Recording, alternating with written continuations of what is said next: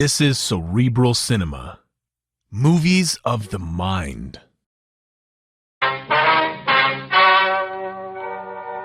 Ladies and gentlemen, the story you are about to hear is true. The names have been changed to protect the innocent. Fatima Cigarettes, king size, extra mild and soothing, brings you Dragnet on both radio and television.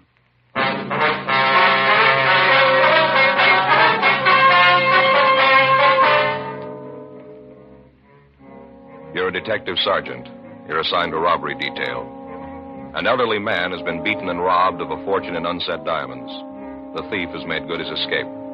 Your job, find him. Friends, the name Fatima has always stood for quality. Fatimas are distinctive, with a truly different flavor and aroma. And in king-size Fatima, you get an extra mild and soothing smoke. Plus, the added protection of Fatima quality. Remember, in Fatima, the difference is quality. Because of its quality, its extra mildness, its better flavor and aroma, Fatima continues to grow in favor among king-size cigarette smokers everywhere. Switch to Fatima yourself today. Ask your dealer for Fatima in the bright, sunny yellow pack. King-size Fatima.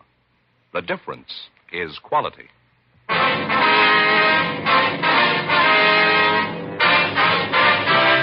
Dragnet, the documented drama of an actual crime.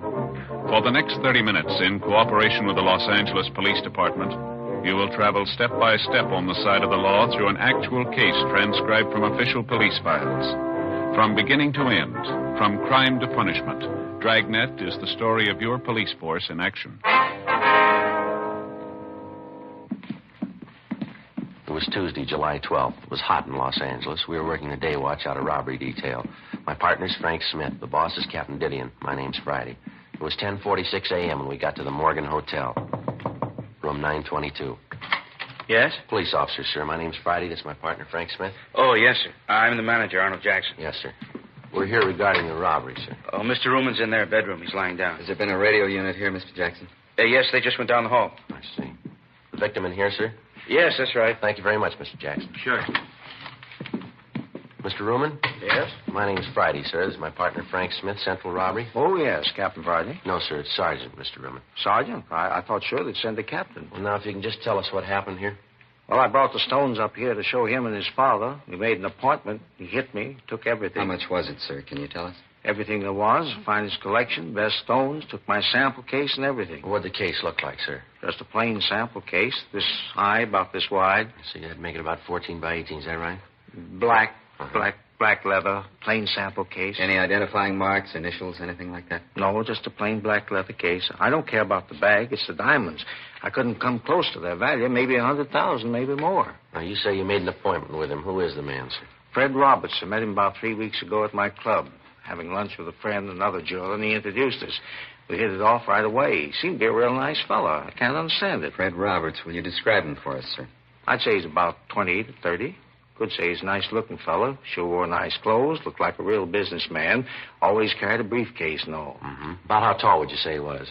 Tall? Mm-hmm. Well, I'm 5'6". He's about 3 inches taller. I'd say he's about 5'9". Not too heavy. Medium build. About your size. Now, how about his hair, sir? What color was that? You remember? Brown. Straight brown hair. Might have had a part. I never noticed. He had brown eyes, too. Shouldn't be any problem. People in the hotel must know him. These are his rooms. I'll call the office and have them get out a broadcast on the description. All right, fine. You want to check with the other fellows, see if they've come up with anything? I'll stay here with Mr. Ruman. Okay. All right, thanks, Frank. Now, you'll have no trouble identifying the man, will you, Mr. Ruman? No, sir. I know him. Those eyes, never forget him. I should have known from the start. Sir? His eyes are shifty, little bitty things set close together. I should have known not to trust him with eyes like that. Now, you say you met this man about 3 weeks ago, is that right? Well, this Roberts fellow told me that he was down here from San Francisco. Said he was going into the diamond business. Said he was down here, rather, to buy stock. That he'd heard that I could lay my hands on some fine stones, and he wanted to see what I had to offer. I see. Did he say that he was going to buy the stones himself? Oh, no. He told me that his father was putting up the money. He said that his father was coming down here today, and that if he liked the merchandise, we could make a deal. Funny thing, though, I should have known right off. What's that, sir? Well, when I came up here this afternoon and showed him the stones I'd brought, he didn't know the good from the bad. Sir? Well, in almost any collection, there are bound to be a few stones that aren't absolutely perfect. They look all right, but there may be a small flaw someplace inside the stone. Naturally, their value isn't the highest. I see, and this Roberts didn't know the difference. No, but I should have known anyway. Those eyes, the meanest eyes I ever saw, and so close together. Well, was there anything unusual that you might have noticed about Roberts? Anything about his speech, his manner, anything at all that might help us identify him? No, just like I told you. Seemed nice enough. Well, did he give you any indication that there might be something wrong? Not at all. Of course, I wondered about his not knowing much about diamonds, but I figured that if he was willing to pay what I wanted, I didn't have to concern myself with what he's going to do with the stones. Well, Mr. Ruman, I wonder if we could start from the beginning. Exactly what happened here. He knocked me out. No, sir. I mean, what led up to his hitting you? Oh, I'm sorry. Well, as I said, he told me to bring the stones up here for his father to see. I did, and then we waited for the father to show up. We were over there by the window looking at the stones. Mm-hmm. You know, they look better in sunlight. Yes, sir. Well, when we finished, he said something about his father never being on time. I turned to look out the window. That's when he hit me, right here on the back of my head. Can you see it? Yes, sir, I can. Is it bleeding? Don't lie to me. I'm not afraid. Can you see any blood there? No, sir. There's right quite there? a bump on the back there. You but... sure? Yes, sir. You tell me the truth. Yes, sir. There's no blood. Joe, Yeah, Frank. see you a minute? Sure. Excuse me a minute, Mr. Ruman. Sure, that's all right. Yeah, Frank. Called the office. They put out the description. Area's being covered. Leighton Prince been called? Yeah. How's Ruman getting along? Well, he's got quite an egg in his head, but he seems to be okay. Mm-hmm. Manager says he's called the house doctor. Should be here right away. That's Sergeant? fine. Yes, sir. Have you caught him yet, Roberts? No, sir, not yet. As soon as the doctor looks at you, sir, we'd like you to go down to police headquarters with us, if you would. Of course. But you shouldn't have too much trouble catching him, not with those eyes. Real little beady. Yes, sir. Well, what do you want me to do at police headquarters, Sergeant? Well, we want to take a full statement, have you look at some pictures, if you would. With you two? Yes, sir. Anything wrong? Oh, no. But you'd figure with all those diamonds gone, that fella hitting me and all, just seems that they could have done better. Well, how's that, Mr. Ruman? Seems they couldn't sell a captain. 11:15 a.m. Leighton Prince arrived and went over the rooms. Frank and I were unable to find the instrument Ruman had been struck with. Checking with the desk clerk and the elevator operator, we were able to get a composite description of Fred Roberts. It tallied closely with the one given us by Ruman. The desk clerk told us that Roberts had checked into the hotel that morning. We obtained a copy of the hotel registration card carrying Roberts' signature for handwriting analysis. The immediate area was thoroughly searched. The suspect had made good his escape. We contacted the victim's office and asked for a full inventory of the stolen diamonds. They were unable to give us a complete inventory at the time, but advised us that the loss would run well over $150,000. 11:57 a.m. After the hotel doctor had examined Ruman and said his wounds were superficial, we drove down to the city hall. While Ruman was looking at the mug books, Frank and I checked the name Fred Roberts and his description through R&I. We were unable to find a record on him. We contacted the stats office and requested a run on the M.O. Local and all points bulletins were gotten out on the suspect. After looking through the mug books, Ruman was unable to come up with an identification. Further interrogation of the victim failed to turn up any new evidence. The information furnished by the stats office and other contacts yielded nothing. The investigation continued. 3 weeks went by. Tuesday, August 2nd, 8:05 a.m. I checked into the office. Joe? Yeah. You're late. I've been waiting for you. It's only been 5 Well, minutes. there's a lot to do here, you know. You're in a good mood. What's the problem? It's the in-laws again. I didn't sleep a wink last night. Oh, what happened? That brother-in-law, a real wise guy, knows how to do everything better than anybody else. Nothing he doesn't know. Well, look, Frank, I'm on your side, but what's the bet here? Remember how I told you about this place out in the valley where the steaks are so good? Yeah, it's a butcher shop, wasn't Yeah, it? that's right. Well, I stopped by last night and I got 6 of the biggest steaks I could find. Real beauties, fillets. Yeah? I figured on a barbecue, out in the backyard. Anyway, I get the charcoal out and the kindling and all the stuff. Right away, my brother-in-law says I'm doing it wrong. Why didn't you tell him? The wife, she's got to hear how they barbecue back in Sioux Falls. So the brother-in-law throws out all the stuff I'd done, and he starts all over. It took him 3 hours. Now, what happened? Well, he never got the fire started. By the time he let me get at it, it was too dark to do anything. He ended up in the kitchen with waffles. I had indigestion all night. Well, that's the way it goes, doesn't it? I suppose so. Sorry I jumped on That's you. all right. I don't much care for waffles for dinner myself. I get it, Frank. Robbery Friday. Yes, sir. Mm-hmm. What was that address again? Okay, yes, sir. Okay, we'll check it right away. Right. Anything? One of our contacts is a rumble down at Jay's down in South Main. Guy's letting it get around that he's got some loose diamonds for sale. You see when they could be bought? Yeah, tonight. 8:14 a.m. We signed out and drove over to Jay's bar. We met with our informant. The buy was to take place in the bar at 8:30 that night. He gave us a description of the man who was selling the stones. We checked back into the office and filled Captain Didion in on the latest developments of the case. The plan was laid out that Frank and I would stake out inside the bar. 4 other men were assigned to cover the outside of the meeting place. They would be able to be in constant communication with each other through walkie-talkie equipment. 7:43 p.m. Frank and I took up our positions at the bar. The other men were at their assigned positions. And we waited. 8:19 p.m. 3 men came in and took a table at the rear of the place. They ordered drinks and sat down and talked. None of them matched the description our informant had given us. 8:34 p.m. Joe? Well, Just came in. Fits the description pretty close. yeah, he's heading back there. Looks like he's one of the 3 guys we've been waiting for, doesn't it? Yeah. What was that he took out of his pocket? Can't hear a thing from here either. Looks like it's going to get louder, doesn't it? All right, that's fine with me. I didn't ask you to buy the stuff. You can see for yourself it's good. The price is right. If you don't want to buy, then you're wasting my time. Lousy chintzy deal. You get me here, and then you pull a deal like this? As far as I'm concerned, the buy's off. Nobody sent for you. Forget it. That's him. He's got the stones. Let's take him, Frank. Go into the bag. All right, hold it up, police officer. Watch it, Joe. All right, now stand right where you are. Keep your hands out in the open. You want to shake him down, Frank? Yeah. Stand still, you. What are you taking us for? Just having a drink? What are you trying to do? They're clean, Joe. Our boy got away. They'll pick him up outside. Look, what do you want us for? Just sitting here having a drink. What are you trying to prove? Skip it, mister. You're selling us nothing here. I don't know what you're talking about. Frank, Yeah, hold still. here's my cuffs. All right, let's go. I'll check outside, see if they got the other one. Yeah. Look, you don't need these handcuffs. I'm not going anyplace. I got nothing to hide. What's this all about? Save it, mister. Say what? We come in here to have a couple of drinks. We're not bothering anybody. Just a quiet drink.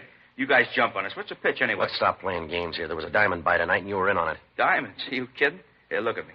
Do I look like the kind of a guy can afford diamonds? Not only that, but who buys diamonds in a bar? Now, look, let's get this thing squared away. Huh? Herman and Stromwell got the other one. Said they'd taken up to the office. Anything on him? No, dropped it while they were chasing him. What's that? Bag of unset diamonds. The 3 suspects we'd apprehended inside the bar were questioned. After a brief interrogation, the suspects admitted that they had gone to the bar for the purpose of buying diamonds. They explained that it was their impression that the stones had been smuggled into the country. The 3 men were booked in on suspicion of robbery pending further investigation. The 4th man, the one who was in possession of the diamonds, was identified as Larry Fry. We checked him through R&I and found that he had a previous record of 4 arrests receiving stolen property dating back to 1946. Frank and I took the suspect to the interrogation room. He told us that he'd found the diamonds in a back alley. The interrogation continued, but we were unable to change the suspect's story. A special show-up was arranged for Mr. Ruman, the victim in the jewel robbery. After looking at the suspect closely, he stated positively that this was not the man who had held him up. However, examination showed that the stones found were part of the diamonds taken in the robbery. The suspect was booked at the city jail. A check of his residence and other leads failed to turn up any additional information. Wednesday, August 3rd, 12:40 a.m. We had Fry brought from his cell. All right, sit down, Fry. Don't you guys ever get tired of trying? What do you mean, Fry? You know what I mean. Questions. Don't you guys ever get tired? You getting tired? Yeah, a little. And why don't you save us all a lot of trouble and tell us what you know? I don't know what you're after. Believe me, if I knew what you wanted, I'd try to help. Suppose we start again. Anything you want. I got nothing but time. Where'd you get the diamonds? I found them. Where? In an alley. What alley? I don't remember. You find 20,000 unset diamonds in an alley? You don't remember which alley? That's right. I don't remember which alley. There's a lot of alleys in L.A. Now with $20,000 in diamonds laying around. True. Then why don't you tell us where you found the diamonds? I told you, in an alley. What were you doing at Jay's place? Having a drink. That against the law? No, but trying to sell stolen diamonds is. All right, you called it. I was there to sell diamonds, but I didn't know they were stolen. I tried to sell them, just trying to make a buck. Everybody's got to live. I told you, now leave me alone. I got enough trouble in this can with this lousy chow they throw at you. I don't feel so good, huh? Let me go back to my cell and lay down. Oh, kid, you guys ever eaten this jail food? It's terrible. I've eaten it. It's not too bad. You got a stomach made out of solid brass. I'd like to have the bromo concession around here. Look, I really wish I could help you guys, but honest, there's nothing to tell. I found the diamonds in an alley. Sure, I tried to sell them, but that's it. Now, you guys know if there's anything I can All right, do... now you come off it, mister. You better get this story straight. We're through playing with you. Maybe you don't know how you stand. I'll fill you in. A man slugged and $150,000 in diamonds are stolen from him. Part of those diamonds turn up in your pocket. You say you found them. I can't buy that, and I don't think anyone else will. You'll come in here playing like a lily, clean and white. Well, your record doesn't make it that easy to buy. That's how you stand, mister. The whole thing's right in your lap. It fits you like a new suit. Now, it's up to you. That the way it is? You call it. No other way? None. Yeah. Well, if I could only get some decent food under my belt and a little fresh air, I might be able to give you guys the answers.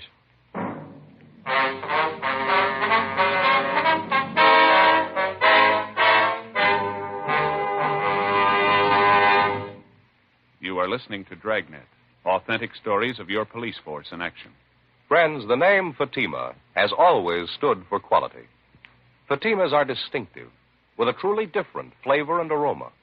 And in king-size Fatima, you get an extra mild and soothing smoke, plus the added protection of Fatima quality. Yes, there's a good reason why Fatima continues to grow in favor among king-size cigarette smokers everywhere. In Fatima, the difference is quality. Quality of tobaccos, the finest Turkish and domestic varieties, extra mild and superbly blended to give you a much different, much better flavor and aroma. Quality of manufacture. Smooth, round, perfect cigarettes. Rolled in the finest paper money can buy. Quality, even to the appearance of the bright, sunny yellow pack, carefully wrapped and sealed to bring you Fatima's rich, fresh, extra mild flavor. So next time, insist on Fatima quality.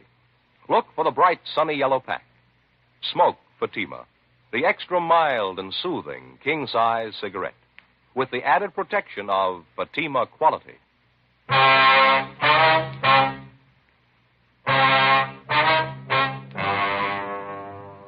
We continued to interrogate Fry.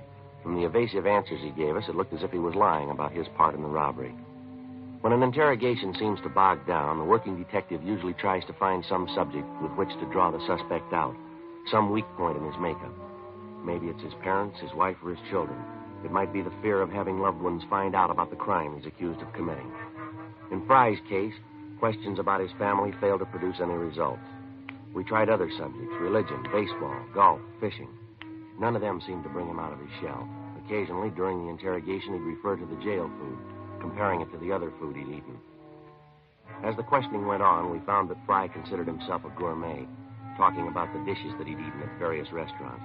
We tried to lead the questioning around to the diamond theft, but he constantly brought the conversation back to food. Fry had presented us with a possible wedge, and we decided to use it. We signed him out of the city jail and drove him down to Philip's restaurant for dinner. When the waiter brought the menu, Fry didn't read it. He ordered soup, salad, and 2 French dip sandwiches. As he ate, we tried to get him to talk, but he refused, saying that he wanted to finish his dinner first. Frank and I each had a sandwich and some coffee. Fry continued to eat. He ordered 2 more sandwiches. Finally, he pushed his chair back and said that he'd had enough. Now for some dessert, huh? Dessert? Yeah, a meal's not complete without dessert. Figure I'll have some apple pie a la mode and some coffee. How is the coffee here? It's good. Now, how about the information? You know, Friday, that's why you can eat that jail food. You don't take care of your stomach. You got to learn to relax after a meal. Relax, you'll live longer. Well, what was that song and dance you gave us about telling us all about it? Just a gimmick to get a free meal? I told you, take it easy. I'll give you the story after dessert. All right, Frank. Yeah. Get the pie and coffee. Now, the waiter seems to be busy here. Sure. You wanted that a la mode, Fry? That's right, a la mode. No cream in the coffee. Nice place here. They do a good business. They've been here a long time. Best French dip sandwiches I've ever eaten. Nice and lean, aren't they? Yeah, they put out a good meal. Here's your pie and coffee. Thanks. 3 spoons of sugar? That's right. Coffee sure smells good. Hey, it tastes good, too. All right, let's get on to business, Fry. Now, what about the diamonds? Where'd you get them? From a guy named Joe. What's his last name? Never heard it. He gave you the diamonds to sell. You don't know his last name? Yeah, that's right. Where'd you pick up the diamonds? Didn't. Joe came by my house and left them. What's this Joe like? Oh, medium height, about 32, medium weight. How about his coloring? Medium. He's a real ordinary-looking fellow. Where'd he say he got the diamonds? And he brought them out from the east with him. Didn't tell me where he got them back there. I think he's done time someplace. Why'd you say that? I just figured it. The way he talks, the way he handles himself. Got the marks. You'd know him if you saw him again? Oh, sure. Think you could point him out to us? Have you got him? No, but if he's done time, there's a mug of him. Figures we got it. Want to look through the mug books? Sure. How did this Joe get in touch with you? Called the house, told me what time he'd be there. When do you usually call? Most any time. I know what you're figuring, but it won't work. This whole thing's been in the papers. He won't call me now. Too smart for that. He won't show. How about the diamonds? Don't you think he'll be sore about you being picked up? So he's sore. He's got no beef. He's still got 130 grand in stones. He's got no worries. Say, how about some more No, coffee? you've had it for tonight, Fry. Let's go. Oh, thanks for the meal. Sure appreciate it. Yeah. That jail food was killing me. You know, a good meal always makes me sleepy. Sure getting late.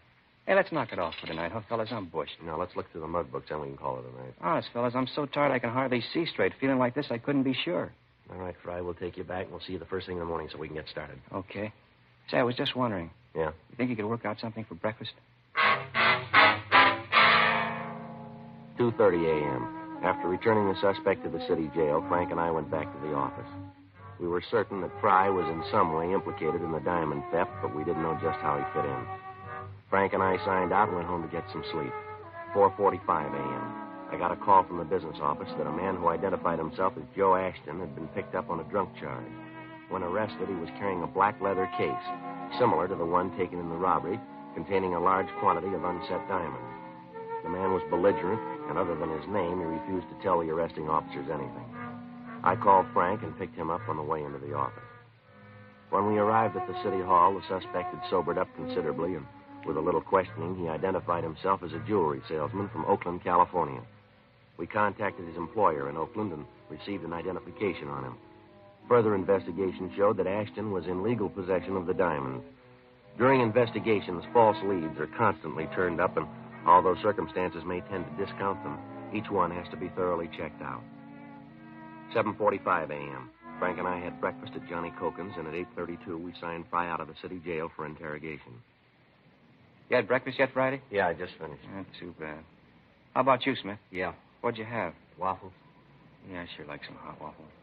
I didn't eat here. Figure you guys might take me out again? What are you trying to prove, Fry? Now, let's go over and look at those mug books, huh? Okay. Hands behind you. Oh, now, look. Behind you.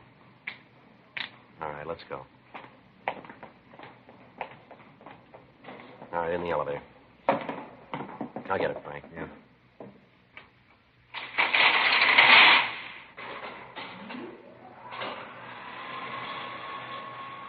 Sure, a nice day. Bet it's warm out. It's gonna be. Yeah.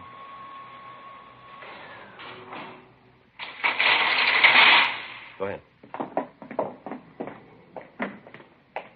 Sure you guys don't want a cup of coffee? No, I told you we've eaten.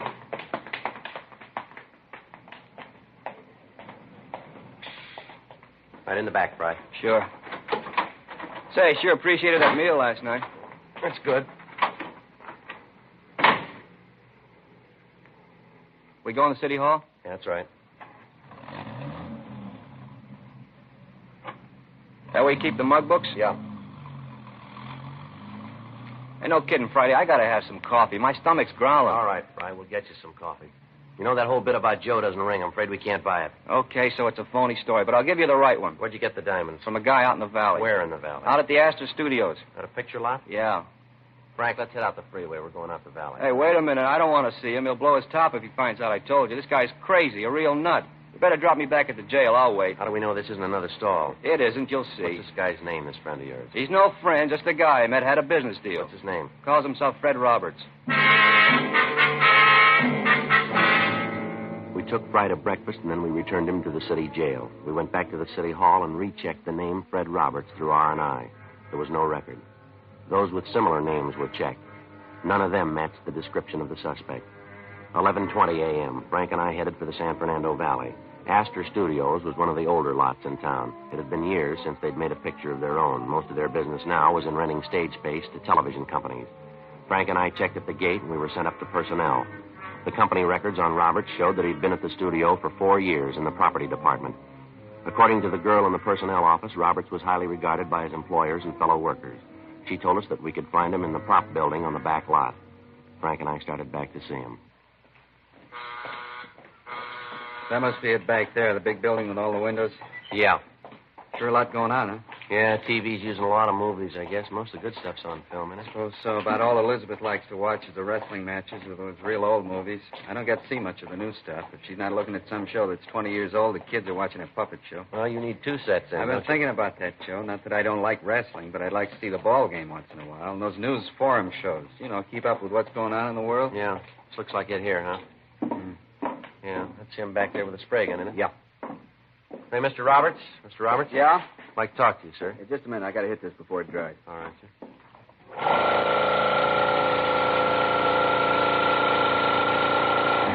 All right, now what can I do for you? Police officers, Mr. Roberts. Like that. What? Wait a minute. Hold still. Who'd you say you were? Police officers. Oh, I'm sorry I caused you this trouble. I thought at first you were bill collectors coming in here like you did and all.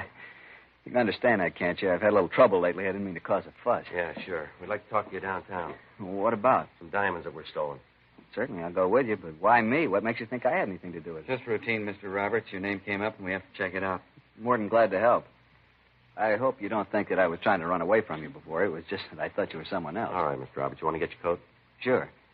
I'll have to call the front office and tell them where I'm going. I'm the only one here today. No, we'll call them on the way out.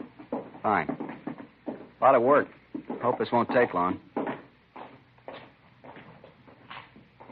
Should I take my car? I wouldn't like to trouble you to bring me back. No trouble, Mr. Roberts.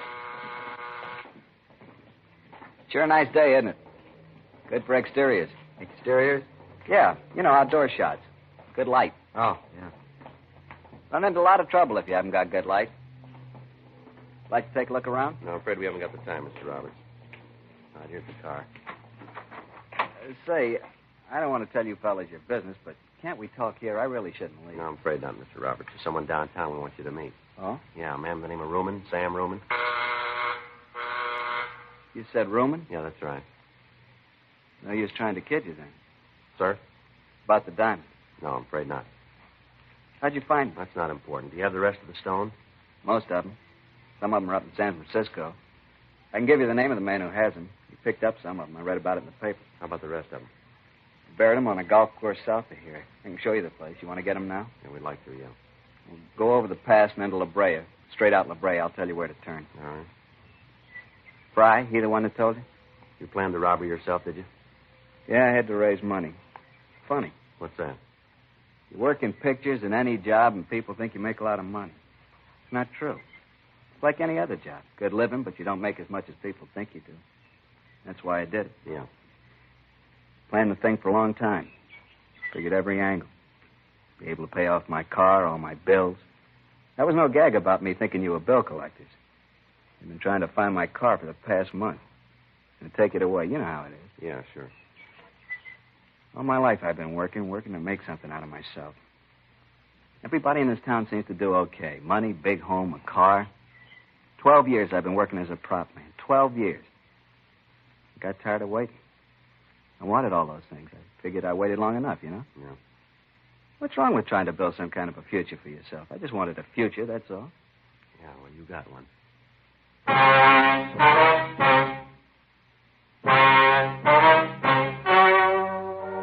The story you have just heard was true. The names were changed to protect the innocent. On November 15th, trial was held in Superior Court, Department 89, City and County of Los Angeles, State of California. In a moment, the results of that trial. Now, here is our star, Jack Webb. Thank you, George Fenneman. Friends, in your hometown as well as mine, more and more king-size cigarette smokers are switching to Fatima because of Fatima quality. Fatimas are distinctive, with a really different flavor and aroma. They give you an extra mild and soothing smoke, plus the added protection of Fatima quality. Get a pack of Fatimas tomorrow. See if you don't agree that in Fatima, the difference is quality. That's king-size Fatima in the bright, sunny yellow pack.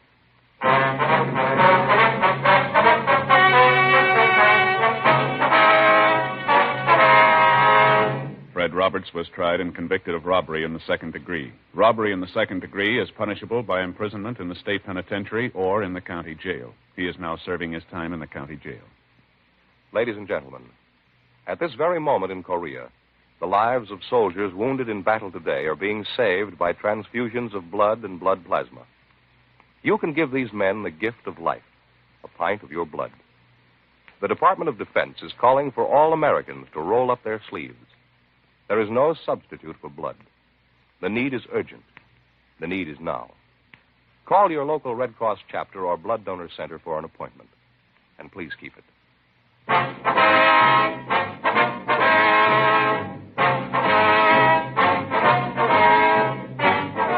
You have just heard Dragnet, a series of authentic cases from official files. Technical advice comes from the Office of Chief of Police W.H. Parker, Los Angeles Police Department. Technical advisors, Captain Jack Donahoe, Sergeant Marty Wynn, Sergeant Vance Frazier.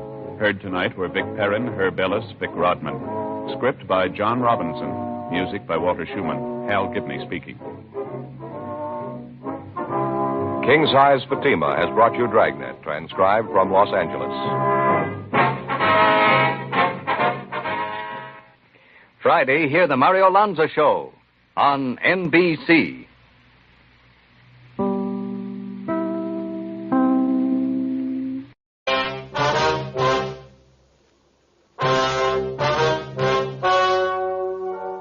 Ladies and gentlemen, the story you are about to hear is true. The names have been changed to protect the innocent.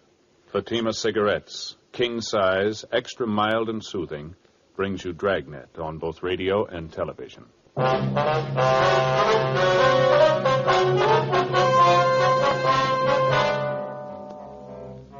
You're a detective sergeant.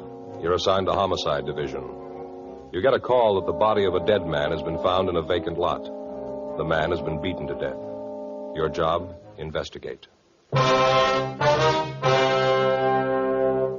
Fred Friends, the name Fatima has always stood for quality. Fatimas are distinctive, with a truly different flavor and aroma. And in king-size Fatima, you get an extra mild and soothing smoke, plus the added protection of Fatima quality. Remember, in Fatima, the difference is quality. Because of its quality, its extra mildness, its better flavor and aroma, Fatima continues to grow in favor among king-size cigarette smokers everywhere. Switch to Fatima yourself today. Ask your dealer for Fatima in the bright, sunny yellow pack.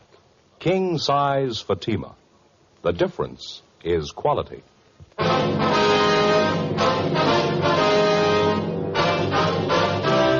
Dragnet, the documented drama of an actual crime. For the next 30 minutes, in cooperation with the Los Angeles Police Department, you will travel step by step on the side of the law through an actual case transcribed from official police files. From beginning to end, from crime to punishment, Dragnet is the story of your police force in action. It was Wednesday, February 6th. It was cold in Los Angeles. We were working the day watch out of Homicide Division. My partner's Frank Smith. The boss is Captain Lorman. My name's Friday. It was 10:14 a.m. when I got to room 42. Homicide. Frank? In here, Joe. Right. Hi. Morning, Skipper. Joe, Smith says you ran into a bad one out there in Fountain. Yeah, we did. Must have been quite a fight out there. The victim's clothes were pretty well torn up. The ground around the body was all trampled. So wonder we could tell that much. How do you mean? Well, the body was found by a couple of schoolgirls. The vacant lot out there near Fountain and Selma. Girls took a shortcut through the lot, and when they saw the body, they let out enough screams to get the whole neighborhood over there. Mother put in the call. By the time the radio unit got there, the neighbors had walked over the whole area. They got the people back right away, but most of the physical evidence, if there was any, had been trampled out. That helps. Any of those people see or hear anything? No, nothing. How was he killed?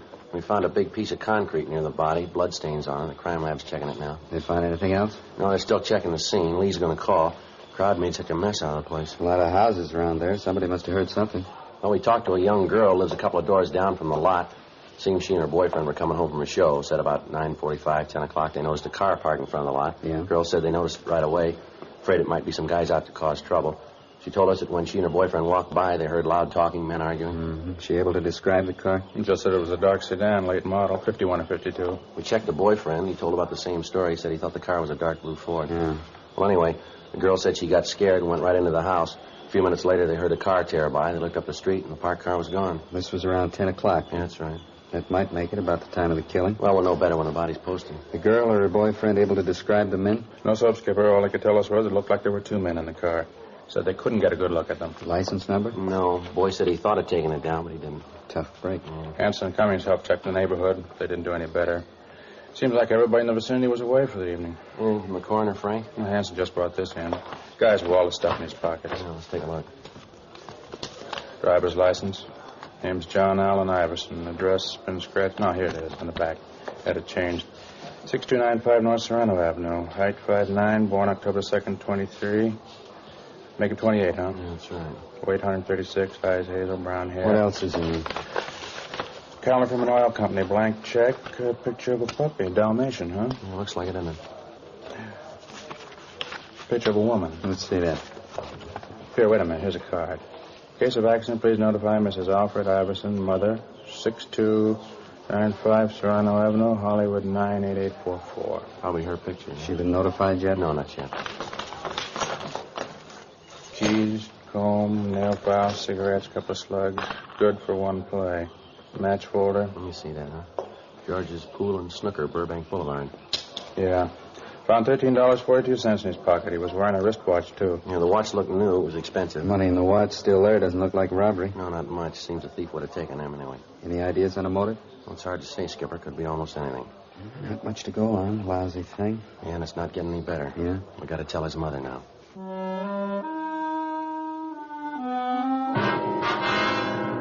10:50 a.m. We called Lee Jones to see if he'd been able to come up with any new information. He told us that besides the piece of cement, his crew had been able to find little other physical evidence. Tests of the blood found on the concrete were not finished, but Lee said that it looked like the murder weapon. Although the ground around the body was fairly soft, the people in the neighborhood effectively obliterated any footprints that the killer might have left. We were faced with the old problem. The average citizen, in an attempt to be helpful, had unknowingly destroyed what physical evidence we might have found. We went by R&I and checked the name John Allen Iverson without result. 11:35 a.m. Frank and I signed out and drove to the address listed on Iverson's driver's license, 6295 North Serrano Avenue. It was a small frame cottage set well back on the lot. The yard was well kept, and as we climbed the front stairs, we could hear a dog barking in the rear of the house. We rang the bell, and a lady in her middle 60s answered the door. It was the woman in the picture that we'd found in Iverson's wallet. Yes? Mrs. Iverson? Yes? Police officers, ma'am. I'd like to talk to you if we could. Well, of course. Won't you come in? Thank you very much. You'll have to excuse the way I look. I was in the middle of baking. What was it you wanted, officer? Oh, I'm sorry. I don't remember your name. Joe Friday, ma'am. This is my partner, Frank Smith. How do? Is it about the dog barking at night? We've tried to keep him quiet. Alarm clocks, hot water bottles, everything. He's just a puppy, though, officers. He doesn't know. No, ma'am. It's not about the dog. It's about your boy. John? What's he done? Well, he's had an accident, Miss Iverson. An accident? John? Yes, ma'am. Serious? Yes, ma'am. It's pretty serious. You're sure it's my boy? John Allen Iverson? Yes, ma'am. It's your boy. He's in a hospital. Is that it? No, ma'am. He's not in the hospital. Not in the hospital? He's dead? Yes, ma'am. I'm sorry. John Allen Iverson? You're sure? Yes, ma'am. We're sure. Oh, no. It can't be. I won't let it be. John, my baby. You've got to be wrong. No, I'm sorry, ma'am. John dead. Gone away from me for always. Why did it have to be John? Why?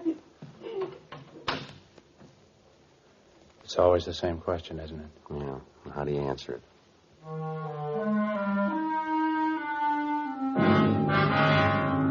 Frank put in a call to Mrs. Iverson's doctor. 5 minutes later, he arrived and gave her a sedative. We asked if we could talk to her, and he told us that it'd be all right if we kept the questioning brief.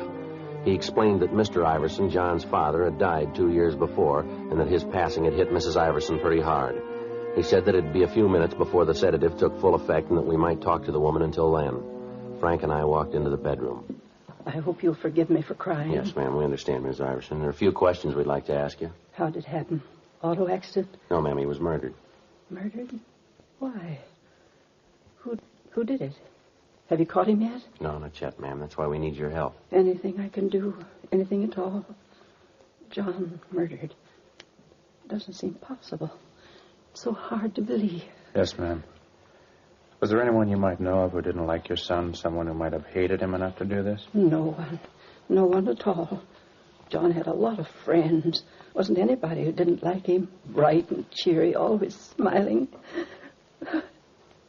I'm sorry.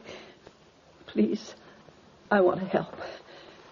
Get this over with. Go ahead with the questions. Perfectly all right, ma'am. You like my handkerchief? Oh, thank you. Now, what was it you were asking? Could you tell us where your son worked? Airplane factory out in the valley. He was an inspector.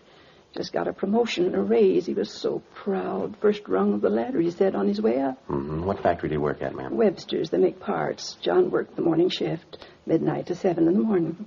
Said there was a better chance for advancement on the morning shift. How about girls, ma'am? Anyone special your son saw quite a bit of? Oh, just Alice. Alice Johnston. Saw her quite a bit. He was going to see her last night. Had a date for 6:30. When did he leave the house, do you recall? Oh, 6:15 or so. Alice just lives a few doors down the street. John was going to take her to a championship match over in Burbank. Ma'am?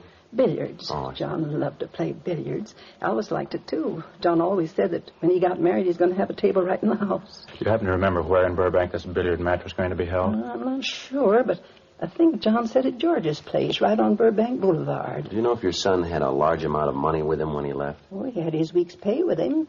He just cashed his check this afternoon, and then he gave me the $30 for the house. He had the rest of it. About how much would that be? Oh, maybe $40, $45. How about jewelry, ma'am? You carry any rings, anything like that? No, John didn't believe in wearing a ring. Said he'd do that when he got married. There was his watch. He had that. Wristwatch, ma'am? Yes, he always carried. He kept perfect time. Mm-hmm. Did your son have a car, Miss Iverson? Yes, a Ford, 1951 Ford. What color, do you know? Dark blue. Pretty car. He was so proud of it. I wonder if you'd have the license number of the car, ma'am. Yes, I think you'll find it with the phone book in the bureau. He kept all his papers there. Wonder if it'd be all right if we got it, ma'am. Yes, all right. Thank you. This it, ma'am? Yes, that's it. I still can't believe it. Yes, ma'am. It's going to be a hard thing to get used to, isn't it? Ma'am? Life without a son.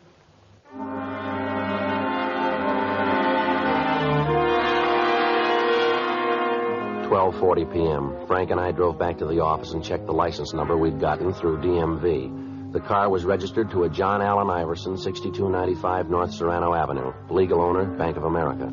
A local and an all-points bulletin were gotten out on the car, all occupants to be held for investigation. In the event the car was found abandoned, a stakeout was to be placed on it and homicide was to be notified. We checked the name Alice Johnstone through R&I, but there was no record on her.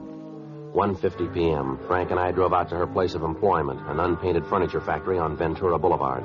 We questioned the girl for a good hour, and she explained that John Iverson was usually on time for his dates with her, but the previous night he'd called to say that he'd be a little late. He called several more times and finally said that he was afraid they'd better cancel the date and that he'd call for her in the morning. She told us that she could think of no reason for anyone to be jealous of her spending so much time with Iverson, that he was the only date that she'd had for over a year. She gave us names and addresses of mutual friends to add to the list we already had to check out. 3:05 p.m. Frank and I went for something to eat. Is that all you're going to eat, Frank? Just that little salad? Yeah, Elizabeth's got the idea I ought to cut down on my lunches. Says I'm getting too heavy around the middle. Oh, that's too bad. Chili was good. Yeah, it looks good. Pretty spicy, was it? No, it was just right. A lot of beef. Uh-huh. Joe? Yeah? You think I'm getting too fat? No, you don't look it to me. When a man gets in his 30s, he's supposed to look a little portly, isn't he? Well, I don't know, Frank. You couldn't prove it by me. Oh, I always heard so. My father was pretty heavy. That has a lot to do with it. That's so? Well, sure, you know. It's heredity, that stuff. A lot of beef, huh? Yeah, now look, Frank, why don't you have a bowl of the chili? It doesn't look like it's got too many calories in it. No, it doesn't, does it? Miss? Oh, miss, could I have a bowl of that chili? Some of that coconut cream pie, too. Thanks. Yeah, right away. What do you figure, Joe, about the Iverson? No, I can't figure it. If we could just come up with a motive, it might be easier. Give us some place to start. Yeah. Young kid. Seemed everybody liked him. It looks that way. I've been thinking about that robbery angle. His mother said he left the house with about $45, didn't she? We find him, and he's only got 13 of it left. Where'd the rest go? And that watch. If anybody was going to hold him up, they'd take the watch. They could have gotten something for it. Figure revenge? Jealousy? I don't know. The girl said there wasn't any reason for that. Look, as soon as you finish your lunch, let's check the place he worked. The guys he worked with, maybe they can give us the answer. It's been done before. Yeah? Iverson. Just got a raise and a promotion. Maybe somebody thought they should have got it. Before we left the lunchroom, we called the list of names into R&I. 3:32 p.m. Frank and I drove out to the aircraft plant where John Iverson had been employed. We checked with the foreman of the shop, the men he worked with, the personnel office, everyone he came in contact with during the day's work. They all gave us the same answer, that they could see no reason why anyone would want to take his life. 4:56 p.m. The list of names we'd given R&I had come back with no make. None of the names had any criminal record. We called the county morgue and found that the coroner had posted the body and that the cause of death was listed as a subarachnoid hemorrhage due to multiple depressed fractures of the skull. Lee Jones had finished the test and was able to tell us that the piece of concrete found at the scene was more than likely the murder weapon. 6:15 p.m. Frank and I drove over to Burbank to George's Pool and Snooker Hall. It was a big place with a lot of neon over the entrance. Inside, there were about 10 tables with a row of theater chairs on each side of the large room. Just off the entrance was a small bar. Except for a man brushing off the tables, the place was empty. Hi, what'll it be? Pool, billiards, or snooker? You the manager here? No, I'm not. I kind of run the place, though, when he's not here. Something I can do? We're police officers. My name's Friday. This is my partner, Frank Smith. I do. I'm Sam Howard. Were you on duty here last night, Mr. Howard? Yeah, until about midnight. I leave then. Sometimes when George asks me, I stay on, but I usually shove off about midnight. Why, anything wrong? I can get George on the phone. Do you know a man by the name of Iverson, John Iverson? You ever see him around here? Iverson? There's an awful lot of guys come in here, hard to tell. What's he look like? 5'9", about 136 pounds, brown hair. Likes to play billiards, I understand. John? Yeah, I think I know who you mean. Never knew his last name before, but he comes in here quite a bit. Always plays billiards, 3 cushion. You see him last night? Well, there were an awful lot of people here last night. Had a match, pretty crowded. Well, was he in here last night? Well, yeah. Came in, watched the match for a while, then he sat up at the bar, had a couple of beers. Was he drinking with anybody? Let me think. Yeah, he and another guy were talking it up. The other guy was popping for the drinks. You know the other man? No, sir. Don't think I ever saw him before. About what time was that? Gee, it's hard to say. I was pretty busy. It's important, Mr. Howard. Like that, huh? Well, I'd say it was 7 o'clock, maybe 7:30. Johnny came in first. He watched the matches for a while. Then when this other guy came in, they both moved to the bar. Stayed there talking till about 9:30, 9:45. Then they walked out together. They were together all evening then? Yeah, near as I can tell. What did this other man look like? Let me think. I'd say he was maybe 36, 37, had kind of dark hair. How tall would you say he was? Well, about your height, 5'10" or 11. Had on a plaid sport jacket. I noticed that because I've been looking for one like it. You know, sort of Glen plaid, only with more color. Not exactly loud. What color was the jacket? Blue. Real rich blue. Must have cost a fellow a lot. During the conversation, did Iverson and this other man seem to get along all right? Oh, yeah. Even when the fellow lost the bet. What bet? Yeah, they had a bet on a match. The other guy lost, and he had to pay Johnny $10. Didn't have the cash, had to cash a check. You cash it here? Yeah, it was a payroll check. George doesn't like it when we cash personal checks. If they bounce, we have to stand the loss. You think we could locate that check, Mr. Howard? Do you happen to remember the company name on it? No, not right off. I can get it for you. Sir? Well, George wasn't feeling too well today, so he didn't get to the bank. Check's still in the safe. The check was issued from the Kimberly Insurance Company and made out to Martin G. Weber. The endorsement was made by Weber with a notation of his address under the signature. We called the office and had the name run through R&I. There was no record on him. According to the information we'd gotten from Sam Howard, the last time the victim was seen alive at 9:45 p.m., he was in the company of Martin Weber. Frank and I got in the car and drove out to the Kimberly Insurance Company. It was a large building on San Fernando Road. The employees were leaving the building when Frank and I got to the office of the general manager. We asked him about Weber, and he told us that he'd been with the firm for the past 10 years, starting as a runner on the floor and rising to the position of office manager. He told us further that in his entire 10 years of service, Weber had never been late or missed a day's work. However, on that particular morning, he hadn't shown up at all. We called our office and arranged for a stakeout on the building of the insurance company. Frank and I drove out to Weber's home, a modern apartment house in the North Hollywood area. We rang the bell, but there was no answer. We checked with the landlord, and he told us that he hadn't seen Weber the night before. In the company of the manager, we checked Weber's apartment. He was not there, and from what we could see, the bed had not been slept in. In further checking, the manager was able to give us the name and address of Weber's sister, a Mrs. Madge Wilson. We arranged for a stakeout on the apartment. 9:20 p.m. Frank and I drove over to check with his sister. Yes? Ms. Wilson? That's right. Police officers, Ms. Wilson. I'd like to talk to you. My name's Friday. This is my partner, Frank Smith. Come in. But I thought all this had been cleared up. Ma'am? Well, you hear about my brother Martin, aren't you? Well, yes, ma'am. I don't think I understand. Neither do I. It seems to me that you'd spend your time trying to find out why the man did it instead of bothering us. My husband won't like this at all. We're taxpayers. We've got rights. Just a minute, ma'am. I think maybe there's a misunderstanding. Nothing of the sort. You're here to talk about Martin, aren't you? Yes, ma'am. No misunderstanding at all. He had an accident. It's up to you to take care of the man who did it. Put him in jail for a long time. I'm sorry, Mrs. Wilson. I'm not sure we know what you're talking about. Well, this is the limit. My poor husband spends practically the whole night filling out forms, and you didn't even take time to read them. I'm talking about Martin's accident. The man who ran him down last night, put him in the hospital, broke his leg. That's what I'm talking about. Now, I've got 2 kids upstairs with bad colds, and I haven't got time to stand around and talk to you. If there's anything else you want to know, you can talk to my husband. He'll tell you. You say your brother was run down by a car last night, ma'am? Yes, last night. And he's in the hospital now? Yes. Now, look, we're only trying to conduct an investigation, ma'am. Could you tell us what time this accident happened and where? All right. It's on the report, if you'd only read it. Yes, ma'am. Martin was on his way home last night. He stepped off the curb out on Burbank Boulevard, and this car came right around the corner and hit him. Broke his leg. Sent him to the hospital. He's been there ever since. He's there now. What time did this happen, ma'am? Do you know? Sure I know. It was 9:45.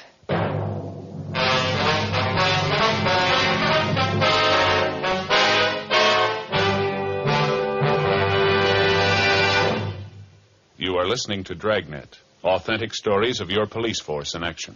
Friends, the name Fatima has always stood for quality. Fatimas are distinctive, with a truly different flavor and aroma.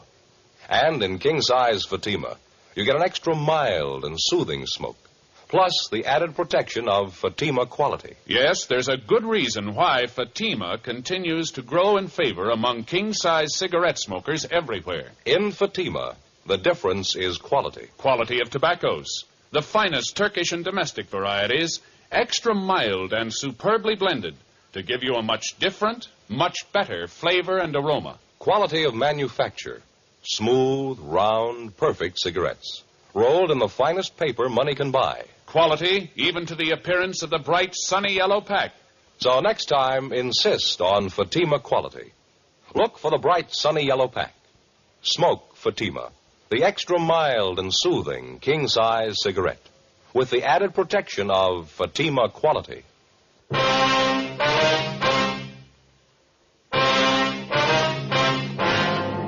When we explained about John Iverson's death to Mrs. Wilson, she was extremely apologetic about the way she'd acted. She went on to say that her brother did have an appointment with Iverson the night before.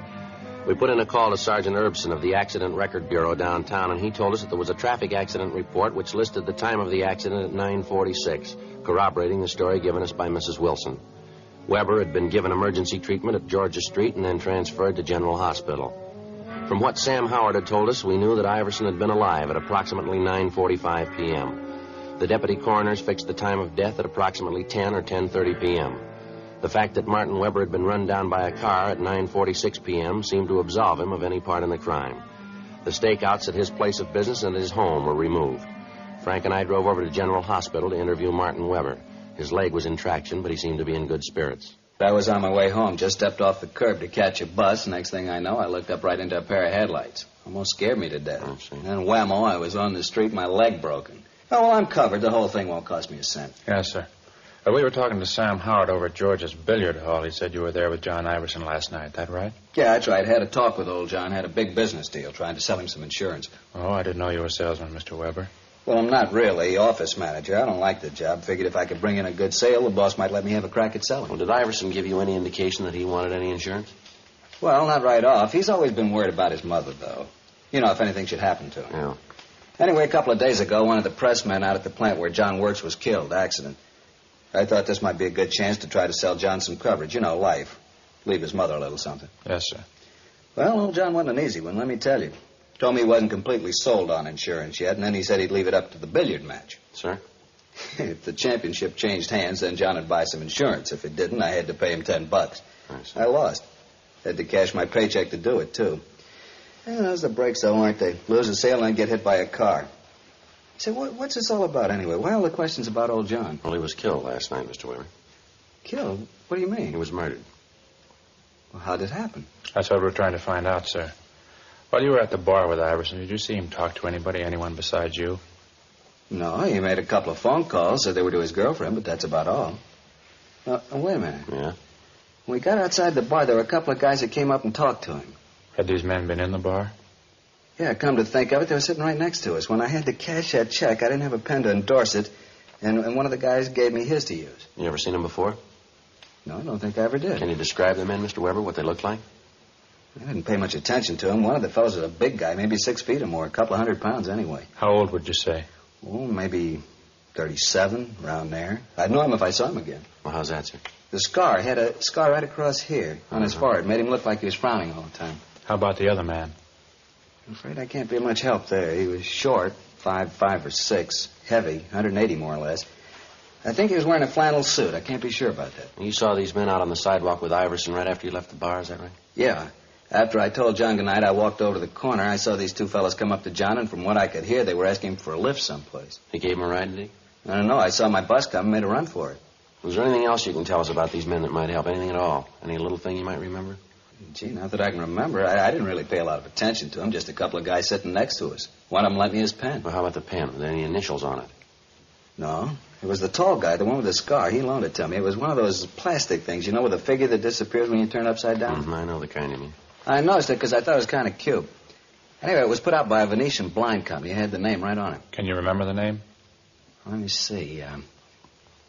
Rogers. Rogers Blind Company. All right, fine. Here's our card. If you remember anything else, we'd appreciate a call. Sure thing. Say, you fellas going out to Rogers? Yes, sir. I kind of hate to ask. Yes, sir. You pick up one of those pens for me?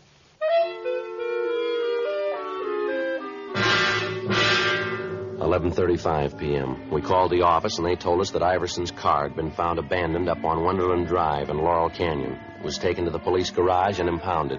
The crime lab had gone over the car for fingerprints, and in eliminating the prints of the people known to have been in the car and friends of Iverson, they'd come up with one unidentified print. As remote as it was, the lead about the pen had to be checked out. We called the Rogers Blind Company, and the night watchman gave us the home phone number of the personnel manager. We called him, and he agreed to meet us at the plant.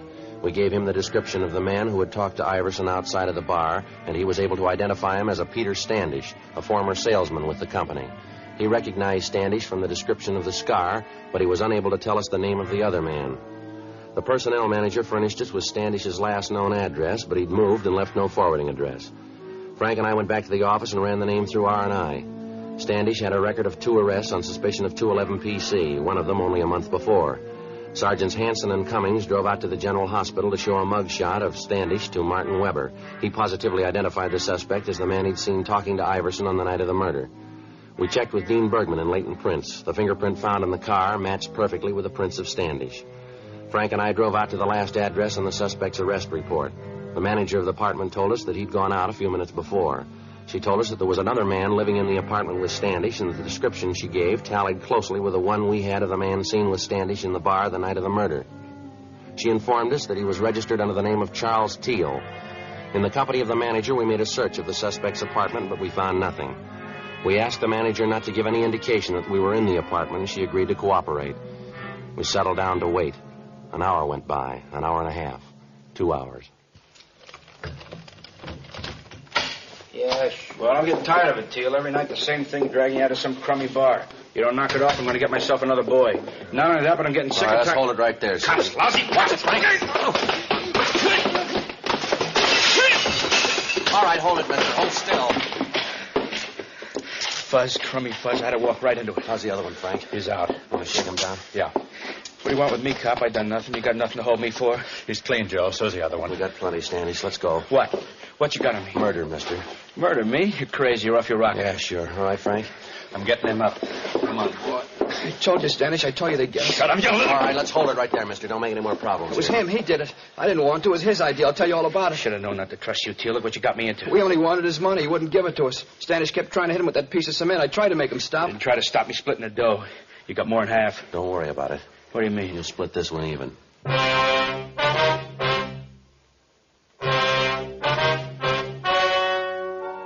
The story you have just heard was true.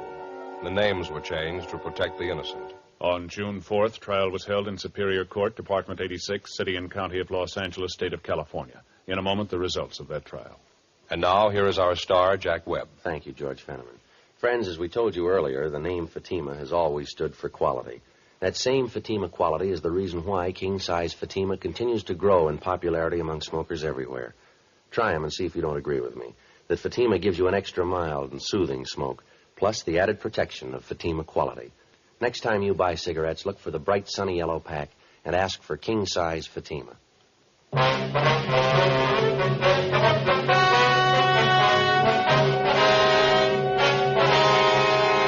Peter James Standish and Charles Edward Teal were tried and convicted of robbery and murder in the first degree. They were sentenced to life imprisonment.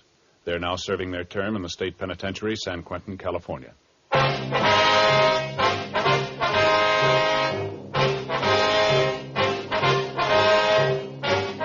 You have just heard Dragnet, a series of authentic cases from official files. Technical advice comes from the Office of Chief of Police W.H. Parker, Los Angeles Police Department. Technical advisors Captain Jack Donahoe, Sergeant Marty Wynn, Sergeant Vance Brasher. Heard tonight were Ken Patterson, Gwen Delano, Jack Crucian. Script by John Robinson. Music by Walter Schumann. Hal Gibney speaking. King Size Fatima has brought you Dragnet, transcribed from Los Angeles.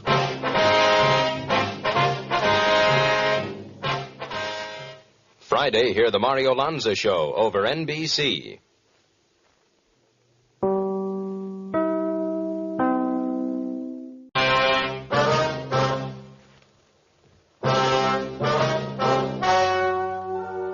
Ladies and gentlemen, the story you are about to hear is true. The names have been changed to protect the innocent. Fatima Cigarettes, king size, extra mild and soothing, brings you Dragnet on both radio and television.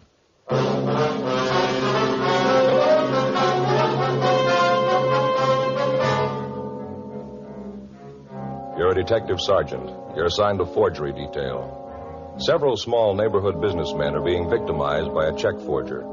His method of operation is an old one, but the merchants continue to be swindled.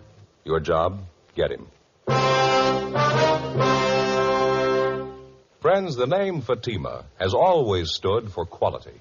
Fatimas are distinctive, with a truly different flavor and aroma. And in king-size Fatima, you get an extra mild and soothing smoke, plus the added protection of Fatima quality. Remember, in Fatima, the difference is quality. Because of its quality, its extra mildness, its better flavor and aroma, Fatima continues to grow in favor among king-size cigarette smokers everywhere. Switch to Fatima yourself today. Ask your dealer for Fatima in the bright, sunny yellow pack. King-size Fatima. The difference is quality.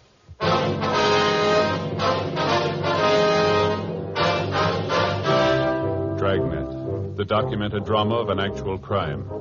For the next 30 minutes, in cooperation with the Los Angeles Police Department, you will travel step by step on the side of the law through an actual case transcribed from official police files. From beginning to end, from crime to punishment, Dragnet is the story of your police force in action.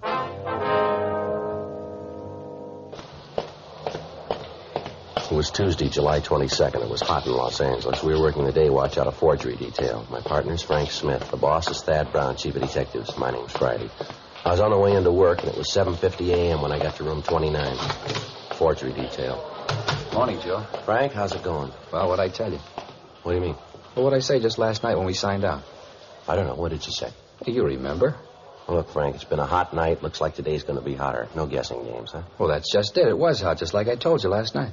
Well, all right, you convinced me. I don't get it, but it's okay. Joe, I told you yesterday. Must have said it 5 or 6 times at least. Earthquake weather. That was the last thing I said to you before we went home. Earthquake weather. Yeah, I know. Well, I guess you'll believe me now, huh? This is what they call earthquake weather. Well, look, we're not going to go through all that again, are we? Well, Joe, you felt it, didn't you? Well, sure I felt it. Everybody did. That doesn't put any more foundation under that old wives' tale of yours. You ought to believe it now if you never did before. I tell you, Joe, in this kind of hot and muggy weather, you get earthquakes. All right, you win. What about last July? We didn't have any then, did we? Well, not every year, no, but that doesn't change it. All earthquakes hit in this kind of weather, Joe. Oh, yeah, sure they do. Now, you tell them that up at Berkeley, you're going to change the whole seismograph theory, Frank. Well, they can't tell you when you're going to get one, only how bad it was after it hits. That's what we need up there, Joe, some kind of a gadget to tell us when. Well, why worry? You can tell from the weather. Excuse me, am I in the right place? Is there an Officer Smith around here? Yes, sir, I'm Frank Smith. What can I do for you? My name's Martin Miller. I run Marty's Mart at 6th and Benson. Beg your pardon?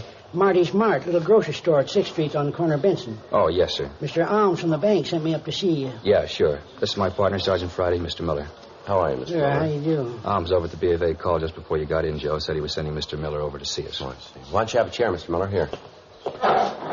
Joe, Alms says that somebody's forging Mr. Miller's checks. Your personal check, sir? No, sir, my business checks. Marty's Mart, 6th and Benson. Let's see if we have this right, Mr. Miller. Yes, sir. According to Alms, there have been 7 checks passed. They were all passed last Saturday night. Is that correct? That's what he told me, yes, sir. That's why I come down to see you, but that's not quite all. How's that, sir? Well, you see, as soon as I talked to the bank and I found out that somebody was forging my checks, I went home and told the wife about it. Yes, sir. Well, the bank tells me the man who's been doing the dirty work's a fellow by the name of Roger Theodore or something like that. Yes, that's right. That's the way we have it here. Oh, you know this man? You got him arrested already? Oh, no, sir. I mean, that's what Mr. Alms over at the bank told us. Oh, yeah, sure. I didn't think you boys would move that fast. That'd be pretty fast work there. Now, you say there were 7 checks of yours that this Theodore's forged, is that right? No, sir, that's all the bank knows about. The wife and I did a little detective work on our own. Is that right? You bet we did. Em and me went through our checkbook, and guess what? Yes, sir. You say 7, me and Emma say 14. Well, how do you mean, sir? 14, that's how it come for you. Well, how do you mean 14? Well, the bank's only found 7 of them, but he actually stole 14 of our business checks. Well, you say you found that out after looking at your checkbook? Yes, sir. Got the figures right here in my vest pocket. Let's see here. Numbers 7,020 to 7,033 inclusive. That makes 14 checks missing all told. Well, how do you think the theft occurred, sir? He stole them right out of the back part of the checkbook. Didn't think nobody'd find that out. No, sir. What we mean is, how did the thief gain access to your checks? Do you leave them out in the open where people could get at them? Well, they're in a plain black-covered book. Emma always makes out the checks most of the time. When she's through, she generally leaves them down underneath the counter in with the size 12 paper bags. That way we always know where to find it. You know, a place for everything, so on. Mm-hmm. About when do you think the theft occurred, would you know? Well, it'll be kind of hard to tell as to the exact time. Well, when did you say you and your wife first noticed they were missing? This morning, right after we talked to the bank man. That's when I got the idea to go through the checkbook. My wife didn't think so much of the idea, but she found out I was right. Well, would you have any idea at all as to who might have taken the checks? Anyone suspicious loitering around your store or anything like that? No, I don't believe so. Em and I know most of the people around our neighborhood. But I wouldn't think any of those folks would do a thing like this. Well, how about some transients? Somebody who might have come in the store that you never saw before? No, nobody I can recall. Do you live in the back of the store, Mr. Miller? Yeah, how'd you guess that? Say, you fellas are real good. I was just wondering, sir, would it be possible somebody could have broken in during the night? No, sir, not a chance. No, we could have told that. Well, how about when you and your wife have lunch? Is it possible that you might leave the store unattended for short periods while both of you are in the back, maybe? Say, that's right. You ever run a store? No, sir. Hey, George, that just could have happened, all right. Me and Emma lots of times duck in the back and sit down and grab a bite of lunch or a little cut of Tillamook cheese on a cracker, you know. Yes, sir. Hey, George, I'll bet that's what it could have happened, all right. Do you figure the checks were taken in the last month, or about when, would you say? Well, let's see. It must have been sometime during the last couple of weeks, if memory serves. That's about when we received our new checkbooks, last couple of weeks. That must be it. I see. Well, we want you to give the stenographer a full report of this, sir. Here, Frank, I got the approval slip all made out. Now, if you'll be kind enough to take this slip down to room 23, the stenographer will take your report. Oh, thank you very much. We appreciate you coming in, Mr. Miller. We'll keep you informed of the developments of the case. Here's our card. If you hear anything, appreciate you giving us a call. Well, fine. Thank you very much. Yes, sir. You say you'll keep me informed as what happens on this thing? Yes, sir, that's right. Say, maybe you better talk to Emma when you call the store. That's my wife. Well, yes, sir. Won't you be there? Oh, I'll be there, all right, but she'd like to have you call her. Well, how's that, sir? Well, it's about them other missing checks. Yes, sir. I told you it was my idea. Yeah. It wasn't. It was hers.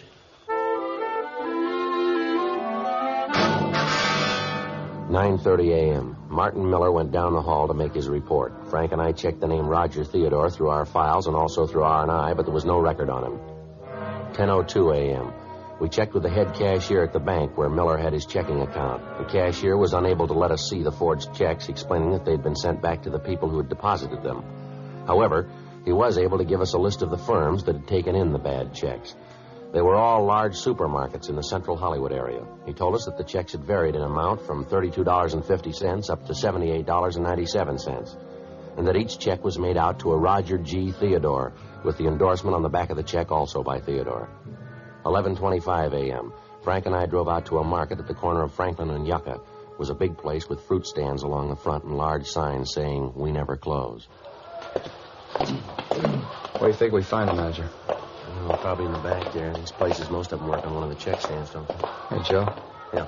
Look at those Concord grapes. You ever seen so big? Sweet, too, I bet. Yeah.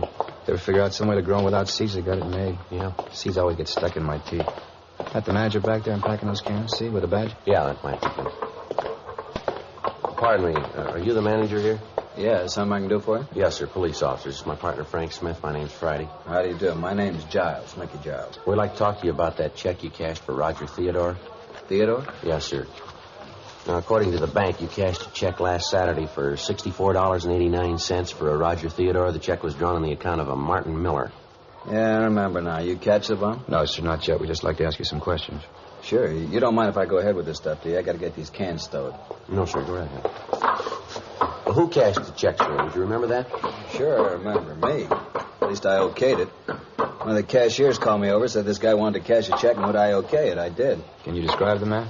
Sure can. When that check came back from the bank, I got to thinking about the crummy deal, remembered almost every word of the conversation. Of all the lousy snow jobs, that no-good bum really dished out a Lulu. Yes, sir. How tall would you say the man was? Maybe 5'10", 11, about 160 pounds. Said he worked for this grocery store, this Marty's... Marty's Mart. Yeah, that's it. Said he worked down there. We talked about the grocery business. He told me how he wanted to start a place of his own. Tired of working for somebody else. Lousy trick. Can you give us a further description of him, sir? Well, he was dark. Real dark, black, wavy hair. His eyes were almost solid black. Nice-looking kid. How old would you say he was, sir? 30, 31. Hard to tell. He was the kind of a guy who don't show his age too much. Do you remember what time he came into the store? Yeah, it was right after I announced the sale of day-old bread on the PA. That'd make it about 8:30 or 8:40. I always try to make it then so we won't be stuck with a lot of bread the next day. You know, get it off the shelves. It's not really a day old, but by the time these women get through squeezing it, it sure looks like it's been on the shelves a long time. Well, are you in the habit of cashing checks here often, sir? Well, we never cash personal checks. Get stuck too often. We will cash payroll checks if a guy's got identification. Theodore have identification? Sure, had his driver's license. Do you have the check now, sir?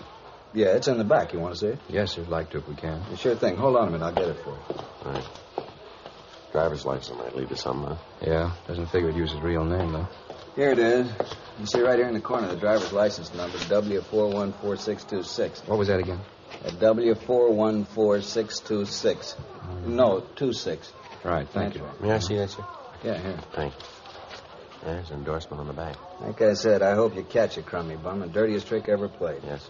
Comes in here, buys a pound of weenies, 52 cents on special, and a kosher dill. Grand total, 61 cents. Lousy deal. Yes, sir. I wonder if we could take this check with us. We'd like to have our handwriting man get a look at it. Sure, anything to catch that no good bum. Spends 61 cents and cons me into cashing his check for $64.89. It's not the weenies or the pickle that gripe me. No, sir. It's the thought of that guy spending $63 of my money someplace else.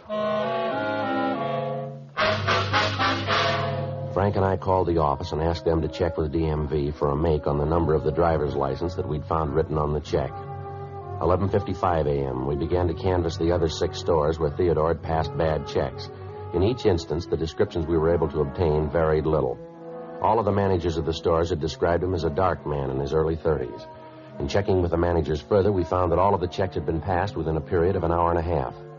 From the addresses of the stores, we could almost trace the exact route the forger had taken in making his rounds.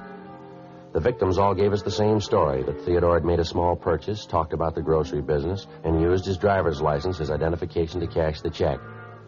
2:14 p.m., we checked back into the office. The teletype had come through from DMV up in Sacramento giving the particulars on the driver's license. The license was made out to a Roger George Theodore, 1082 Whitley Street, Hollywood. The description on the license, however, did not tally with the one that we'd gotten from the victims of the forgeries. We asked DMV to send a photostat of Theodore's license to us for handwriting comparison with the forged checks that we'd been able to collect. The stats office made a run for us on Theodore's M.O. The names that they gave us were checked out but led us nowhere. 4:47 p.m., Frank and I drove out to the address listed on Theodore's driver's license. It was a large brick apartment building with a white marble entrance. We didn't find the suspect's name in the mailboxes, so we rang the bell to the manager's apartment. Yes. Mrs. Rice? That's right. Something I can do for you? Police officers, ma'am. We'd like to ask you a few questions. Police officers? What's going on? Is something wrong? No, Mrs. Rice, just some routine questions about one of your tenants. Oh. Well, in that case, come in. Thank you very much. If you're police officers, I suppose you have some sort of identification. Yes, ma'am, we do. Here's my ID card. My name's Joe Friday. This is my partner, Frank Smith. I do. I'm Violet Wright. Oh, but then you know that. Can't be too careful these days. Oh, who was it you wanted to know about? I know almost all my tenants here. They all know me, too. Call them by their first names, and they call me Violet. I don't like formality. I never could stand it. Oh, speaking of stand, move that sewing onto the floor and sit down, young man. Oh, yes, ma'am. Thank you very much. Well, this is about Roger Theodore, Mrs. Rice. Roger? Oh, yes. Well, what is it you want to know about him?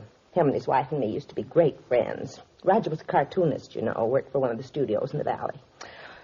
Pictures he used to draw, just beautiful. I have some of them if you'd like to see them. No, ma'am, not right now. We'd just like to know if Mr. Theodore lives here. No, his wife moved out about 6 months ago.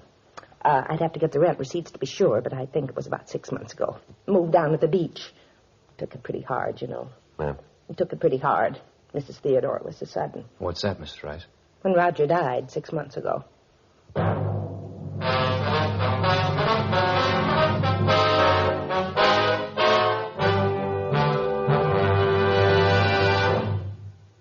You are listening to Dragnet, authentic stories of your police force in action.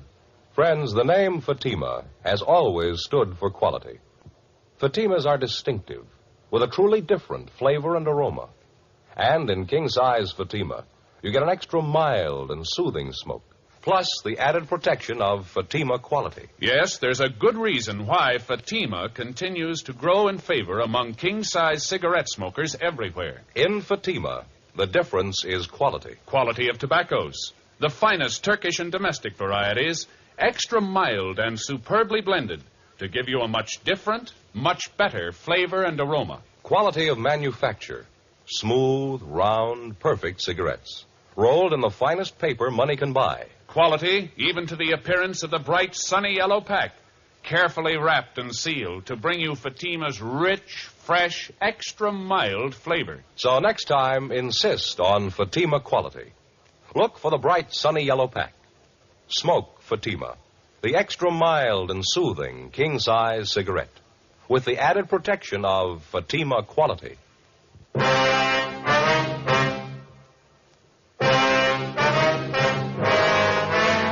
The apartment house manager, Mrs. Rice, went on to tell us that Roger Theodore had caught a bad cold and that it had developed into pneumonia. She told us that his death had been very sudden and that his passing had hit his wife very hard. We questioned her about the other tenants in the building who were friendly with the Theodores, but she was able to add little information to what we already had. The description she gave us of Theodore matched the one we'd gotten from DMV up in Sacramento, but bore little resemblance to the one we'd obtained from the supermarket managers. She gave us the address of Mrs. Theodore's beach house. 7:12 p.m., Frank and I drove up to the residence, a small white house built out over the sand. The paint was peeling off of the shutters, and a window box in front was full of dead geraniums. Mrs. Theodore was a tall woman in her late 20s. She asked us in, and we talked to her. She kept looking at the clock over the fireplace. What time have you got, Sergeant? 7:18, Miss Theodore. Seemed it was earlier than that. Now, what was it you were asking about Roger? We were wondering if you could tell us how his driver's license could have been used as identification by someone else, ma'am. No, I haven't the slightest idea. Do you have his private papers, Mrs. Theodore? Yes, most of them. They're in a strong box at the bank in town. Would his driver's license be among those papers, perhaps? I don't remember. I think so, but I can't be sure. It seems to me that I put them in the box. Just a minute. All right, fine. Just happened to think it might be in here. I put some of his things in here.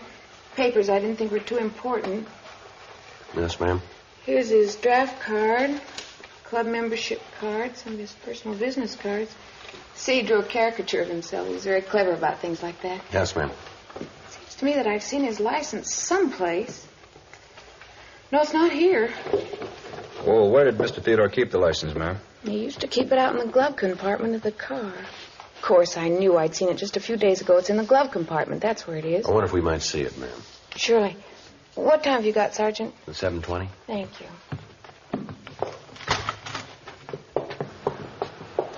Certainly turning cold all of a sudden. Yes, ma'am. Fog's coming in. We usually have it this time of year. Days have been so nice.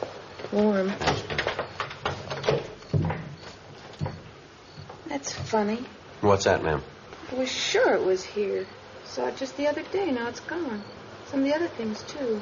Gone, ma'am? Yes, the driver's license and his Social Security card. They were both in a little celluloid folder. Kept them together in here. That's funny. Was it possible that you might have taken them out of the car? No, I have no reason to. I hardly ever use the glove compartment. No, I'm sure they were here. Well, maybe you picked something else up and the license came with it? Maybe. Look through my purses. I might have picked them up. Okay, fine. To warm up a little, I'll build a fire tonight. Understand where that license might have gone. Have to ask Lloyd. Lloyd? Yes, I met him a few weeks ago on the beach. He came down to swim. We got to be very good friends. Kind of half expecting him to call tonight, but he would have called before this if he's going to. I'll get my purse. Fine, thank you. I'm sure, though, it was in the glove compartment the last time I saw it. Lloyd might have seen it when he borrowed the car. He borrowed your car? Yeah, last week. He said he was having his overhauled. I wasn't using mine, so I told him to take it. It's very nice. Are you sure your watch is right, Sergeant? Yes, ma'am. What day was it Lloyd took your car? Last Friday or Saturday, one or the other. Nope, it's not here. I just don't know where it could have gone. What does this Lloyd look like, Mrs. Theodore? Lloyd, he's a nice-looking boy. Dark hair, dark eyes. Nice-looking boy. About how old is he, ma'am? Well, I never asked. I'd guess 30, 31. Lloyd. Well, what's his last name, ma'am? Stratton. Lloyd Stratton. Why are you asking all these questions about him? Has he done something? Is that it? Well, we don't know, ma'am. Do you know where he lives? Someplace in Hollywood. I don't know the number. He hasn't got a phone. I called information once. They didn't have a listing. When was the last time you saw him, ma'am? Monday.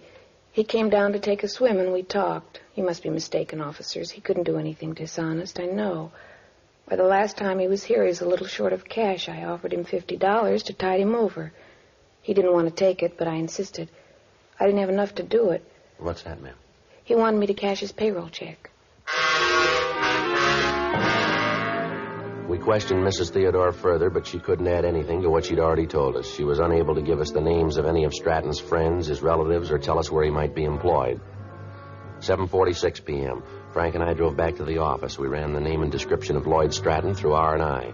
They came up with several possible suspects. In the process of elimination, we were left with one name, Lloyd Stimpson, who had as one of many aliases the name Lloyd Stratton. His description tallied closely with the ones we'd gotten from the victims of the forgeries. His record showed him to be a two-time loser on parole from San Quentin at the present time. He'd been convicted both times for forgery.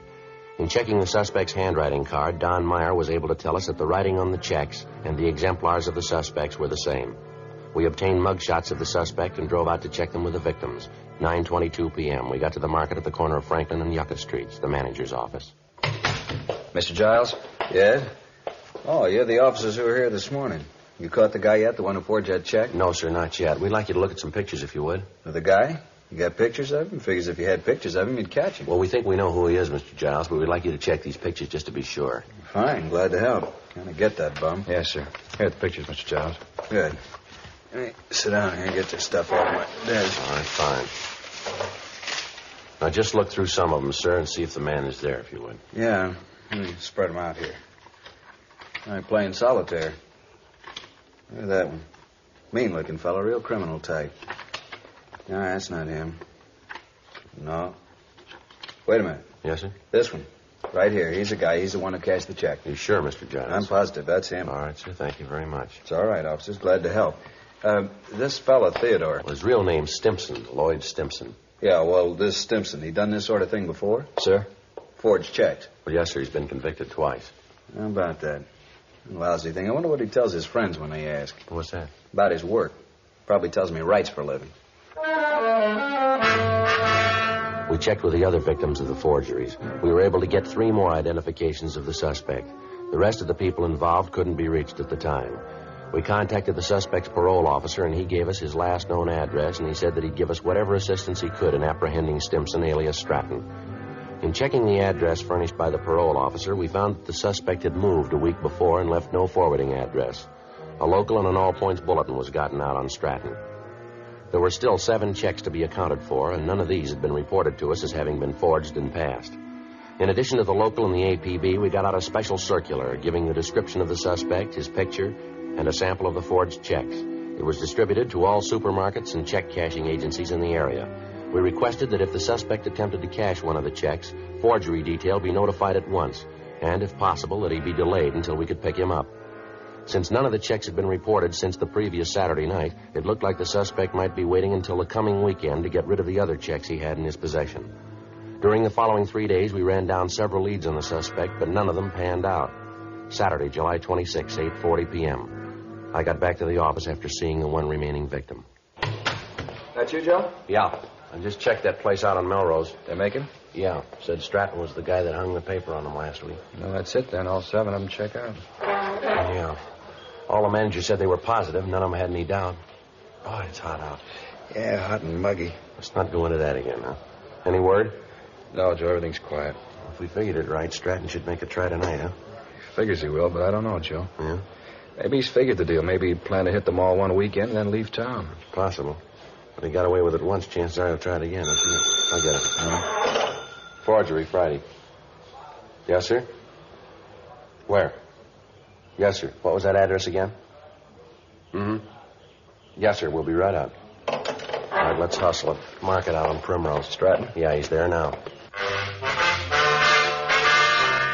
The call had come from a large supermarket in the Hollywood area. From what the clerk had said on the phone, Stratton had made several purchases and then tried to cash a payroll check drawn on Marty's Mart. The clerk had recognized him immediately and called us. When we walked into the market, one of the clerks motioned to us from a front counter. Over there, Joe. Yeah, there's no one at the stand. Maybe he wouldn't wait. You the cops? I made the call. Yes, sir. We're police officers. Where is he? Back there by counter 25. And I told him it'd be a few minutes before I could get the check, okay? He said he'd look around, maybe find something else he wanted. Do you have the check? Yes, sir, right here. You can see it's the same kind as the one on the circuit. Yes, okay, sir. Thank you. There won't be any trouble with him. Getting him out of here. Well, that depends on him. I'll go around the counter, come up from the back. All right.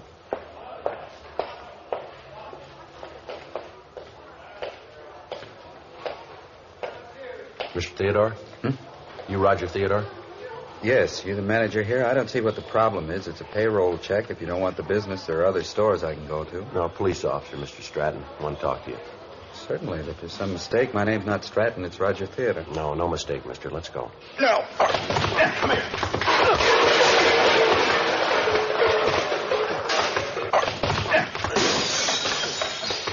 Watch it, Joe. All right, hold it up, Stratton. Watch that cart, Joe.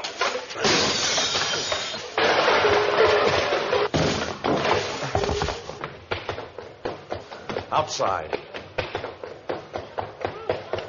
Get in the car, Joe. All right, hold it up, Stratton. Stay where you are. Don't shoot. Don't shoot. I won't try anything. Don't shoot. All right, out of the car, mister. I'll shake him. Oh, what's this all about? What are you trying to prove? He's clean, Joe. Hands behind your back. Want to check the car, Frank? Yeah. You won't find anything. There's nothing to find. A few groceries, that's all. Must be some kind of mistake. No, I don't think so, Stratton. Frank, what do you got? Looks clean, Joe. Just checking the seat covers. You sure you got the right guy? You keep calling me Stratton. I told you my name's Theodore. Look, get my driver's license out of my pocket. It'll tell you who I am. All right, let's come off it. We know who you are. We got your record and a dozen people to identify you. Joe? Yeah. Found these under the seat covers in the back. Checks from Marty's Mart. So what? No law against having a few blank checks, is there? Only when you try to cash them.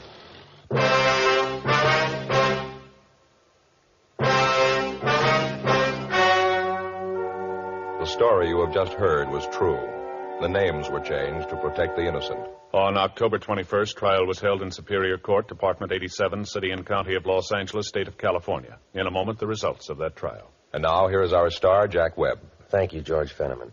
Friends, there's a good reason why Fatima continues to grow in favor among king-size cigarette smokers everywhere. In Fatima, the difference is quality.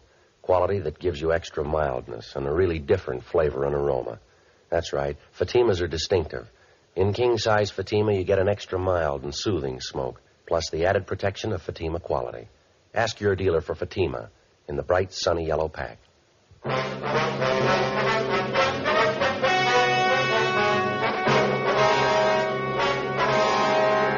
Lloyd Harold Stimson, alias Lloyd Stratton, was tried and convicted of 7 counts of forgery. He is now serving his term in the state penitentiary. Forgery is punishable by imprisonment for a period of not less than 1, nor more than 14 years.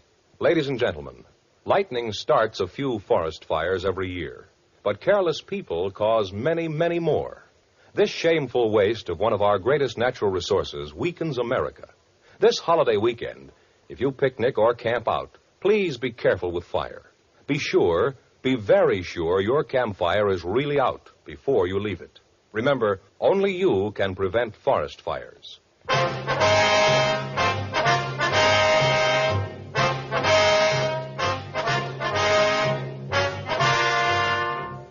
You have just heard Dragnet, a series of authentic cases from official files. Technical advice comes from the Office of Chief of Police W.H. Parker, Los Angeles Police Department. Technical advisors, Captain Jack Donahoe, Sergeant Marty Wynn, Sergeant Vance Brasher. Heard tonight were Herb Ellis, Cliff Arquette, Virginia Gregg. Script by John Robinson. Music by Walter Schumann. Hal Gibney speaking.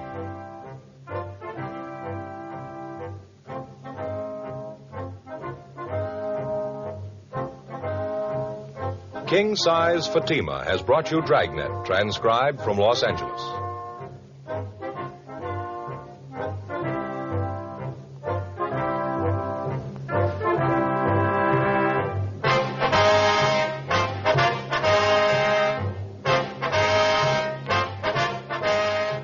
Friday, hear the Mario Lanza Show over NBC.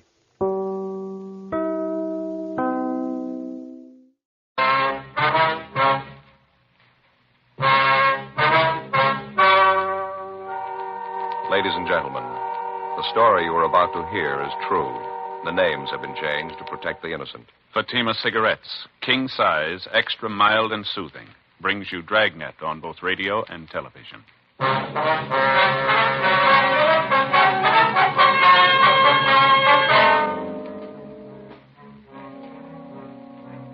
You're a detective sergeant. You're assigned to homicide detail.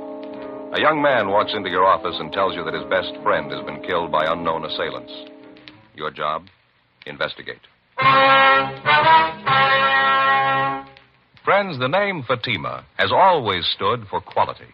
Fatimas are distinctive, with a truly different flavor and aroma. And in king-size Fatima, you get an extra mild and soothing smoke, plus the added protection of Fatima quality. Remember, in Fatima, the difference is quality. Because of its quality, its extra mildness, its better flavor and aroma, Fatima continues to grow in favor among king-size cigarette smokers everywhere. Switch to Fatima yourself today. Ask your dealer for Fatima in the bright, sunny yellow pack. King-size Fatima. The difference is quality.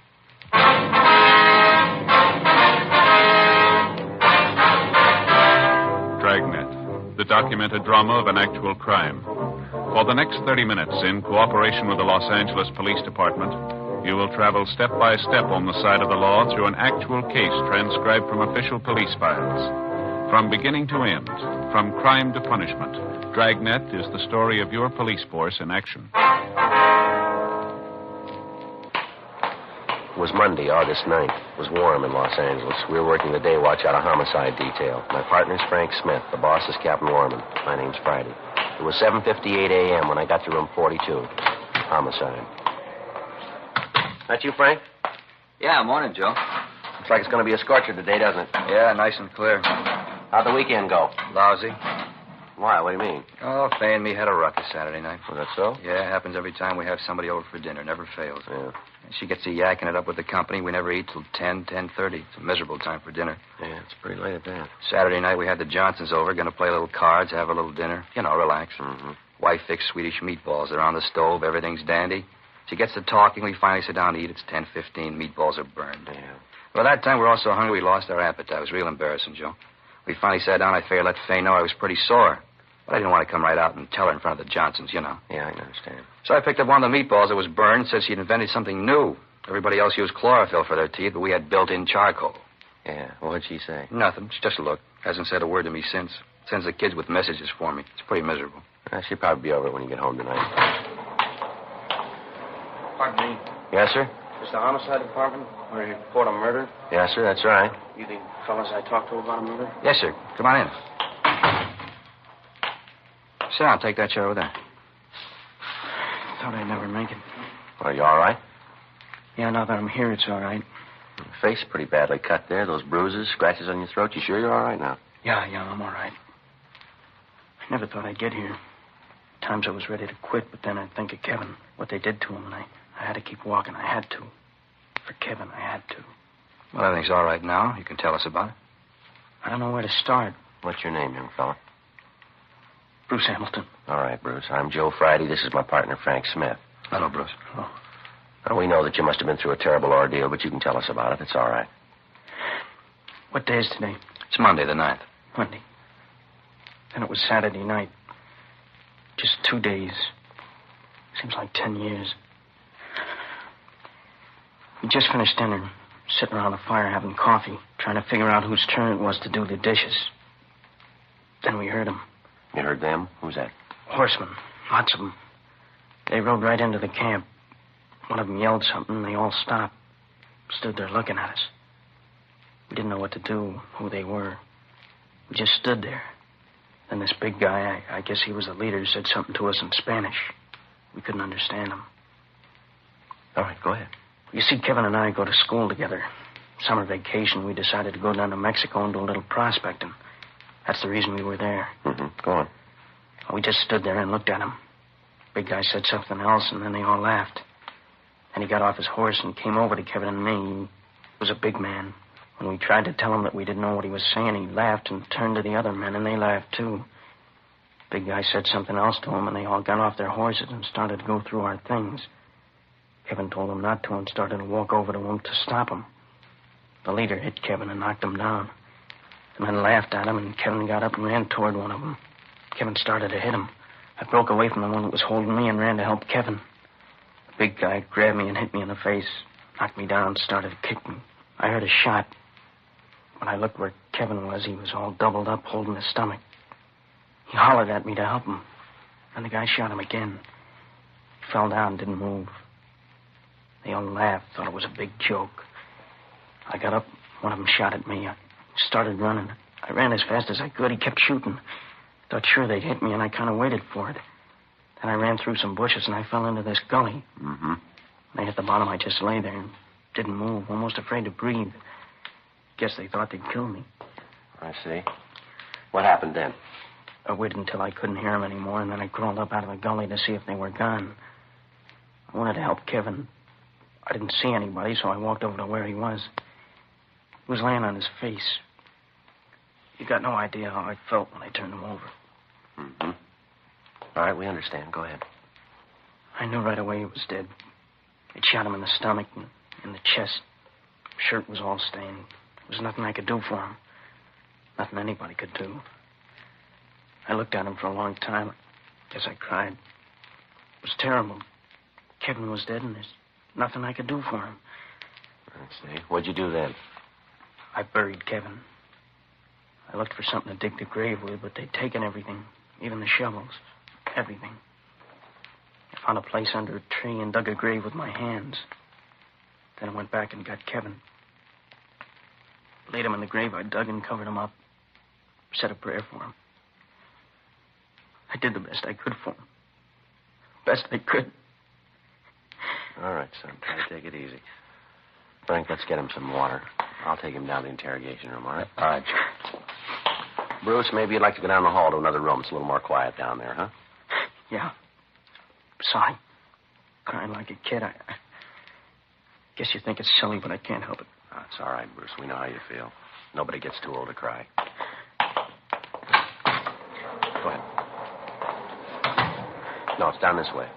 Okay. So tired. I'm glad to get this over with. Sure. All right, here we are. Go ahead, Bruce.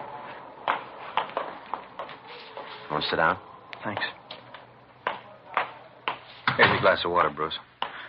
Thanks.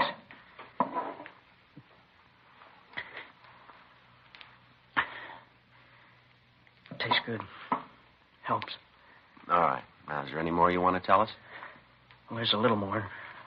There was nothing I could do. I looked around. They'd taken everything. Dishes, food, supplies, clothes. I went over the mesquite bushes where we hid in our duffel bag. We kept all our money and papers in there. Wallets, identification, all our valuables. They'd found that. It was gone. They hadn't left anything. Well, they took everything. Didn't leave a thing, huh? Not a thing. What'd you do then? Started to walk. We parked our car just off the highway. It was about 5 miles. When I got to where we'd park it, the car was gone. I didn't know what to do. What could I do? All right. I started to walk to Ensenada to tell the police. Then I began to think that the bandits had taken my wallet. I didn't have any identification, no way to prove who I was. Couldn't even speak the language. Got scared that they might not believe me. Now, you walked all the way from Ensenada to the American border, is that it? That's right. I walked all Saturday night, and Sunday morning I found an old adobe house, and I crawled through a window and slept. I don't know how long I was asleep, but it was dark when I woke up. I started to walk again. I walked all Sunday night, too. When I got to the border, I was afraid to go through the gate, so I went down by the riverbed and found a hole in the fence. I crawled through and went over the American side. When I got there, I felt better. Safe. I figured that I'd go up to the first policeman I saw and tell him what happened. Did you notify the authorities down in San Diego? No, I got to the police station, but I didn't go in. I didn't tell them. Why not? Like I said, I didn't have any way to prove who I was. I had no money. My wallet was gone. My clothes were all torn. Face was all cut. I thought it'd be better if I could get to Kevin's mother. If I could see her and talk to her, she'd know what to do. I hitched a ride. I wanted to go to San Francisco. Truck driver brought me this far. While we were driving, I thought more and more about what I'd say to Kevin's mother, how I'd tell her he was dead. Then I knew I couldn't do it. But I had to tell somebody. That's why I came to see you. Now, Bruce, we're going to have to go back down to Mexico. You'll be able to show us where the body is, won't you? Well, if I have to go, I guess I can. But I can tell you exactly where it was. I can give you a map, tell you right where he's buried. Do you want to give us that information now? Yeah. It was south of Ensenada, 40 miles down the new paved highway. South of Ensenada, 40 miles. You sure it was 40 miles? Yeah. While we were driving, Kevin and I kept trying to figure out how many kilometers to a mile. I kept watching the speedometer. It was just 40 miles when we turned off the paved highway onto a little dirt road. 40 miles? Yeah. There's a clump of trees near there in the gully. You can't miss it. I see. Can you give us the description of the car, the license number? Well, I don't remember the license number, but the car was a 51 Ford sedan, dark blue. Car belonged to Kevin. I never paid any attention to the license. Mm-hmm. That's Kevin, Kevin, huh? Yeah. Well, we can check that through DMV. What was Kevin's full name and address? Kevin Allen Bradley. He lived at 6502 Washington Street, San Francisco. He lived with his mother, apartment on Nob Hill. Mm-hmm. Would you give us a description of Kevin? Well, he's about my size, generally. 5'10", 140 pounds, blue eyes. His hair's light, kind of blonde like mine, 22 years old. We looked a lot alike. Kids at school used to think we were brothers sometimes. I see. Joe, we better get a communication to the Mexican authorities, fill them in on the whole thing. Tell them we're coming down. Yeah. Contact San Francisco and let them handle that end of the thing. Get a teletype off the DMV in Sacramento, get a license number on the car. We better contact the San Diego PD and get a hold of Al Gate and fill him in on the thing. Yeah, that's a good idea. I'll stay here with Bruce. You want to take care of that?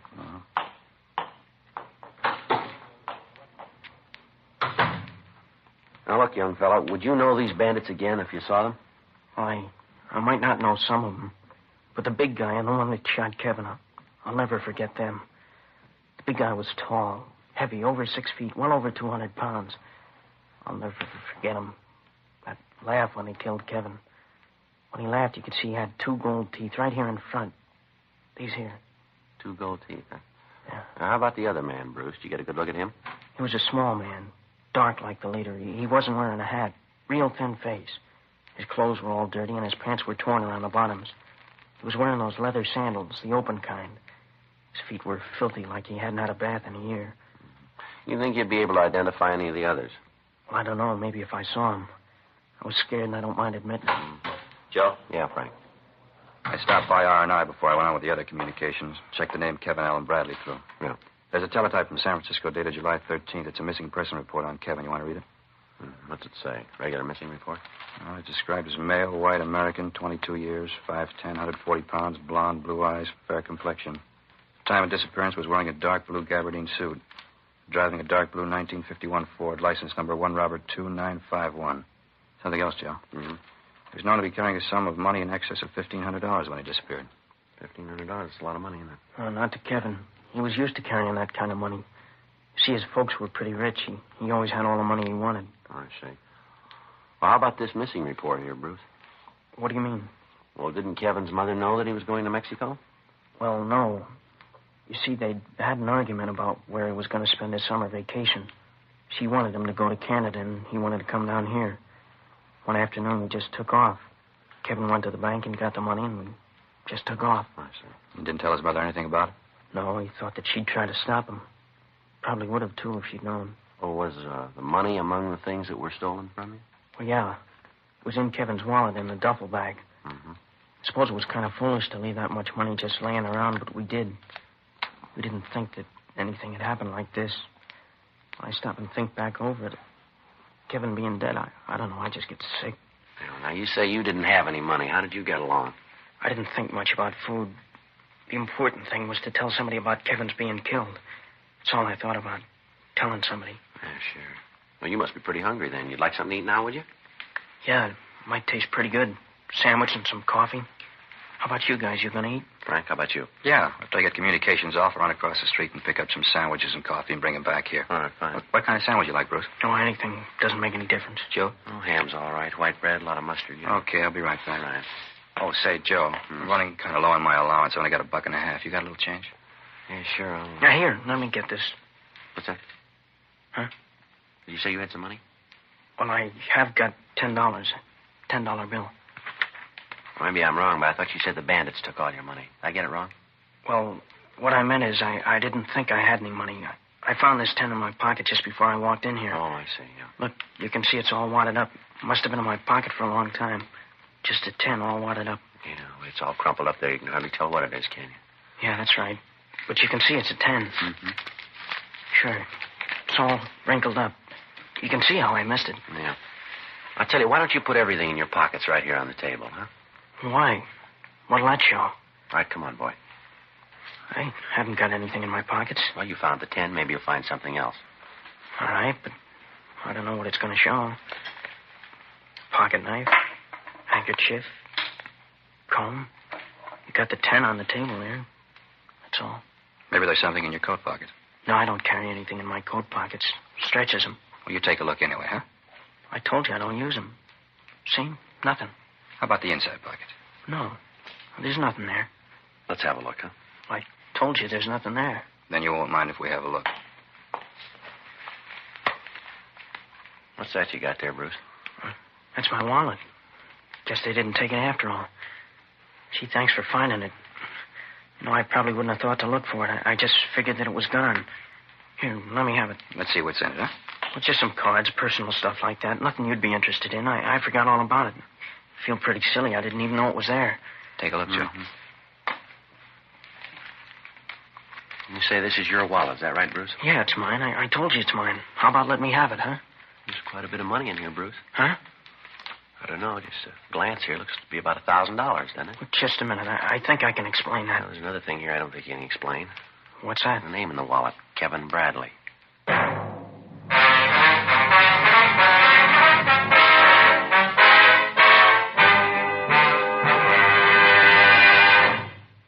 You are listening to Dragnet, authentic stories of your police force in action.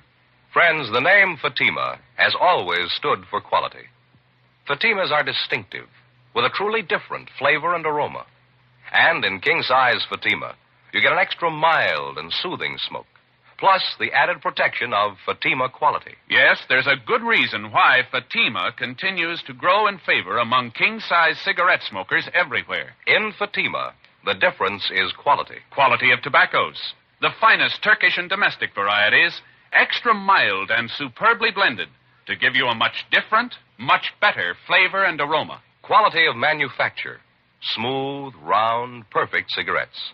Rolled in the finest paper money can buy. Quality, even to the appearance of the bright, sunny yellow pack. Carefully wrapped and sealed to bring you Fatima's rich, fresh, extra mild flavor. So next time, insist on Fatima quality. Look for the bright, sunny yellow pack. Smoke Fatima, the extra mild and soothing king-size cigarette, with the added protection of Fatima quality.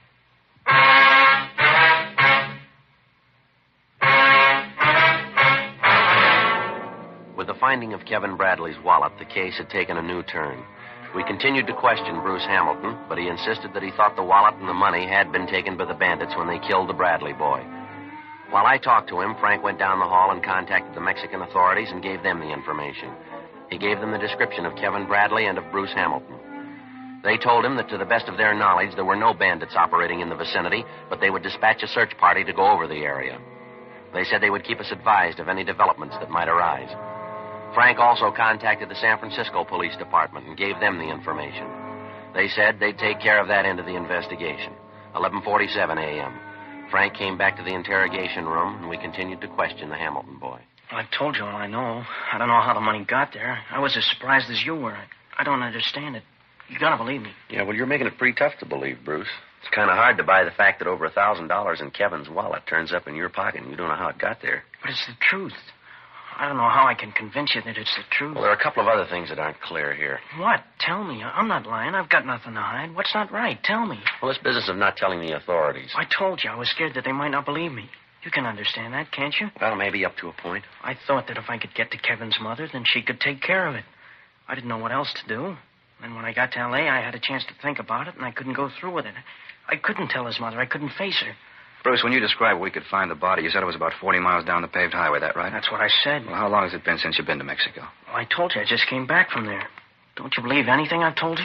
Well, Joe and I just finished an investigation down in Mexico. Investigation took us about 70 miles south of Ensenada. We found the highway paved for only about 5 miles south. You say 40 miles. How do you explain the difference? Well, maybe I was wrong about the distance. Well, you're pretty sure when you first told us about it. Well, maybe I made a mistake. There's something else, Bruce. It's a little hazy here. I told you I want to help anything. How far south of Ensenada did you say you were? I said about 40 miles. Now I'm not sure. But you are sure that it was south of Ensenada? Well, yeah. And Kevin was killed on a Saturday night? That's right. Then you started for the States right away? That's what I said. I started walking as soon as I found the car was gone. And you walked all the way to the border? Well, that's right. How'd you walk? What route did you take? I told you I stayed off the road.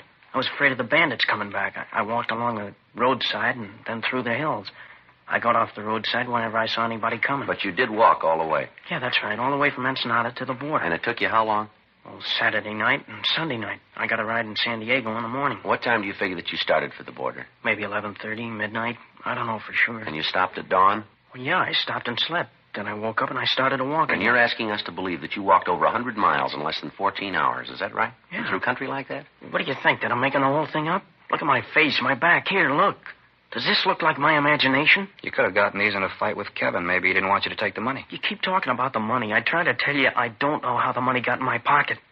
I don't know anything about it. You think I killed Kevin, is that right? Yeah, it looks that way, doesn't it? But he was my best friend. I had no reason to kill him. He was my friend. Now, look, son, we better get this thing straight for you. You've opened up a can of beans here. You waltz in here and give us a cock and bull story about this killing. Parts of your story we can't buy. Why are you trying to sell it to us? You lied about the road. You lied about the money. The story about how you walked doesn't ring true. You want to know what I really think, Bruce? I think the whole thing's a lie, from start to finish, a lie. Now, let's come off it. Who killed Kevin Bradley? I don't know.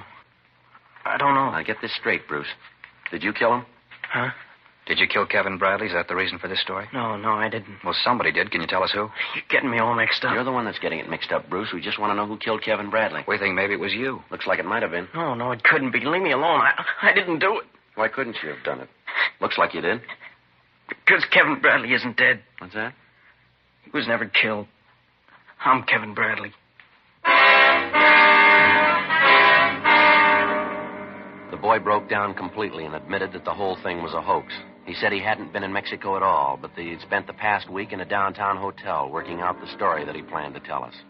He admitted that the wounds were self-inflicted. He explained that he had scratched his own face and hit himself with a rock to produce the cuts and bruises. He went on to say that he had picked Mexico as the scene of the false killing because he thought the story would be more difficult to trace. Like many citizens, he was unaware of the close cooperation between American law enforcement agencies and the Mexican authorities. We asked him about the existence of a Bruce Hamilton, and he told us there was such a boy in his class at school. 12:50 p.m.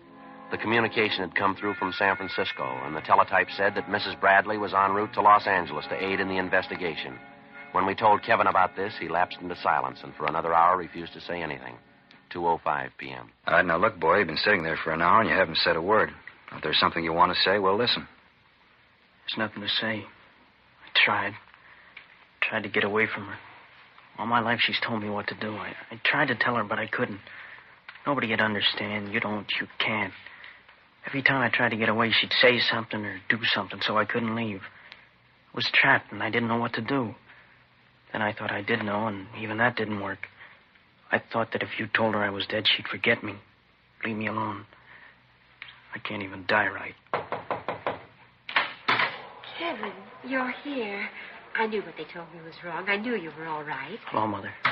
What's happened to you, Kevin, darling? Your face, your clothes. Oh, my poor baby, how did this happen? Are you all right? Oh, your poor face all cut. What's happened, Kevin? It's all right, Mother. No, it's not all right. I don't know what happened or who did this awful thing, but I'll take care of it. Officer. Yes, ma'am. What do you know about this? I beg your pardon? What do you know about this? Did you do it? Did you hit this poor boy? Look at this poor face. Just look at it. It's terrible. That's what it is. It's terrible. I mean to find out just what happened here. I'll get to the bottom of this.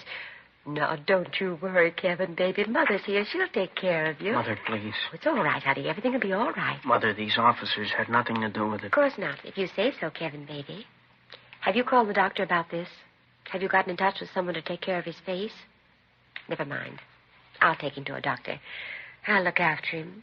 Poor baby. Mother will look after him. Mother, please don't. Now, Kevin, you know that Mother knows what's best. Mother will take care of you. Stop it. Shut up. Kevin. I'm sick of it, tired of it. For 20 years, as long as I can remember, you've taken care of things. Did you ever think I might want to take care of a few things myself? Have you ever thought that I wasn't a kid anymore? I'm an adult.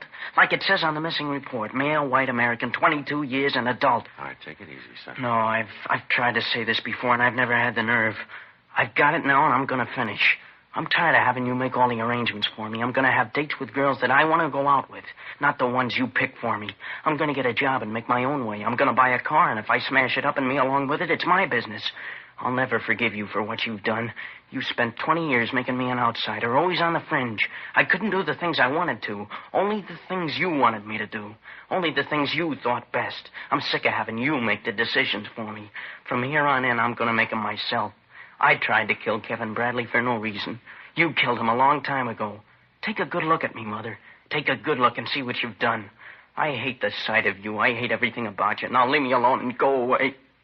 All right, take it easy, boy. It's all right, officer. I understand. Sometimes he gets like this. He doesn't mean it. I know him. All right, Kevin. I'm sure the officers are impressed. Dry your eyes and we'll go home. Do you hear me, Kevin? Stop this foolishness, I said. We're going home.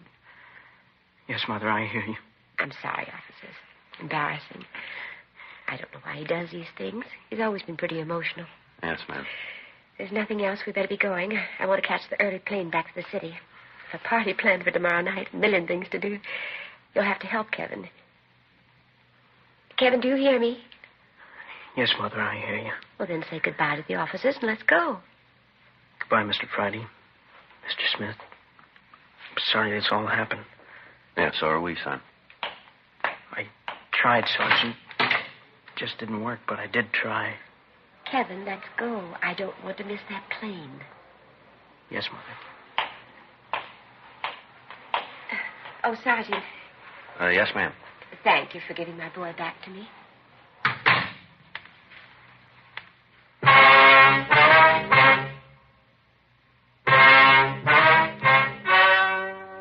The story you have just heard was true. The names were changed to protect the innocent. On August 9th, the matter was taken before the city attorney for a decision. In a moment, the results of that decision. Now, here is our star, Jack Webb. Thank you, George Fenneman. Friends, if you're planning a trip this coming holiday weekend, I'd like to suggest that you take Fatima's along with you. Get a carton or two, and that way you'll have enough to last the trip. In Fatima, the difference is quality. Quality that gives you extra mildness and a really different flavor and aroma. You get an extra mild and soothing smoke, plus the added protection of Fatima quality. That's king-size Fatima in the bright, sunny yellow pack and carton.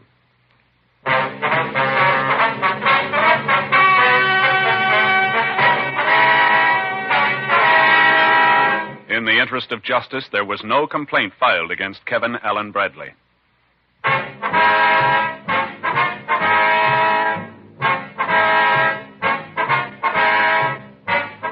You have just heard Dragnet, a series of authentic cases from official files.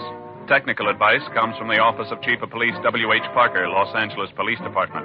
Technical advisors, Captain Jack Donahoe, Sergeant Marty Wynn, Sergeant Vance Brasher. Heard tonight were Herb Ellis, Edwin Bruce, Sarah Selby. Script by John Robinson. Music by Walter Schumann. Hal Gibney speaking. King Size Fatima has brought you Dragnet, transcribed from Los Angeles.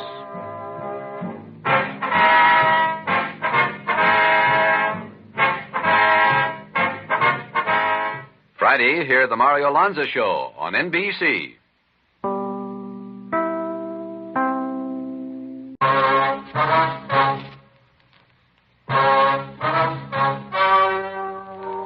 Ladies and gentlemen, the story you are about to hear is true. The names have been changed to protect the innocent. Fatima Cigarettes, king size, extra mild and soothing, brings you Dragnet on both radio and television.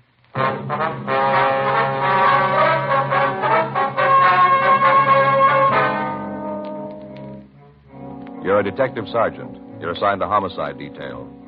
You get a call that a man has had a heart attack, fallen and fractured his skull. It looks like an accidental death. Your job, investigate. Friends, the name Fatima has always stood for quality. Fatimas are distinctive, with a truly different flavor and aroma. And in king-size Fatima, you get an extra mild and soothing smoke, plus the added protection of Fatima quality. Remember, in Fatima, the difference is quality. Because of its quality, its extra mildness, its better flavor and aroma, Fatima continues to grow in favor among king-size cigarette smokers everywhere. Switch to Fatima yourself today. Ask your dealer for Fatima in the bright, sunny yellow pack. King-size Fatima. The difference is quality.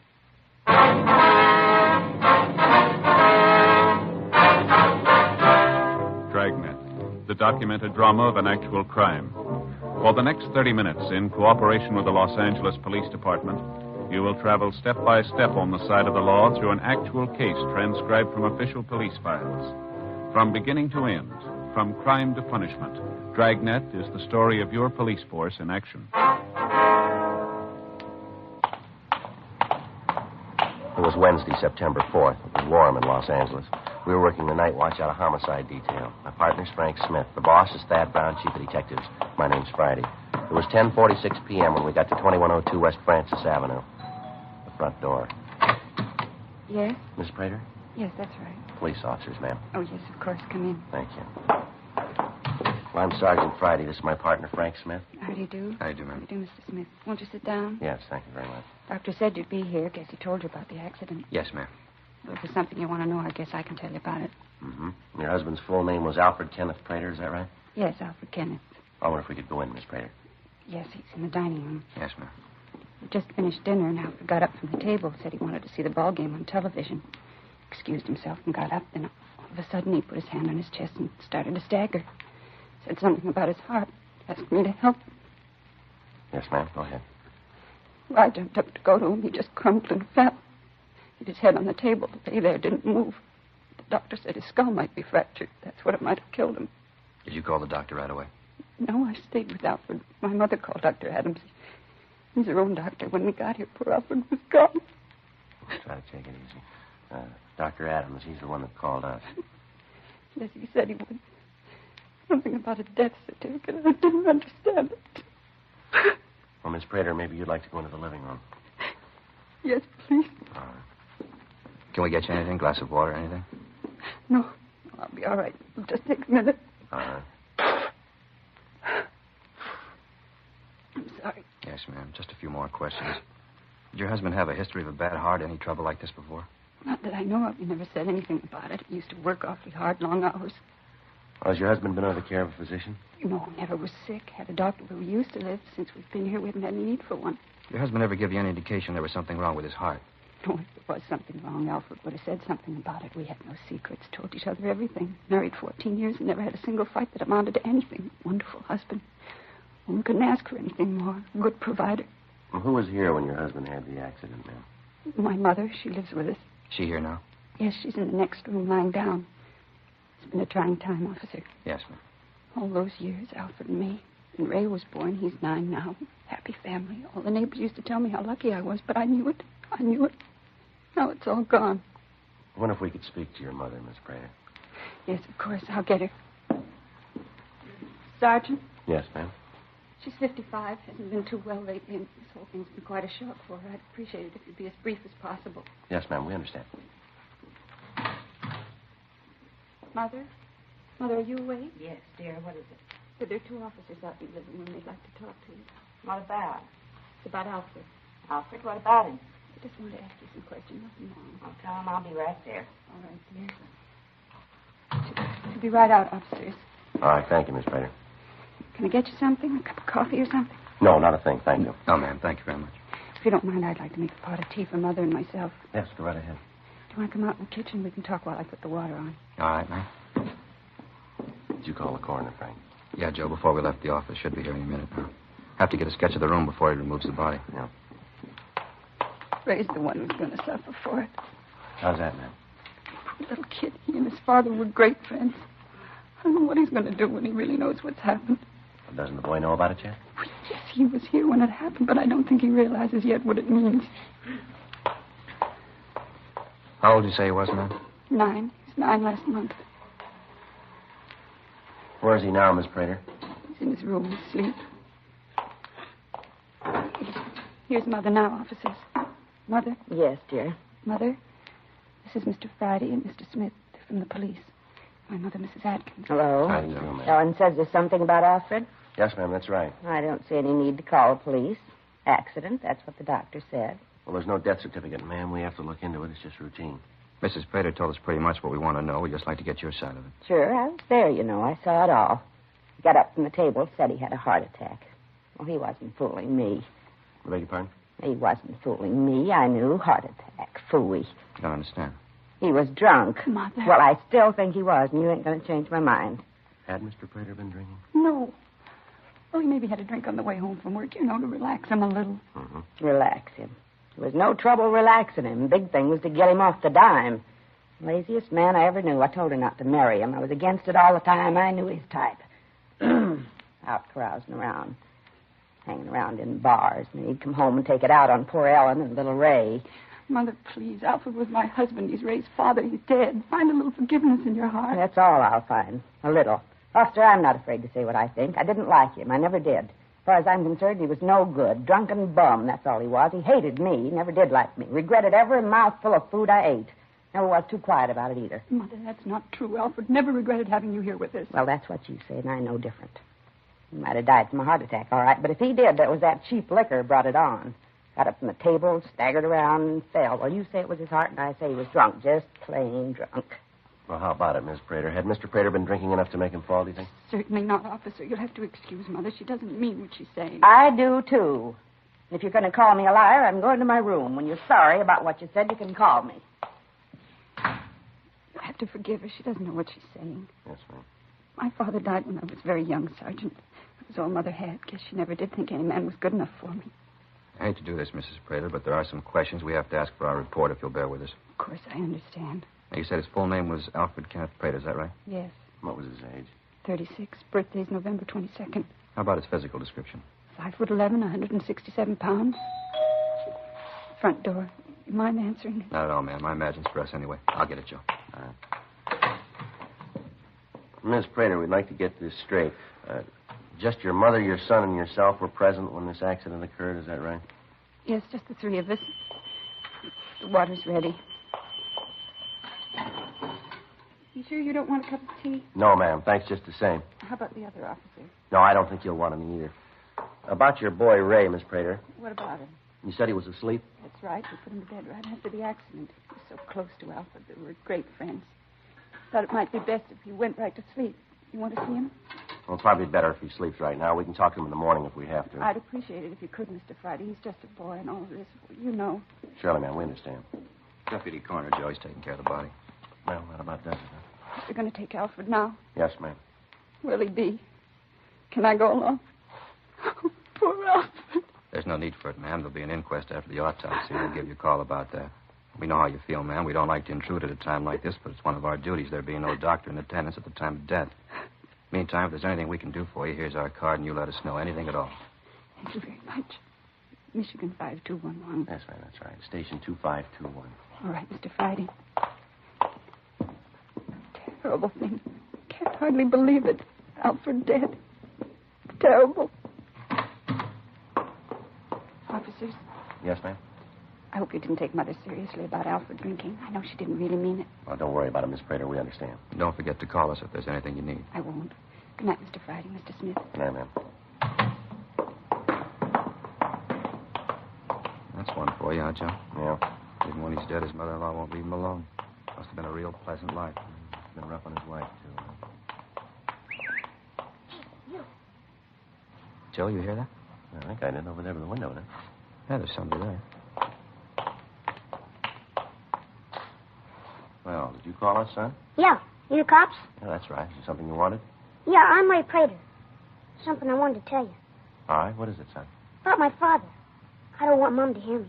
She'd be sorry if she knew I told you. I'm supposed to be asleep. What's that, Ray? I've been sitting here listening to you talk to him. She told me she'd tell you, and she didn't. Tell us what, Ray? Maybe I shouldn't tell you. Mom said she'd take care of it. I just don't know what to do. I tried to think of what Dad'd do. He always said if there was something wrong to find a policeman and tell him. All right, son. What is it you want to tell us? About Dad. Just before he fell and hit his head, he was finishing dinner. He drank a glass of milk, and he put the glass down on the table, and he said to Mom, "This milk tastes bitter." Just like that. This milk tastes bitter. I tried mine, but it tastes all right. Yeah, go ahead.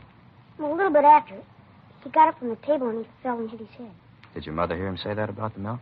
Yes, sir. She was right there. Well, why'd you say that you didn't want your mother to know that you talked to us, Ray? Because when I asked her about it, she said for me not to tell anybody. Mom said that if I told anybody, he wouldn't believe me. He'd be mad at me. I sat here and thought about it, and if she didn't tell you, I thought maybe I should. Is that wrong, mister? No, son, that's not wrong. Hope it's all right. Is it, mister? What's that, son? Are you mad at me?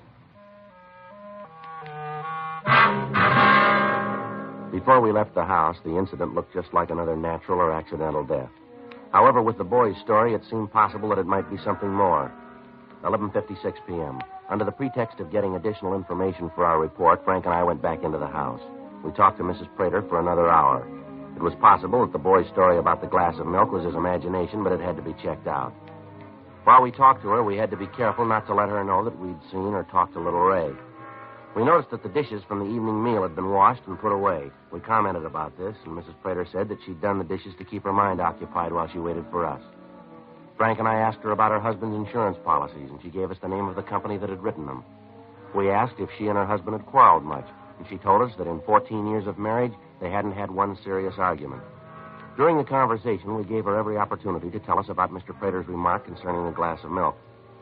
She didn't mention it. Until we received the results of the autopsy, Frank and I figured we'd better wait before questioning her further. 12:34 a.m. We got back to the office and signed out. The next morning, we put in a call to the insurance company to check on the husband's policies. The deputy coroner said we'd have the results of the autopsy by noon. Thursday, 11:20 a.m. Yes, sir. Mm-hmm. All right, sir. Thank you. Yeah, that's right. Smith, 2521. Thanks again. Bye. Anything? Insurance company says when they wrote the policy on Prater, there was nothing wrong with his heart. Yeah. Good-sized policy, Joe. Yeah. $25,000 double indemnity in case of accidental death. Who's the beneficiary? His wife. The guy at the company told me that Mrs. Prater called last week, wanted to know the premium on a larger amount. Mm-hmm.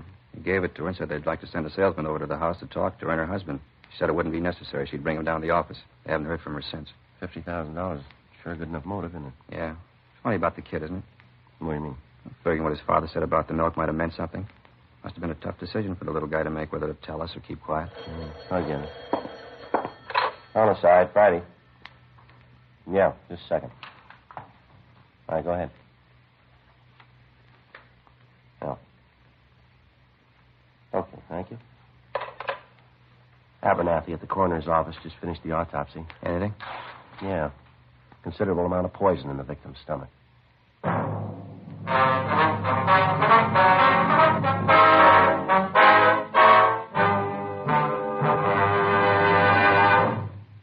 You are listening to Dragnet, authentic stories of your police force in action. Friends, the name Fatima has always stood for quality. Fatimas are distinctive, with a truly different flavor and aroma.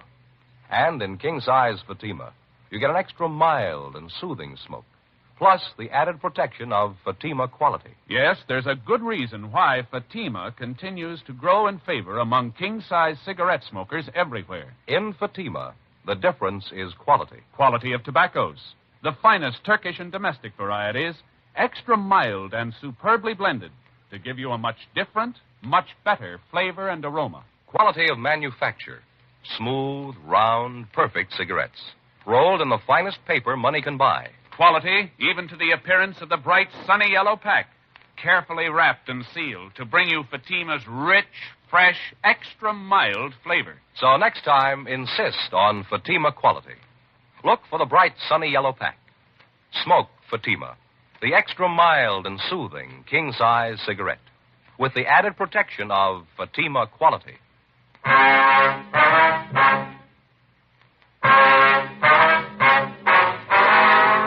The finding of the poison in the stomach of Alfred Prater had definitely ruled out natural or accidental death.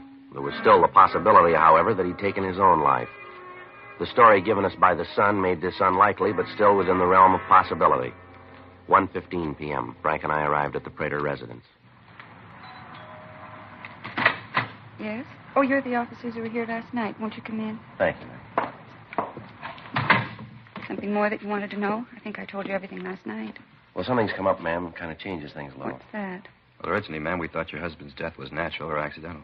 You mean now you don't think so? No, ma'am, he died of poison. No, it can't be. There's a mistake someplace. No, afraid not, ma'am. Wonder if we could sit down. A few questions we're going to have to ask you. Yes, of course. This is quite a shock, officers. I don't know what to think. Yes, ma'am. Did you tell us what you had for dinner last night, what your husband ate? He ate the same things all of us did, nothing different. What was that, ma'am? Green salad, macaroni and cheese, bread and butter, and a pudding for dessert. You all ate the same food, is that right? Yes, what are you trying to say? Do you think that I poisoned Alfred? We're not trying to say anything, Mrs. Prater. Your husband died of poison. We're trying to find out why. Just a minute. Mother? Mother, can you come out here a minute? It's the most ridiculous thing I've ever heard. Your husband have anything to drink with his dinner, ma'am? Of course, water, then coffee after dinner. He always has a couple of cups of coffee after dinner. Now, all he had with his dinner was water, is that right? Yes, just water. You ever drink anything else with his dinner? Milk, tea, maybe a glass of beer? Oh, milk once in a while. Last night we only had enough for Ray, though. Just one glass. As for beer, Mother'd raised such a fuss, I don't think Alfred wanted to go through it. No, if he wanted beer, he drank it at the bar down the street. Now, you're sure, though, that last night your husband only drank water with his meal, is that right? Yes, I told you, just water. Why all this harping on milk? What are you trying to say? What are you getting at? Mother, are you coming out? That's all the ruckus about. Can I even take a nap in peace? These officers just told me that Alfred's death wasn't accidental, Mother. Not accidental. Nonsense. The doctor said it was an accident. What more do you need? Got drunk and fell down, broke his head. Of course it was an accident. I'm afraid not, Miss Atkins. Your son-in-law was poisoned. Poisoned? How? That's what we're trying to find out. I seem to think that maybe I did it, Mother. You?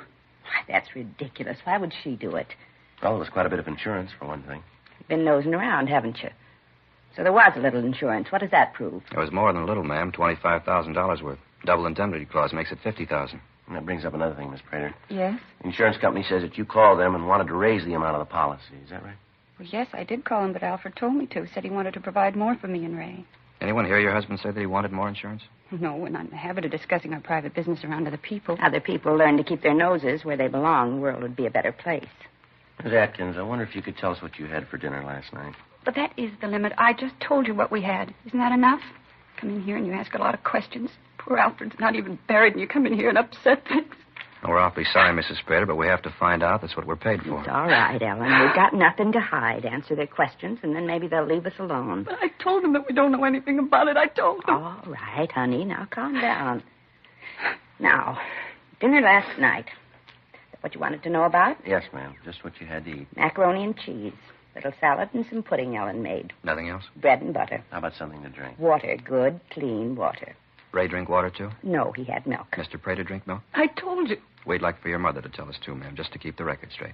I think he might have had some milk to drink. I don't remember special. No, he didn't, Mother. Remember when I poured the milk for Ray? I said there wasn't enough for anyone else. Just one glass for Ray. That's all there was. Don't you remember? Well, no, I don't. But if you say it was that way, then I guess it was. You got no reason to lie. Ever occur to you officers that maybe Alfred took the poison himself? Ever think of that? How's that, ma'am? Well, didn't you tell him, Ellen? About how he used to moan around the house saying he couldn't stand it anymore? What's this, ma'am? Your husband ever talk about taking his own life? Yes, I didn't want to bring it up, but now I suppose I'll have to. Yes? Alfred was pretty depressed. He felt that he wasn't getting any place in his job. He felt that at his age he should be farther along. Times he'd get real low, say he wasn't going any place. I did my best to make him feel better. Guess it didn't do any good. Well, did he ever say he was thinking of taking his own life? Yes, several times. I laughed him out of it, and things would go along quiet for a while, and then something would happen that would set him off again. Well, how is it that you didn't tell us about this before, ma'am? Well, I didn't think it'd prove anything. No reason to drag skeletons out of the closet. You satisfied now? You happy? Now you know about Alfred, maybe you'll leave us alone. Is your son here, ma'am? Yes, he's out in the yard playing. I'll call him if you have to talk to him. I'd like to very much, ma'am. All right, I'll get him. And before you go, Miss Prater, Yes? do you keep any poison around the house? Of course not. I'd be afraid that Ray might find it. Nothing at all? Nothing for rats, gophers, anything like that? No, never been bothered with rats or mice. There aren't any gophers around. No, Sergeant. There's no poison in the house. Well, you wouldn't mind if we looked around, would you? Maybe your husband bought some and he didn't tell you about it. No, go ahead and look. I know you won't find anything. Alfred and I had talked about keeping anything around that Ray might get into. I don't recall ever having bought any poison, and I'm pretty sure Alfred didn't. Well, we'll take a look later, ma'am, if it's all right. Now, if we could just talk to your son. I'll get him. Ray?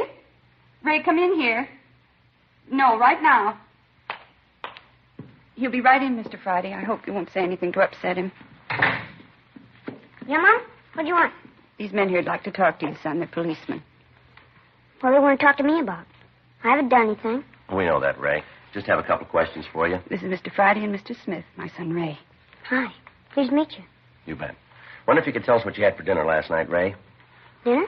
Yes, son. Well, Mom fixed macaroni and cheese. We had that. Mm-hmm. Anything else, son? A salad. I didn't like it. Then we had some pudding for dessert. What'd you have to drink, Ray? Milk. What'd your father have? Ray? I don't remember too well. You better ask Mom. She'll tell you. I told him, Mr. Friday, only Ray had milk. His father drank water. Ray? That's right, Mr. Friday. Dad drank water. Nothing else. It was apparent that Mrs. Prater didn't know Ray had talked to us the night before, and we were reluctant to involve the boy any more than was necessary. We searched the house and the garage, but we found nothing that could have been used to poison the husband. We obtained samples of Ellen Prater's and Mrs. Atkins' handwriting.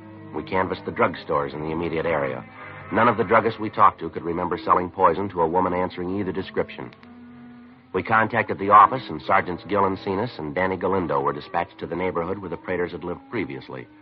They were to canvass the drugstores and at the same time talk to the neighbors. In talking to the people in the area around the house, we found that the Praters were the subject of constant gossip. We heard tales of violent arguments between the victim and his wife. Several of the quarrels had resulted in the neighbors calling the police to quiet them. Around the neighborhood, we found out that Mrs. Prater had a violent temper and had had several arguments with her husband in the corner bar.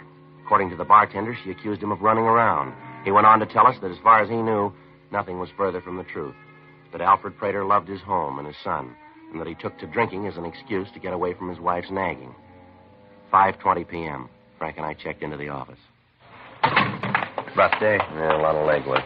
Not that so much. Just hoping Cenas and Galindo did better than us. Well, we didn't do too bad and pretty much proved that what she said about the happy home life wasn't true. I suppose. Without being able to show they were in possession of the poison, we aren't going to be able to prove much. I got it, Joe. I'm beside Smith. Yeah, Gil. Mm-hmm. How about that? Yeah, ask him to, huh? Okay. Said what? Yeah, I got it. Right. See you then. Encinas? Yeah, they found the place she bought the poison. Druggist out there remembered her from the description, checked the book, used the name Eileen Peters. Funny thing, though. Yeah. When the druggist asked her the address, she gave him the real one. You know, the house they lived in previously. She said what she wanted the poison for? Yeah, Gil said the book read to destroy pests. On the way out to pick up Mrs. Prater, Frank and I outlined the plan for identification. In the event the druggist was unable to give a positive identification, we thought it better if the suspect didn't know she was being observed. This would forestall any embarrassment to the druggist.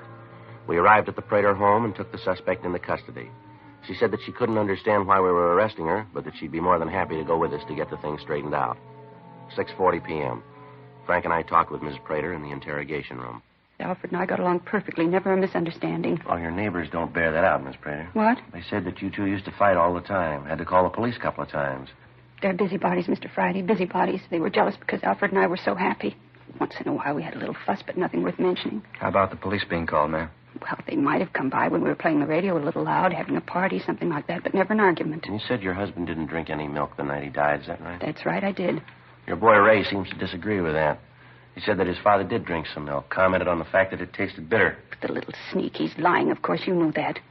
Wait a minute, you talked to him. He said that his father drank water, like I said. What are you trying to do, cause trouble between me and my son? No, ma'am. I should hope not.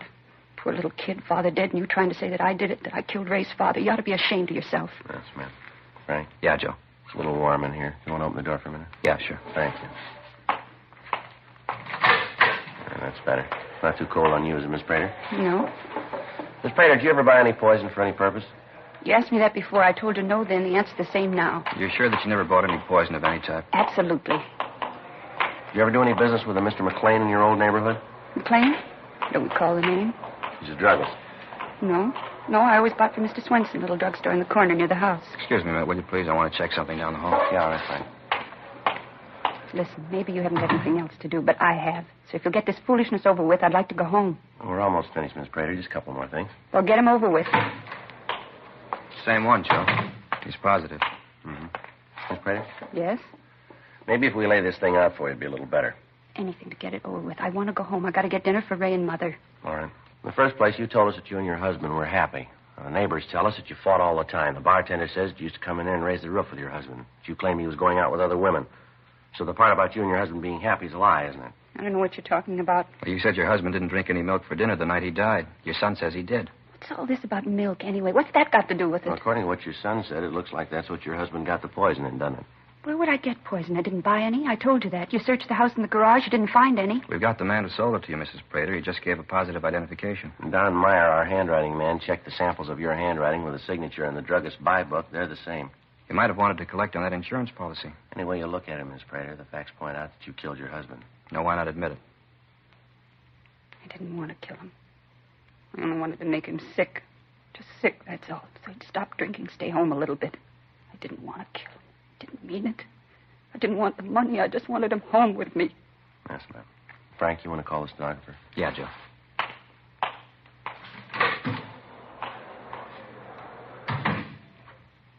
You can understand it, can't you, Mr. Friday? Ma'am? You can understand it. I thought he was running around. I wanted him home with me and Ray and Mother. A nice little home for Ray. That's all I wanted. Is that wrong? Something nice for Ray. Is that wrong? Well, I don't know. What? What's he got now?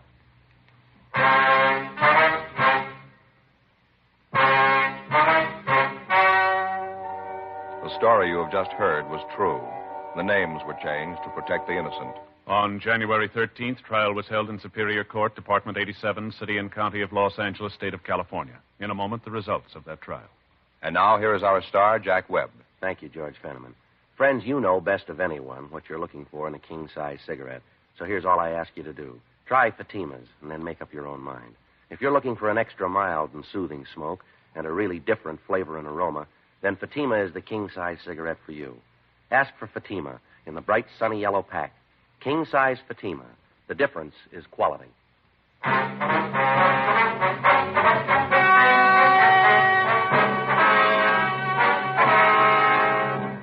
Ellen Adelaide Prater was tried and found guilty of murder in the first degree. She was sentenced to life imprisonment and is now serving her term in the state penitentiary for women. Further investigation proved that the mother-in-law, Mrs. Ruth Atkins, was unaware of the intention of her daughter to kill her husband. She was not connected in any way with the death of Alfred Prater.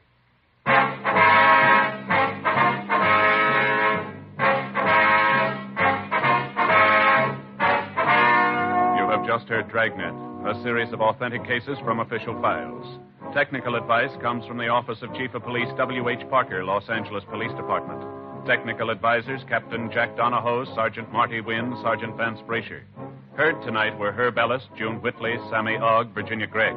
Script by John Robinson. Music by Walter Schumann. Hal Gibney speaking. King Size Fatima has brought you Dragnet, transcribed from Los Angeles.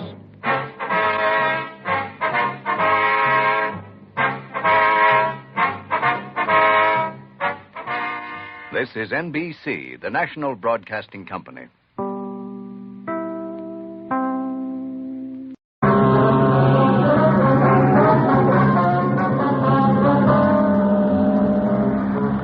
You're a detective sergeant. You're assigned to burglary detail. In a year's time, a burglar has taken approximately $80,000 in money and jewelry. None of his victims can describe him. Your job, get him.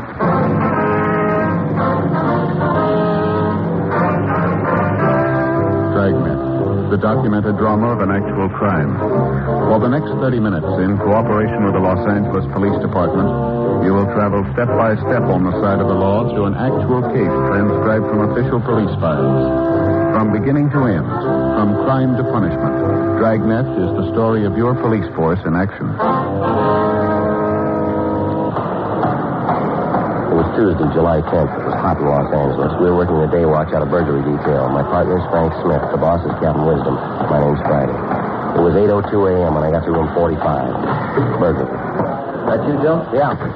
How about that fight last night, huh? Did you see it on Channel 4? No, I started to watch it. The set went out. Picture tube? I don't know, Joe. Picture got all fuzzy and started to wobble. You know, like when an airplane goes over between the set and the train. Oh, yeah, I know. The set's been acting up lately. I thought there might be something wrong with the aerial, so I figured I'd take a look at it. Mm-hmm.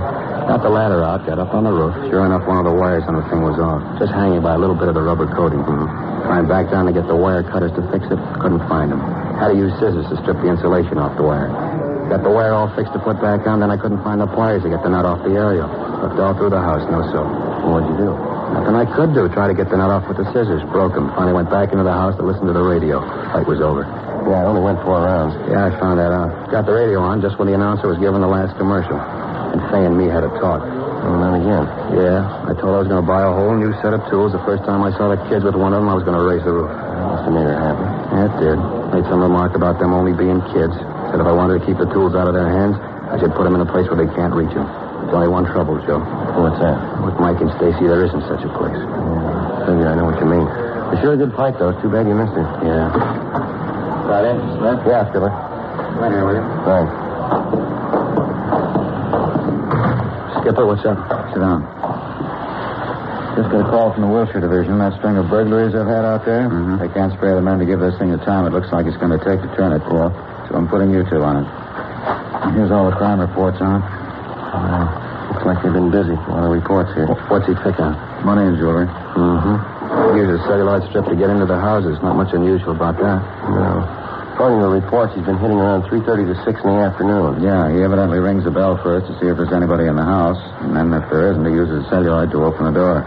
Goes through the house and then leaves by the back door.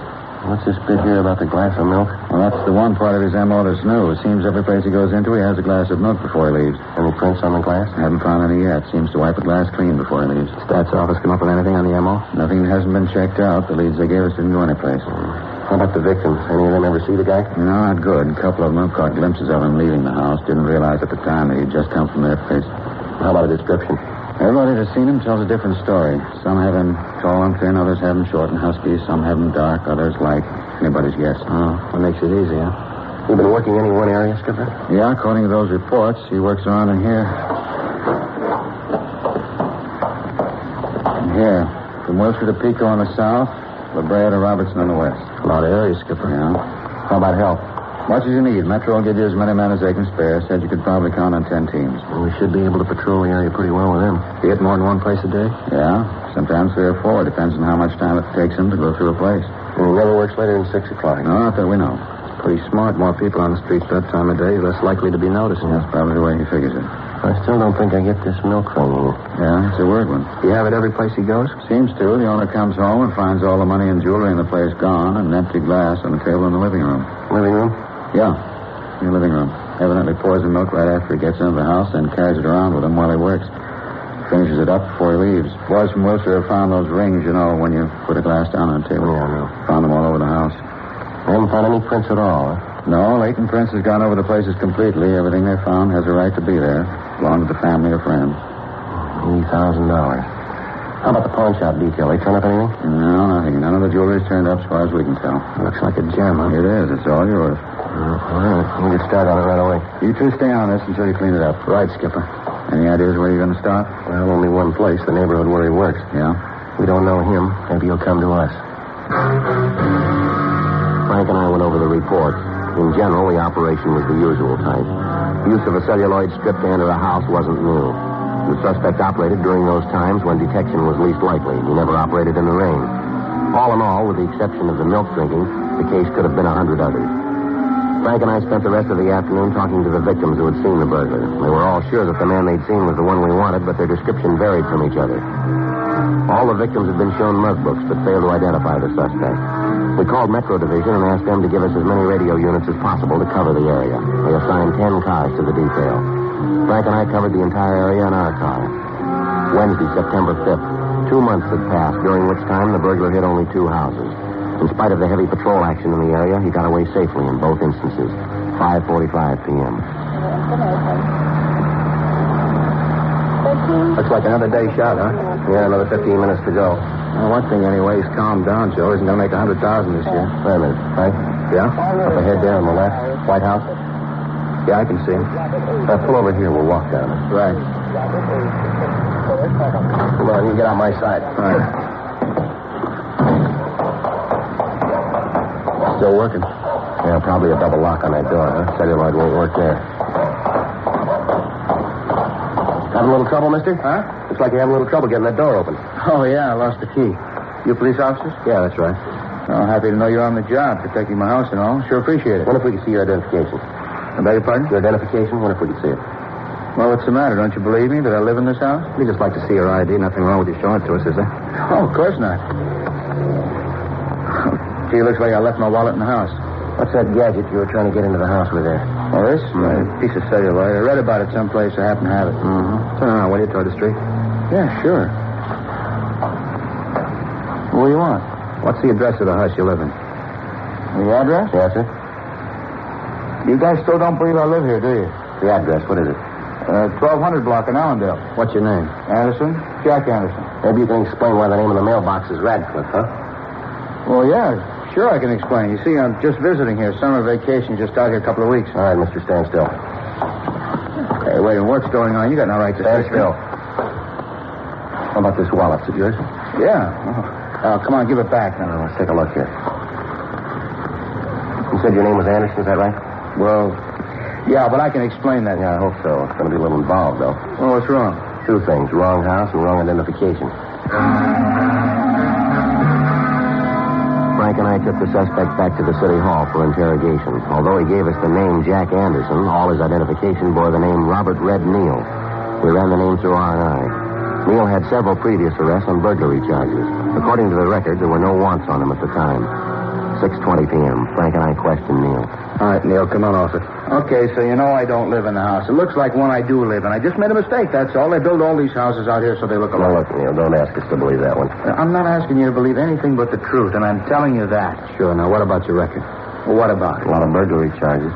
All right, I did a little time. Now, what's that prove? I'm going straight now.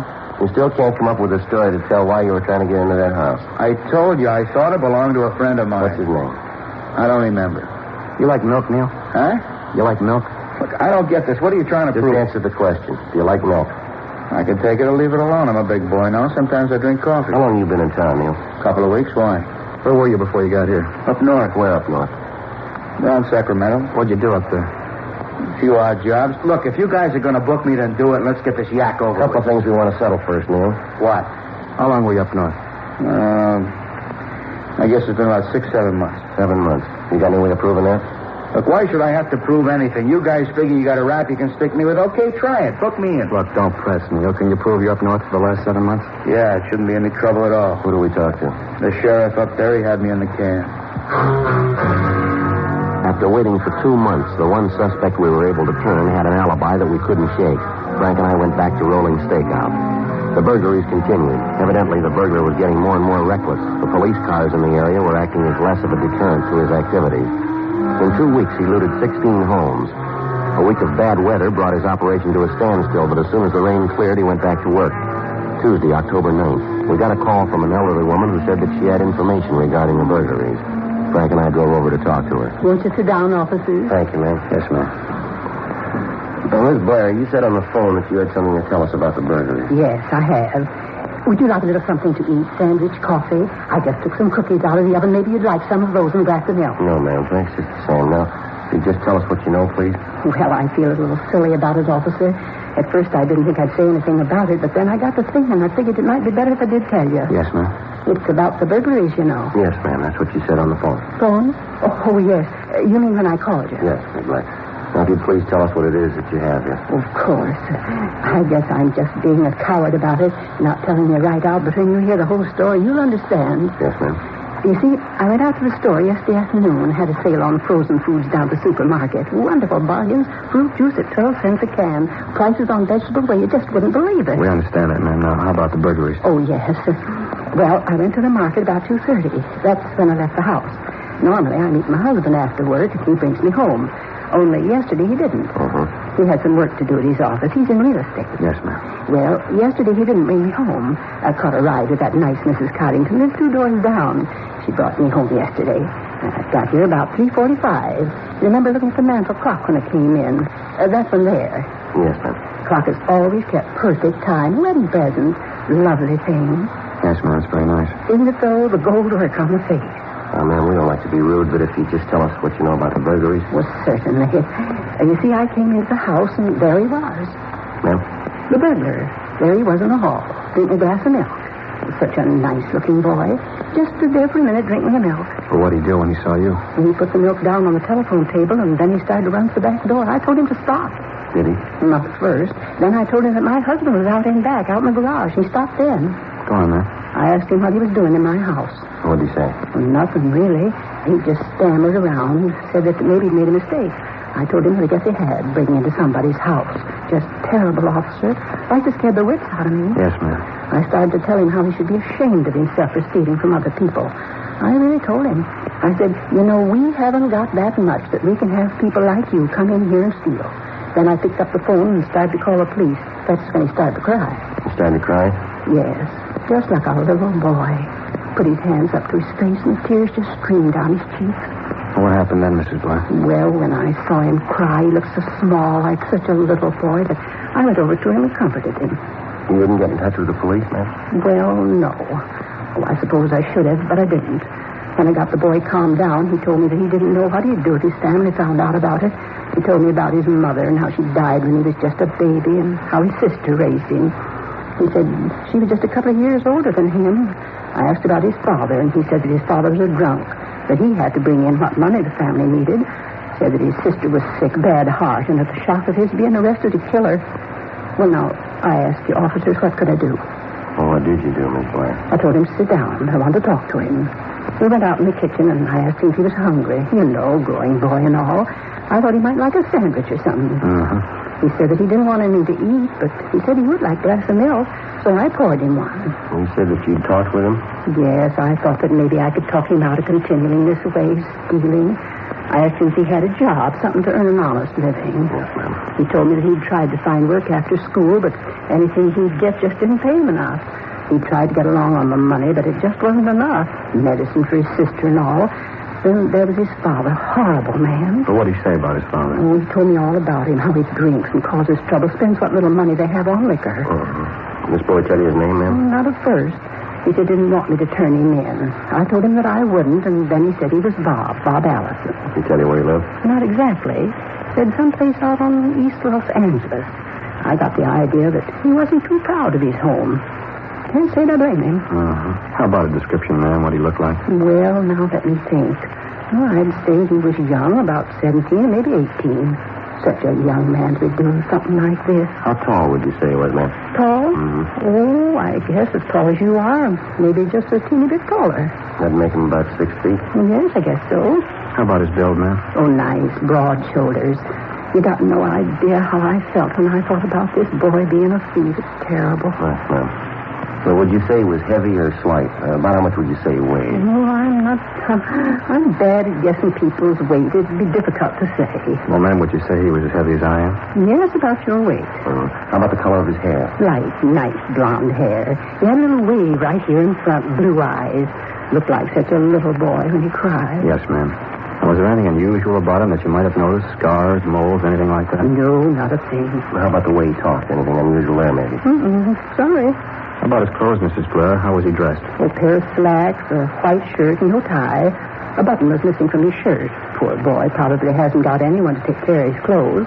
Had on a school sweater. You know the kind that the seniors get when they're going to graduate? Has the initial of a school on it and no stripes on the sleeve. Yes, ma'am. What was the initial on the sweater? There wasn't one. It had been taken off. I could tell that there had been one, though, because a few of the threads were still in the wool. How about the color of the sweater? Brown, a dark brown with yellow stripes. Now, Miss Blair. Yes? The glass of milk that the boy drank from the glass, has it been washed yet? I thought you'd ask about that. No, I stepped aside for you. You have it now, ma'am? Yes, it's in the kitchen. My husband said you'd want it. He was hopping mad when he heard about it. Just about raised the roof right off the house. I wonder if we could see that glass. Well, of course. It's right out here in the kitchen. Fine. There it is on the drain board. Anybody touched it since the boy? No, I don't think so. My husband might have, but I don't think he did. He was quite adamant about me not washing it until you came. Now, Miss Blair, this happened last night. How was it you waited until this morning to report it? Well, at first I believed the boy. Really thought that it was just circumstances that made him steal. I felt so sorry for him when he broke down and cried. Right here, leave him. Give him every chance. And I let him go. I thought that it might do some good, sort of a new beginning. When I told my husband about it, like I said, he was pretty sore. Talked about the young thief. We never had any children of our own, and I felt so sorry for the boy. I guess my husband couldn't understand. When Bob, that's his name, when Bob said he was sorry, I believed him and let him go. Just let him walk right out of the house. My husband got home, and I told him. He said to call you. I tried to talk to Sam, that's my husband, make him understand, but he insisted. And then this morning, of course, I agreed with him, and so I called you. Well, why was that, ma'am? Bob stole my watch.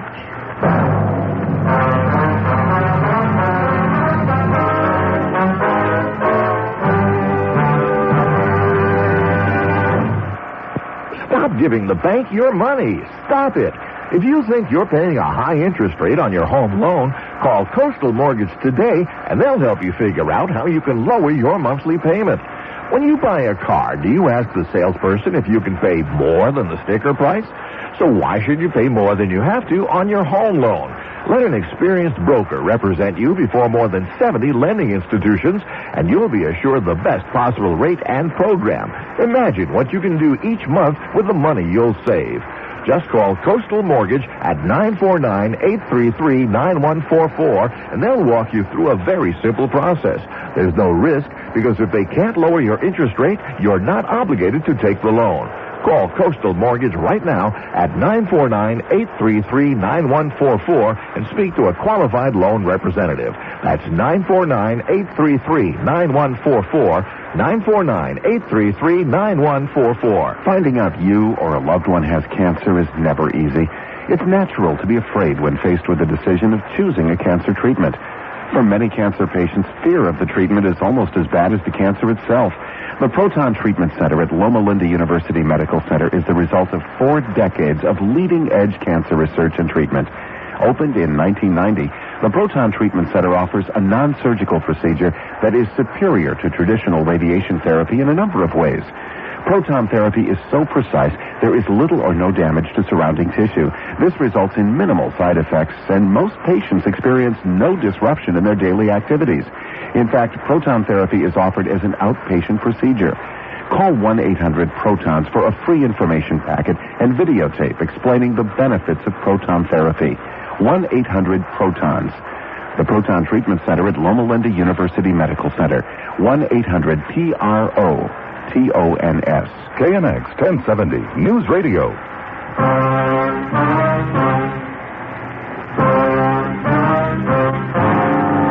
11:45 a.m. Frank and I went back to the office. We ran the name Bob and Robert Allison through R&I. There was no record on anyone answering his description. We got out a local broadcast and an APB on him. Mrs. Blair went over the mug books but was unable to identify the boy. Frank got in touch with the Board of Education and asked for the name of the school using the colors brown and gold. They told him that it would take a little time to check, but that they'd call us back. We notified the cars from Metro of the new developments and gave them the description of the boy. A check of the phone books for the name netted us nothing. Latent prints were sent out to the home of Enid Blair to get the fingerprints of she and her husband. In checking over the empty glass found in the Blair home, besides the prints of Mr. and Mrs. Blair, Dean Bergman came up with a partial unidentified print. It was not enough for classification, but he told us that if we turned the burglar, he could tell us if we had the right man or not. 4:30 p.m. Frank and I cruised the area the burglar had been working in. We were in constant contact with the other 10 cars in the field. Say you're still working this neighborhood, Joe? Well, we got no choice till we hear otherwise. Funny about the Blair woman, isn't it? What? You know, turning the kid loose. Sure must have put on a show. Yeah, sure. What time you got? 4:38. Got another hour and a half. Frank? Yeah, Joe. Up ahead there in the corner? Yeah, brown sweater could be. All right, let's go. He sees us making a break through that yard there. Come on. All right, hold it up there. He isn't stopping. Go around that garage. I'll try and head him off. All right, watch it.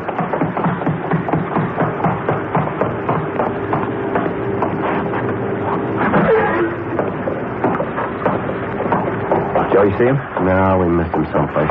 Gotta get back to the car. Right.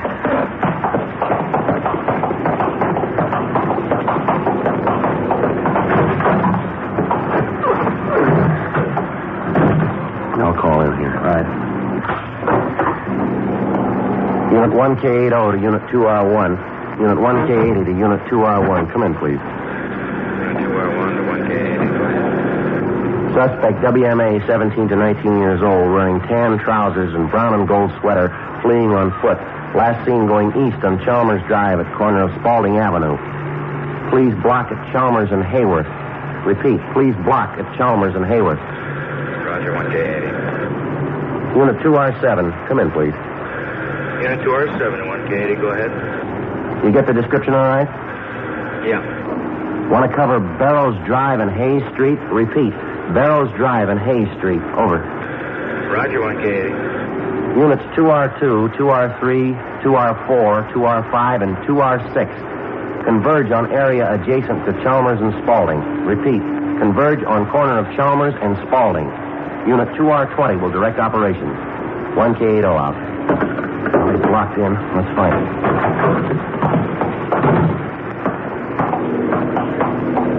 We knew the suspect was in the blockaded area. With the units from Metro Division blocking the street, there was no escape for him. Frank and I walked down Spalding Avenue. Down the street, we could see Unit 2R20 getting into position.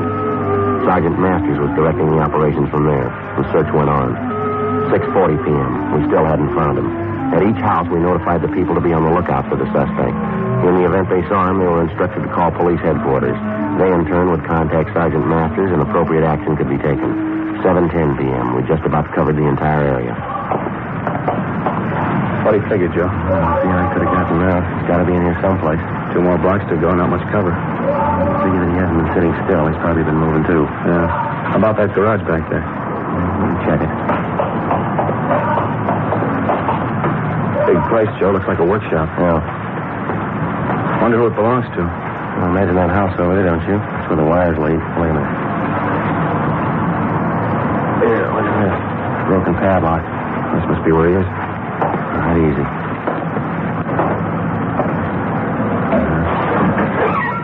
All right, young fella, come on out. What do you think? Oh, there's no other door. Come on. All right, come on, boy. Give it up. We know you're in here. How about the lights, Joe. Yeah, I got him. Bigger inside than it looks. Dozen places he could be hiding. Yeah, you want to check over there, back of those legs? I'll take this side. Right. Don't send him over here. How about you? No. How about that balcony up there? The wooden paint can, see up there? Yeah. Somebody could hide up there. All right, I'll take a look. Take it easy, Joe. Yeah. All right, give it up, fella. You got no place to go. Watch it, Joe. Those paint cans. Let me go. Frank. Yeah, Joe, I got it. Get away. Get away. All right, watch it, Frank. I see. Come here, you.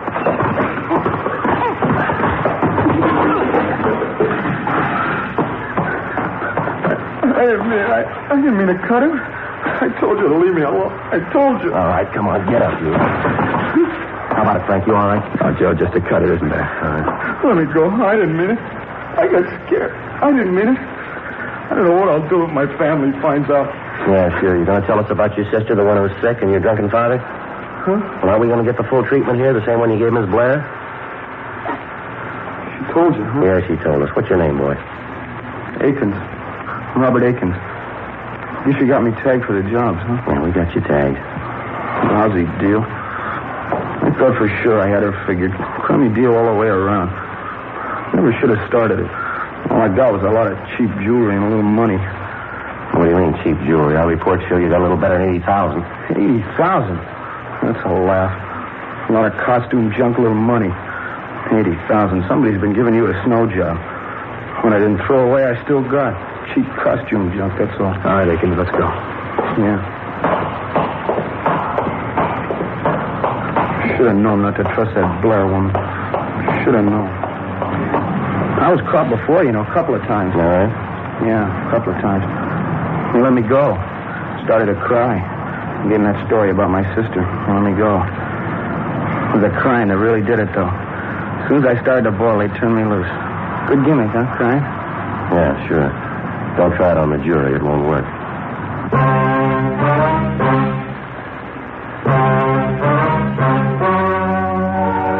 The story you have just heard was true. The names were changed to protect the innocent.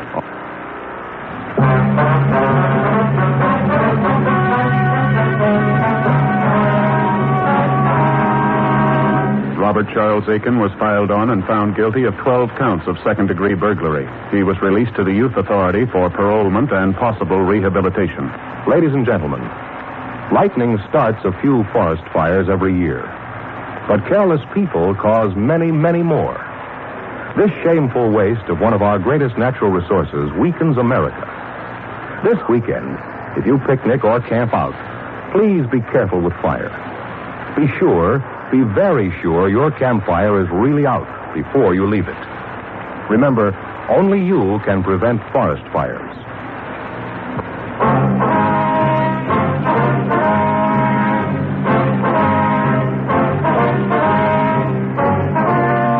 Dragnet, a series of authentic cases from official files. Technical advice comes from the Office of Chief of Police W.H. Parker, Los Angeles Police Department. Technical advisors Captain Jack Donahoe, Sergeant Marty Wynn, Sergeant Vance Frazier. Heard tonight were Herb Ellis, June Whitley, Jack Crucian. Script by John Robinson. Music by Walter Schumann. Hal Gibney speaking.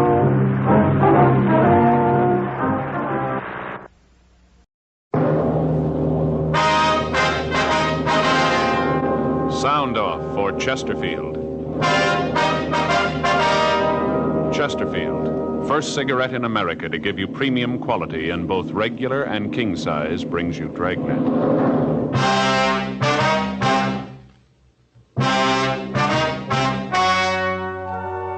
Ladies and gentlemen, the story you're about to hear is true. The names have been changed to protect the innocent.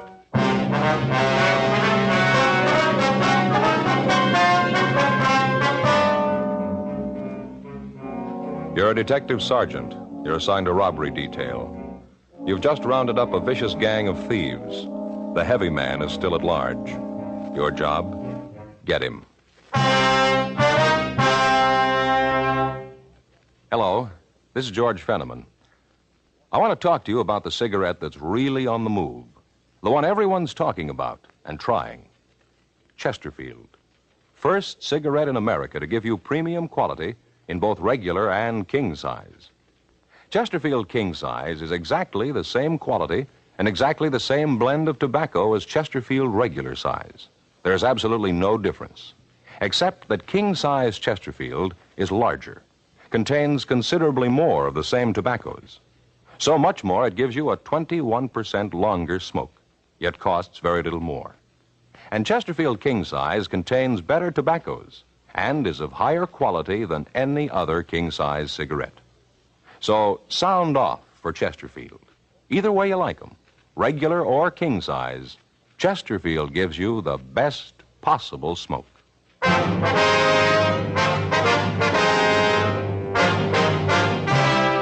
Dragnet, the documented drama of an actual crime. For the next 30 minutes, in cooperation with the Los Angeles Police Department, you will travel step by step on the side of the law through an actual case transcribed from official police files. From beginning to end, from crime to punishment, Dragnet is the story of your police force in action.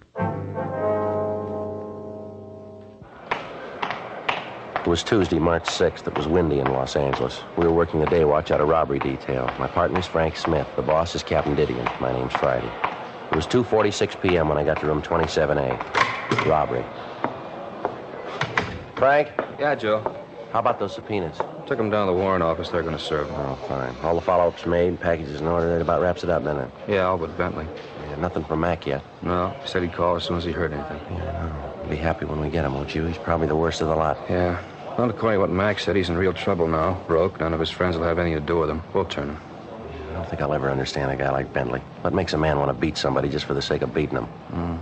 Figure that, we'll have it made. 32 robberies, and just about every one, Bentley's got to work over at least one of the victims. He's pretty vicious. Now we get him this time, he's through. Probably knows it, too. When Mac blows the whistle, probably going to be rough to take, though. Yeah.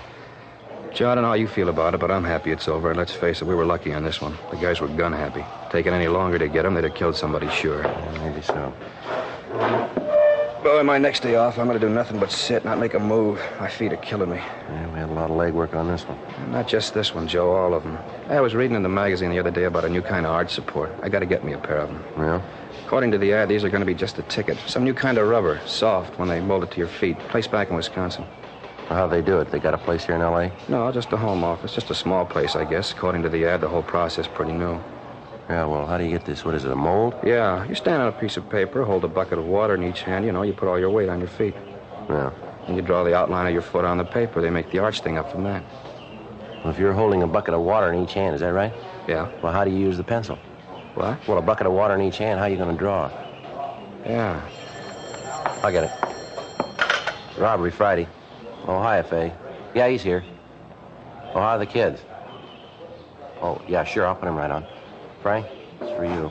Your wife seems upset. Thanks, Joe. Hello, honey. Yeah? I can, but what's up? Well, can't you tell me now? Well, why not? All right, honey, I'll be right there. Don't worry now, huh? Goodbye. What's the matter, something wrong? I don't know. Faye wants me to come right home. Says something's going on. Couldn't she tell you about it on the phone? No, said something about the phone being tapped. We went down to the carpool and started over for Frank's house. For the past 3 months, we'd been working on a case involving a gang that had been operating in the city. During that time, they'd committed 32 armed robberies, and in most instances, they'd beaten their victims for no apparent reason.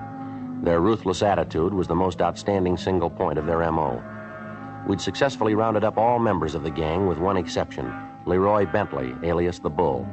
Bentley was the known heavy man of the gang. In order to successfully prosecute and apprehend any criminal or criminals, the police officer requires the fullest measure of cooperation and assistance that he can obtain from many people, the private citizen and his own associates as well. From the ranks of the private citizen comes one important aid, the informant. The working detective knows that in many cases his most valuable assistance can often come from his informant. In this particular case, we'd received information that would lead us to Bull Bentley within a matter of days. 3:22 p.m. We arrived at Frank's home. I'm glad you're home, honey. I'm awfully worried. Hello, Joe. How are you? What's the trouble now? What's this all about this phone being tapped? Well, that's what he said. Who? The man who called. All right, now, honey, can you tell me what this is all about? I got a phone call just before I called you. It was a man. Said his name was Bull Bensler of Bentley. I didn't get it. He said that you thought you were a smart cop, but if you didn't lay off him, he was going to take care of you where it had hurt the most. He threatened the children and me, too. Well, Frank, I don't know what to do. Go on. Said the phone was tapped and we were being watched. Said to tell you he wasn't kidding. He didn't have anything to lose. He sounded real mean. I'm frightened. Do you know this man, Frank? Oh, he is? Yeah, we have a warrant for his arrest. Faye, where are the kids? Well, Stacy's in her room playing. I called the school for Mike. The teacher said she dismissed the class. He should be home by now. Frank, I don't know. I'm worried about him. All right, lock the doors. Don't open for anybody. Joe and I will go out and see if we can find Mike. All right, I'm worried sick about him. He should have been home 20 minutes ago. I'll go over and call the captain, Frank. Ask him to send a couple of men out, huh? Thanks, Joe. Don't worry about it, Faye. 2511, please. Yeah, robbery. Hello, Glenn. Is the captain there? It's Friday. I'd like to talk to him. Skipper, this is Friday. I'm out at Frank's house. Frank Smith, yeah. Bull Bentley called his wife, threatened her and the kids if he didn't lay off. No, said if he didn't lay off. Well, could you send a couple of men out to stand by? Fine. Mike isn't home from school yet, and Frank... That's his little boy. Frank and I are going out to look for him. Yeah, they said he was watching the house. Who? Yeah, swell. All right, we'll be in as soon as we find the boy. Right, Skipper. O'Donnell and Stewart from the office will be out, Faye. They'll park the car down the street. Watch for him and let him in, won't you? All right, Joe. What about it, Frank? You going to lay off this guy? You want me to? Please find little Mike. All right, honey. We'll find him. Lock the door and don't open it for anyone but O'Donnell and Stewart when they get here. All right, dear. Now, don't worry, huh, honey? We'll find him. Yeah.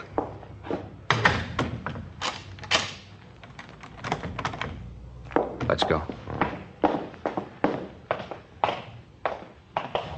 Joe, what do you think? I don't know. Tell you one thing. Yeah? I'm scared.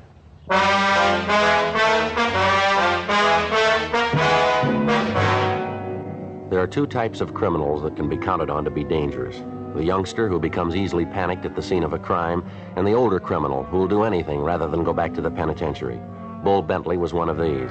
We knew that he was more than capable of carrying out his threat.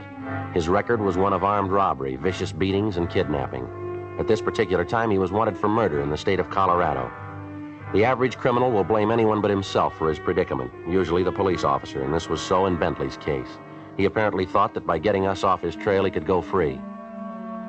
Frank and I searched the area around the house. We found his little boy in a vacant lot 2 blocks from school playing with a group of youngsters. We put him in the car and returned him to his home.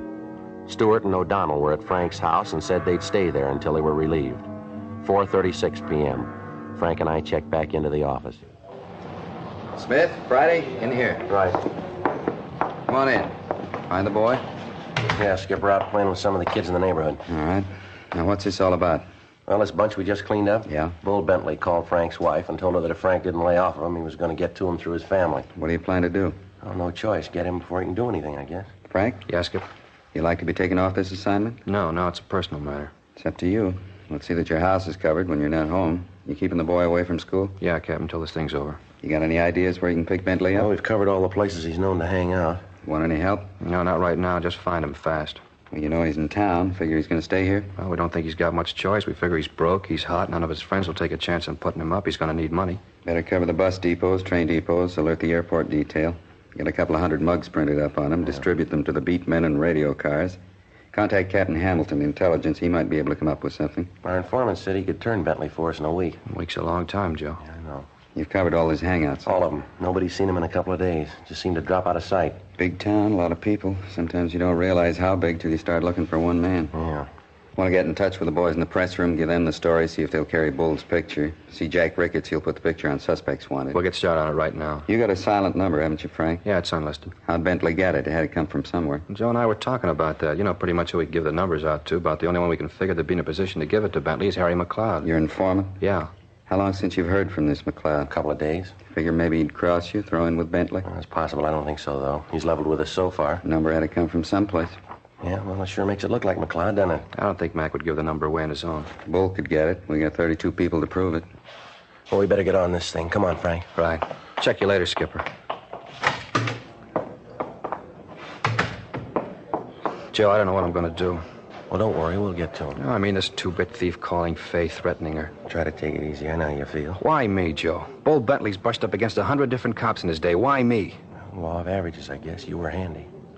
I knew just what to do. Well, Skipper gave you a choice. If you'd like to go home, nobody'd blame you. You don't know what it is, Joe. You don't have a family. Something like this can split you in two. Half of you wants to be on the job. The other half is pulling you toward home.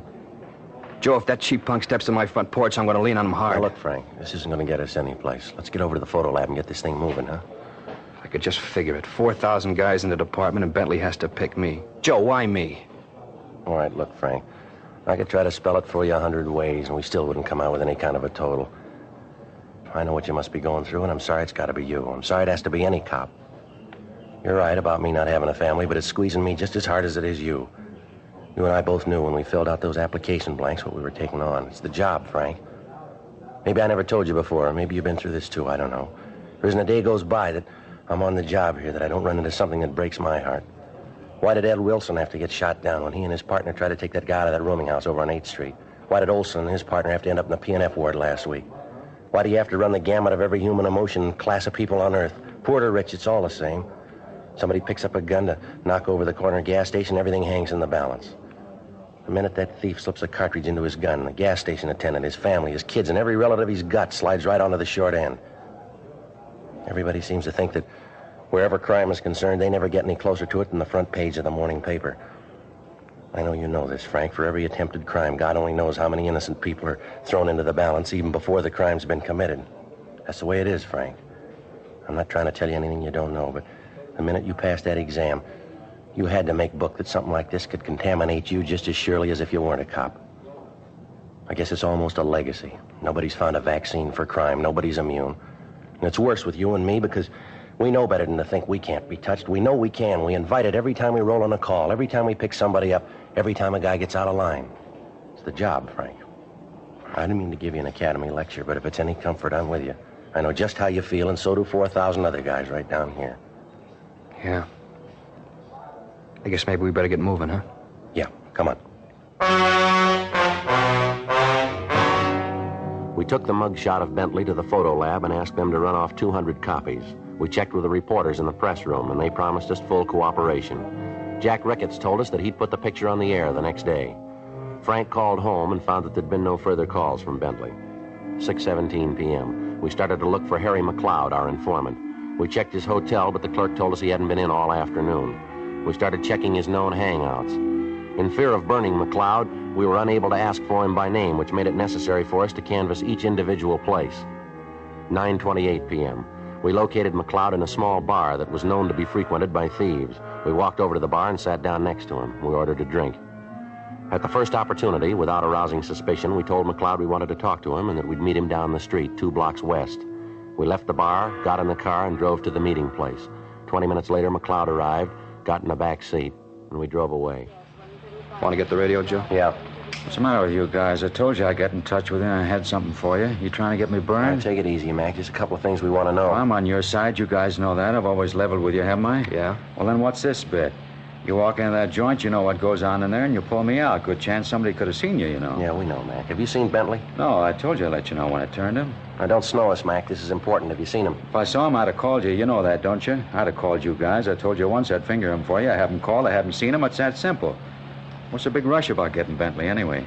He ain't going no place. Now, look, Mac, we got a personal interest in this thing. This isn't just robbery. Bull's been calling Frank's wife, saying he was going to kill her and the kids. You know he'd do it. Now, how about it? I didn't know it was like that. Bull's mean enough to do it, Well, that's how it is. Now, I'll ask you once more. Have you seen him? Yeah. When? Day before yesterday, Sunday morning. Saw him down Marty's. How come you didn't call us? I couldn't, honest, I couldn't. He came in and asked me for some dough. I told him I didn't have any. I tried to stall him till I could get to a phone. Yeah?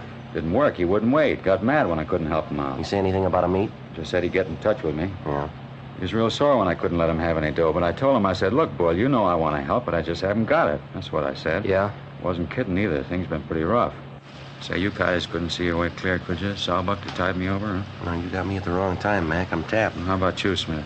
Well, if you gotta have it, I got $10 I've been saving for a pair of shoes. Yeah, I sure appreciate it. You guys know that. Yeah, we know. You got any idea how Bull might have gotten Frank's home phone? No, not the slightest. You sure you didn't give it to him? Joe, you've known me for a lot of years. Would I do a thing like that after the way you guys treated me? Well, that's what we're trying to find out, Mac. I should get a little insulted at that. You guys figuring out about Oh, now me. come off it, Mac. Did you give him the number? No, I swear to you I didn't. All right. You got any ideas where Bull might be hiding? Not in particular. Check usual places? Yeah, we looked through them all. And you know as much as I do. He did say he looked me up in a couple of days. You see where he was going when he left you? No, just walked out of Marty's. I saw a friend of his yesterday, though. Yeah? Guy said he'd seen Bull Sunday night. Say what he wanted? Money.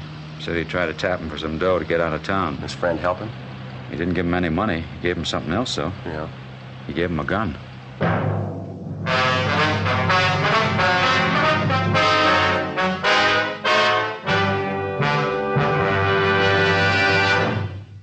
You are listening to Dragnet, authentic stories of your police force in action. Chesterfield is the first and only cigarette in America to give you premium quality in both regular and king size. Just as Chesterfield is the first and only cigarette to tell you what it's made of. Yes, Chesterfield names all its ingredients, so you'll know what gives you the best possible smoke. The world's best tobaccos, pre-tested by laboratory instruments for the most desirable smoking qualities. Pure, costly moistening agents, costly glycerol and pure sugars which are natural to tobacco, and cigarette paper of the highest purity, the best that money can buy. That's what's in your Chesterfield. Ingredients that give you the best possible smoke. Much milder, with an extraordinarily good taste, and, as confirmed by a well-known research organization, no unpleasant aftertaste. So sound off for Chesterfield. Either way you like 'em, regular or king size, Chesterfield gives you the best possible smoke.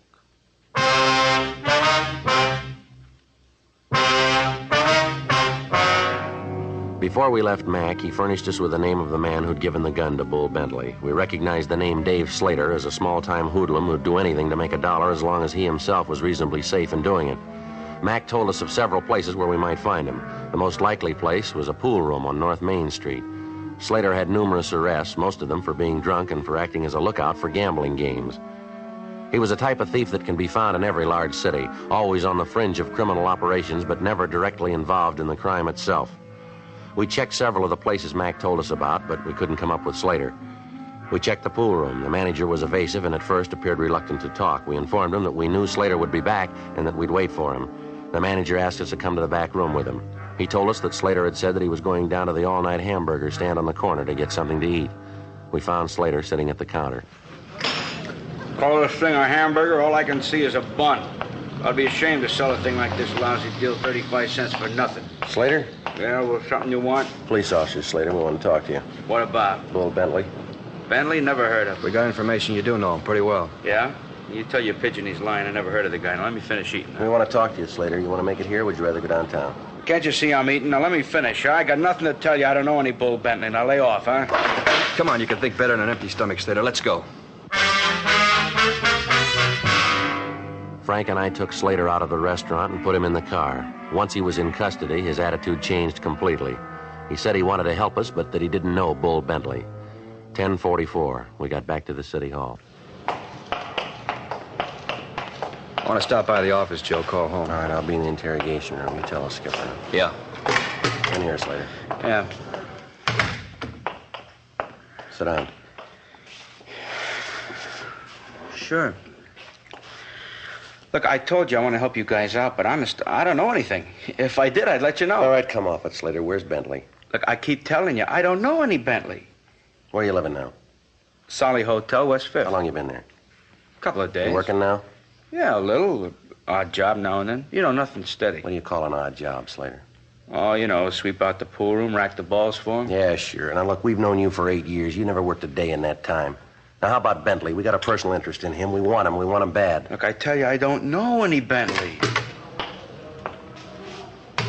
Anything new? Yeah, Joe, he called a couple more times tonight. Last time at 10:30, scared Fay half to death. Yeah. Said he knew Mike was home. He knew we were looking for him. Said if we don't stop, it'll get to the kids. Said it didn't matter how many cops we had around the house, he'd get to him. Fay's almost hysterical. O'Donnell called the doctor. Yeah. How about Slater? He come up with anything? No. Still says he doesn't know him. Doesn't know him, huh? Listen, punk, let's you and me get straightened out. What happens to me is one thing. What happens to my family's another. They don't pay me enough money to jeopardize my family. Now, you get this straight. When punks like you and your trigger-happy friends can threaten my family, then something's got to give, and it's not going to be me. Yeah, but I told you. Look, wipe that silly grin off your face, Slater. You feel nice and safe there, don't you? You know, as long as you're in custody, we got to take care of you.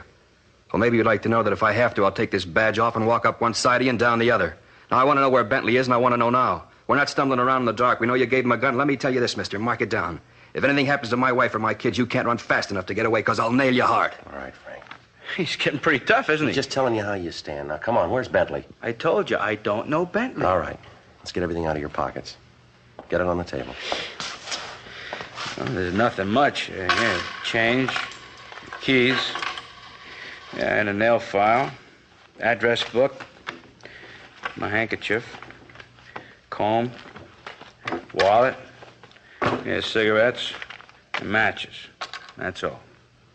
You want to shake him down, Frank? Yeah. I told you that's all. Now, what are you looking for? Now, push your luck, Slater. It's clean, Joe. How much money you got in your wallet? I don't know, double sawbuck, maybe? It's a funny thing. You guys never work, but you always got money. All right, take the money out and count it, Slater. Why? What's that going to prove? Take it out and count it. All right. 10, 20, 25, 26, 27, 37, another 5. $42. I didn't know I had that much. All right. Put the money in your pocket. That all the money in your wallet? Yeah, that's it. Let's see the wallet. Here. There's nothing in it. A couple of cards, that's all. Yeah. Let's see here. A couple of pawn tickets. Picture. Who's the girl? Babe, I met in Dago. You don't know her. She's not in the rackets. Married now. I haven't seen her in a year. Then why are you carrying her picture? Always kind of liked her. She had class. Real nice broad. You said you didn't know Bull Bentley? That's what I said. How about Leroy Bentley? Nah. You know anybody at all named Bentley? Look, I told you I don't know any Bentley. How many times do I have to tell you? You know anybody by the name of Bull? I don't know anybody named Bull. I don't know anybody named Bentley. Yeah. Take a look, Joe. Now, maybe you can explain this then. Yeah, what's that? Bar tab in your wallet. His name Bull written on it. How about it, Slater? Who's Bull? I don't remember that. Probably something I picked up a long time ago. I don't remember it. Tab's dated March 4th, day before yesterday. Your memory must be getting pretty bad, huh? I got nothing to say. Well, Frank, you want to check the business office and see who this number is listed to? Yeah, Joe, right away. All right, fine. I'm going to tell you something, boy. This is a rotten deal. The law protects people like you. You're lying. We know it, and you know it, too. You know Bentley. You know where he is. What's more, we know you gave him a gun Sunday night, the same date on that tab. I'll tell you what we're going to do, Slater. You're a real wise guy. You talk fast. We're going to get Bull. Maybe not tonight, maybe not tomorrow, but we'll get him. And when we do, we're going to tell him that you blew the whistle on him. We're going to put him in the same cell with you. I'd like to hear you talk your way out of that. You wouldn't do that. Don't make book on it. Look, he's a mean guy. He'll kill me. Thought you didn't know him. All right, so I know him. But you wouldn't do that, would you? Put me in with him? Where is he, Slater? You going to tell him I turned him in? We're making no deals. Where is he? I don't know where he is now. You know where he'll be? Yeah, I was supposed to meet him there tonight at the bar down on West 7th. He's got a friend works there, feeds him. He'll be there tonight, huh? Yeah, I said if I meet him, he'd pay me for the gun, $75. What kind of gun is it? A 38. A good one, too. Worth more than $75, but I needed the money. Where'd you get the gun? Well, you'll find out anyway. I might as well tell you. Prowled the car, found it under the seat. I found out later it belonged to a guy in the Vice Squad. Probably real sore about it. Could be, Joe. Bar on West 7th, place called the Hamilton Inn. Yeah, that's it. He'll be there. All right, Slater, let's go. Well, where are you taking me? You're going to jail. No, you can't win. Should have known you. Hey, do me a favor, huh? What's that? Talk to the jailer, make him give me a cell by myself. We handcuffed Slater to a chair in the robbery office until we got back to book him. 12:32 a.m. Frank and I left the city hall for the Hamilton Inn on West 7th Street. Slater had told us that he was to meet Bull Bentley between 1 and 1:30. When we got there were a half a dozen people in the place. We checked the bar and the men's restroom, but Bentley wasn't around. We went back to the car, drove down the street to a closed service station, and parked where we could keep both doors of the restaurant under surveillance. 12:50, 1 a.m., 1:15. We waited. 1:35. Joe, that him? I don't know. It might be. Let's take a look.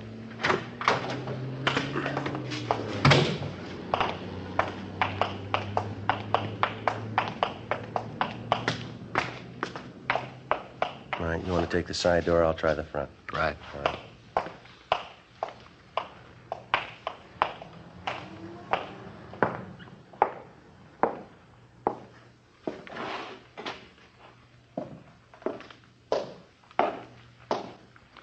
I don't see him, Joe. Wait a minute. That him? Going in the phone booth back there? Yeah. All right, come on.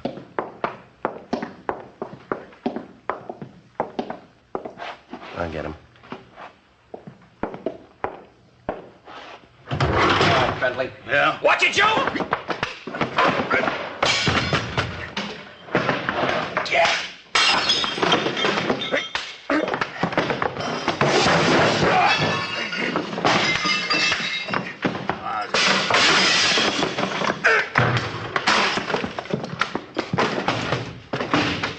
Watch it, Frank.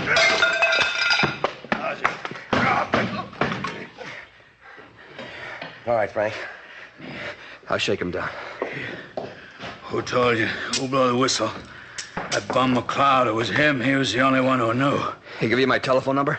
Yeah, he did. And he runs to you and cops out. Should have known better. I give him $20 for it. Well, that figures. What do you mean? We gave him 10 not to.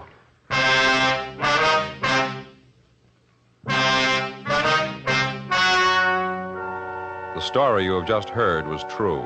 The names were changed to protect the innocent. On June 12th, the hearing was held in the district attorney's office. In a moment, the results of that hearing. Now, here is our star, Jack Webb. Thank you, George Fenneman. Friends, I'd like to talk to you about something that's important to every one of you.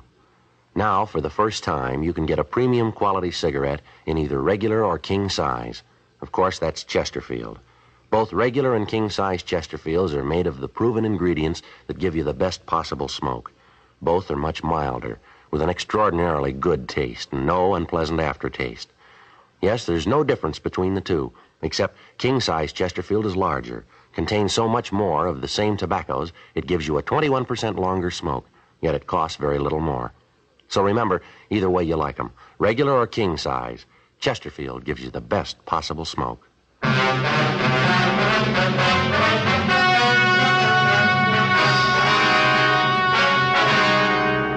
Leroy W. Bentley was released to the Colorado authorities for prosecution on a charge of murder. A hold was placed on him for the state of California in the event he is paroled. He was convicted and is now serving a life sentence in the Colorado State Penitentiary without possibility of parole. Although David R. Slater was guilty of aiding and abetting a felony, a complaint could not be issued due to the fact it could not be proved that Slater knew Bentley was an ex-convict when he gave him the gun. He was filed on for petty theft in Division 7. He pled guilty and was sentenced to 90 days in the county jail.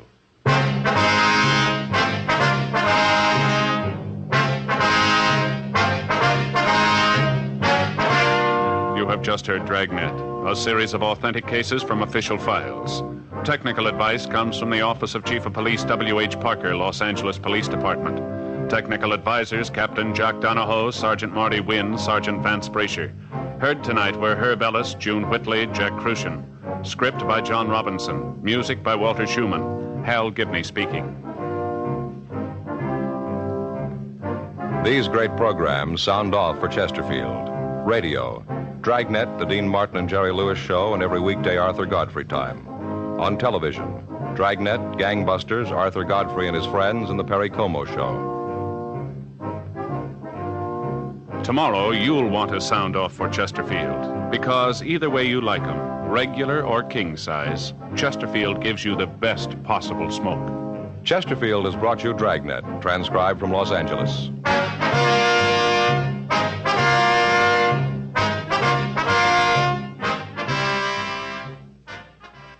This is NBC, the national broadcasting company.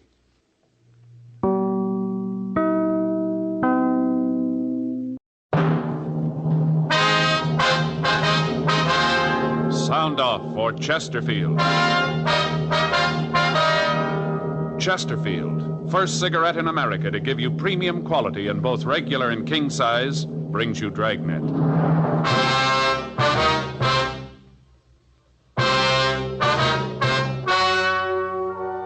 Ladies and gentlemen, the story you are about to hear is true. The names have been changed to protect the innocent.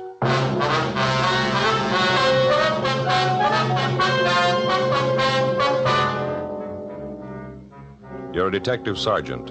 You're assigned to homicide detail. A nightclub manager has been robbed and killed. The killers made good their escape. Their identity is unknown. Your job, get them.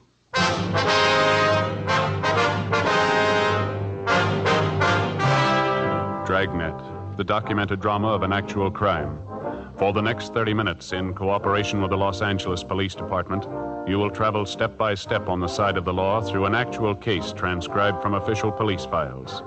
From beginning to end, from crime to punishment, Dragnet is the story of your police force in action.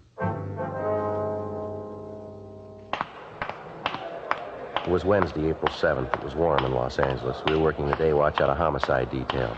My partner's Frank Smith. The boss is Thad Brown, chief of detectives. My name's Friday. I was on the way back from R&I, and it was 1:46 p.m. when I got to the interrogation room. Find anything? Oh, they're checking it now. Mr. Seaton? Yes, Sergeant? I wonder if you'd mind going over all that happened just once more. You might have forgotten something, some little thing that might help us here. All right. Where do you want me to start? Where I came in this morning? Yeah, that'll be fine. Well, I came into work about 8:30. Is that the time you usually get there? Yes, sir. It depends what time I catch my bus. Usually it's about then, though. Was Mr. Kelby there then? Yeah, he usually gets in around 8 or so, comes in, looks the place over. You know, checks the register, liquor supply in the bar, stuff like that. And then he goes to his office to count the money for the night before, get the deposit slip ready for the bank. That's what he was doing this morning when they came in. You see him come in? Yeah, I was in the kitchen when those two men came in. First, I thought they were salesmen. Both of them were dressed kind of nice. A lot of salesmen come in to see Kelby that time in the morning. I didn't figure anything was wrong. They say anything to you, these men? Well, no, not at first. They just stood there looking the place over. I went on peeling my potatoes. And then I heard one of them say that he guessed they might as well get it over with, and that's when they pulled the guns and told me it was a stick-up. Go ahead. Well, first, I didn't know quite what to do. I asked them if they was kidding, not to pull jokes like that. And I told them if it was a joke, it wasn't very funny. And then the big one come over and told me to keep my mouth shut, told me it wasn't any joke. And if I made a sound, they'd just soon blow my head off and look at me. Well, you just know I wasn't about to cause any trouble. Did Mr. Kelby know they were in the place? No, not then. You see, he keeps the door to his office closed when he's counting the money, and I thought about yelling to him, but then when I looked at those two guys, I thought about what they'd said about killing me. I decided not to. What'd these men do then?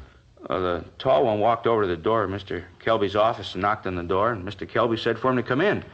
And they opened the door and walked in. He saw the guns, asked them what they wanted. Told them they'd better get out of there with those guns, not to cause any trouble. The little one laughed at him and said they wanted the money and that Kelby was the one who shouldn't cause any trouble. I see. Go ahead. Well, the little one started to pick up the money and stuff it in his pockets, and Mr. Kelby told him they better leave it alone, that he had friends to take care of him. And the two of them said something I couldn't hear. The little one told Kelby that his friends wouldn't do him any good. That's when they shot him. Which one actually shot him? Oh, the little one. He's the one who said that thing about the friends. Well, did you try to do anything to help Kelby while all this was going on? Well, what could I do? I told you what those guys said. Kelby wanted to be a hero, save the money. Fine, I wasn't his money. It belonged to the owners. Look, I tell you, Sergeant, money isn't worth that much. They nail you into that box, and they don't throw a bank book in. Those guys told me to stay put. I stayed put. What did these two fellas do after they shot Kelby? Well, the big one was real surprised, like he didn't know the little one was going to do it. He yelled at him he was a fool, said he was a stupid fool. Those were his exact words. The little guy finished getting all the money, and then they ran out. Well, I'll tell you, I was scared to death they were going to kill me, too. It looked like it for a minute, too. How do you mean? Well, when they ran through the kitchen of the back door, the little one stopped and asked what they was going to do about me. I thought, sure, my number was up. Big one said not to make it any worse, to leave me alone. Then they ran out of the place. And boy, that's when I called the cops and those other guys, out there in the car. And then you came. The rest you know. Now, you're sure that you've never seen any one of these men before? Well, sir, I'm pretty sure I haven't. I wonder if you can give us some kind of a description on these two men. Yeah, the big one was about 6 feet 2, maybe 3. Weighed about 180 to 200. Dark, black curly hair. Anything special about him? The way he talked? Any scars, anything like that? No, nothing. How was he dressed? Can you remember? Yeah, he had on a gray suit. Glen plaid had kind of red in it, The suit looked expensive. He had black shoes, a maroon tie. Now, how about the smaller one? What did he look like? Oh, he was a little one, 5, 6, or 7, 130, 35 pounds. He was dark, too, black hair, cut real short. How about his clothes? Had on a blue suit. Looked like a gabardine. Single-breasted, light blue. Had on a yellow shirt and dark blue tie. Would you know if there were any marks or scars on him? Oh, yeah. He had a little tiny scar right here. On the edge of his mouth. Made him look like he was smiling all the time. Well, these are very good descriptions, Mr. Seaton. They're going to help us a lot here. Yeah, well, like I said, I wasn't about to be a hero and try to stop these two, but I knew that you'd want to know what they looked like, so I tried to get all the dope I could. We understand. Now, during the holdup, did either of these men use any names? One of them call the other by a name, anything like that? Oh, let me think about that. Yeah. Yeah, there was something. While they were in the office, while the little guy was picking up the money, the big one said, "Hurry up, Deuce." Yeah, he called him Deuce. That was a smaller one? Uh-huh. That's right, Deuce. Joe? Yeah. I'll ask the stats office to make a run on the descriptions and MO for us. Check the oddity and the moniker file in the R&I office and see if they can come up with a deuce or anything on the scar. That'll be fine, Frank. Thanks a lot. Hey, you got a cigarette, Sergeant? Yeah. There you go. Thanks. Yeah, how about a match? Sure. There you are. Thanks. Yeah, it's a terrible thing, Kelby being shot. I'll probably lose my job. How's that? I'll probably lose my job. The owners will figure, sure, I should have tried to stop those guys. Well, those are the breaks. You said that when these men came in, the door to the manager's office was closed. Is that right? Oh, yes, sir. Mr. Kelby always kept it closed when he counted the money, just like I said. Uh-huh. Well, then it looks like the men knew that Kelby would be checking the money at that time, doesn't it? That they knew the layout of the place when they came in. Yeah, I never thought of that.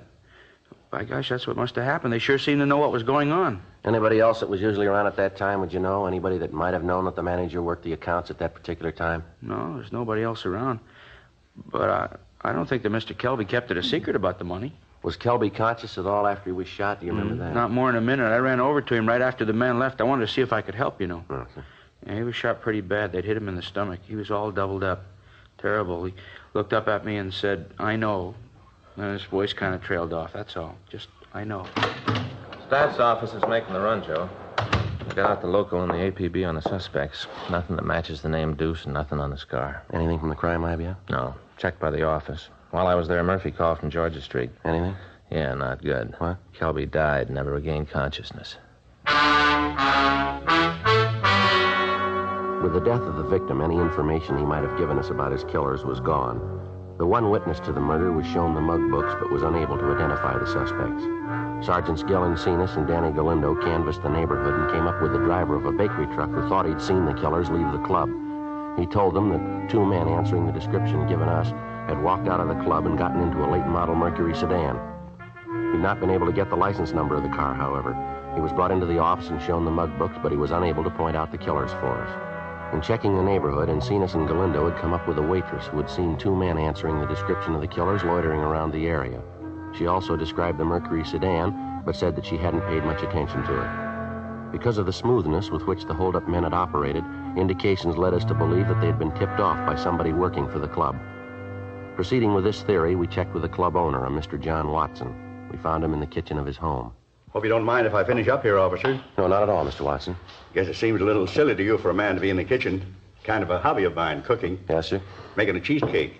Got some friends coming over tonight. Figured a cheesecake might taste good later in the evening. Yes, sir. You go right ahead. We just have a few questions we'd like to ask you. About the robbery? Terrible thing. I don't understand why Kelby just didn't give him the money. Not give him any reason to shoot. Do you have any idea who might have known that the money would be in the office at the time? And almost everyone that worked in the place, not making mention of the salesman that came in. Would you hand me that rolling pin over there? Yeah. Here you are. Thanks.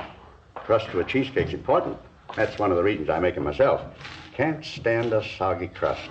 Are there any of your employees that you think might do a thing like this? Well, that'd be hard to say. I didn't get around the club much. Once in a while, I'd drop by, chat with Kelby. He did the hiring and firing. As long as the place made money, I didn't interfere. Well, the way it looks, it could be very likely that one of the employees did it. The men who pulled the job seem to know just what they were doing. That right? Yes, sir. I wonder if we could look through your employment records. Sure, of course. Anything I can do to help out in this thing. Would you hand me that pan over there? Where? This one? Yeah. Thanks. Get this crust into it, and the cheesecake's about ready. Yeah, sure, you can look at the record. Don't see what that's going to show, but you're welcome to them. What kind of a car do you drive, Mr. Watson? New Lincoln. Just got it a couple of weeks ago. Any of your employees drive a late model Mercury that you might know of? No. Oh, like I said, I don't really have a lot to do with the actual operation of the club. Kelby took care of that. Good manager. Did a fine job. Can you tell us how much money they took, sir? No, near as we can tell, it came to a little over $1,100. Some of that was in checks, that we cashed for our customers. Well, that finishes that. Get this together.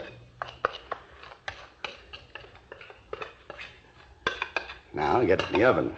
Looks good, doesn't it? Yes, sir. You should taste it. Set it for 350 for 25 minutes, and that does it. Yeah. Now then, Can I get you officers anything? Cup of coffee, something like that? No, sir. If you just arrange for us to check your employment records. Certainly. I'll call the club right away. We'd appreciate that. My brother-in-law's down there looking after things now. He's an idiot. Never could get a job on his own. I only hired him because my wife insisted on it. Yeah, he'd probably botch up the whole thing. Usually does. Well, if you'd call him, sir. How's Kelby's condition? Going to be laid up long? Well, Mr. Kelby's dead, sir. We thought you knew. No, I hadn't heard. Oh, I can hardly believe it. Such a ruthless thing, just terrible. Kelby was such a good man. Everybody that worked for him liked him. Didn't have an enemy in the world. He had two.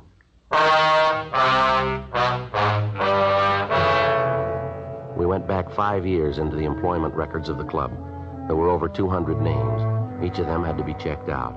Frank and I spent 2 months running them down. In all instances, the people interviewed had alibis, or else they could explain their action at the time of the robbery and killing. In each instance, if the person owned an automobile, it was checked. A broadcast and an APB had been gotten out on the late model Mercury seen at the club, but there had been no answers. No replies had come in on the descriptions of the two suspects. June 17th, we were checking out the last 3 names on the list. One of the 3, a David Adams, listed a rooming house on West 34th Street as his home address. We checked with the landlady, a Mrs. Elvia Collins. Adams? Sure, he lives here, second floor front. Wonder if we could talk to him, ma'am. Sure, got no reason to say you can't. Come in. Thank you, ma'am.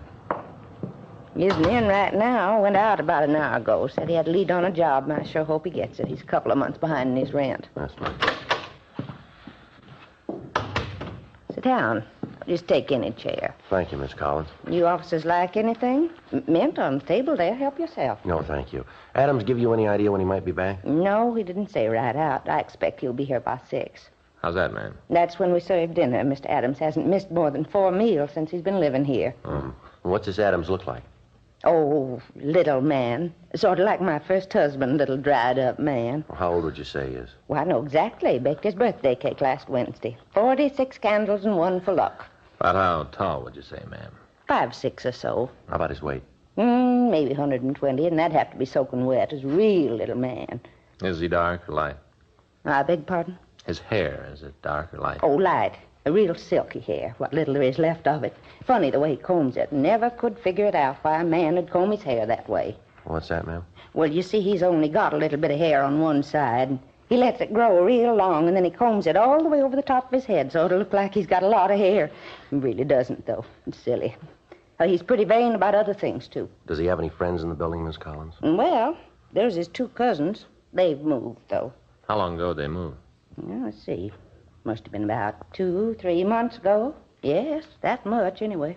Well, what did these 2 cousins look like, Miss Collins? Can you describe them? Well, you just bet I can. I had a lot of trouble with them 2, always drinking.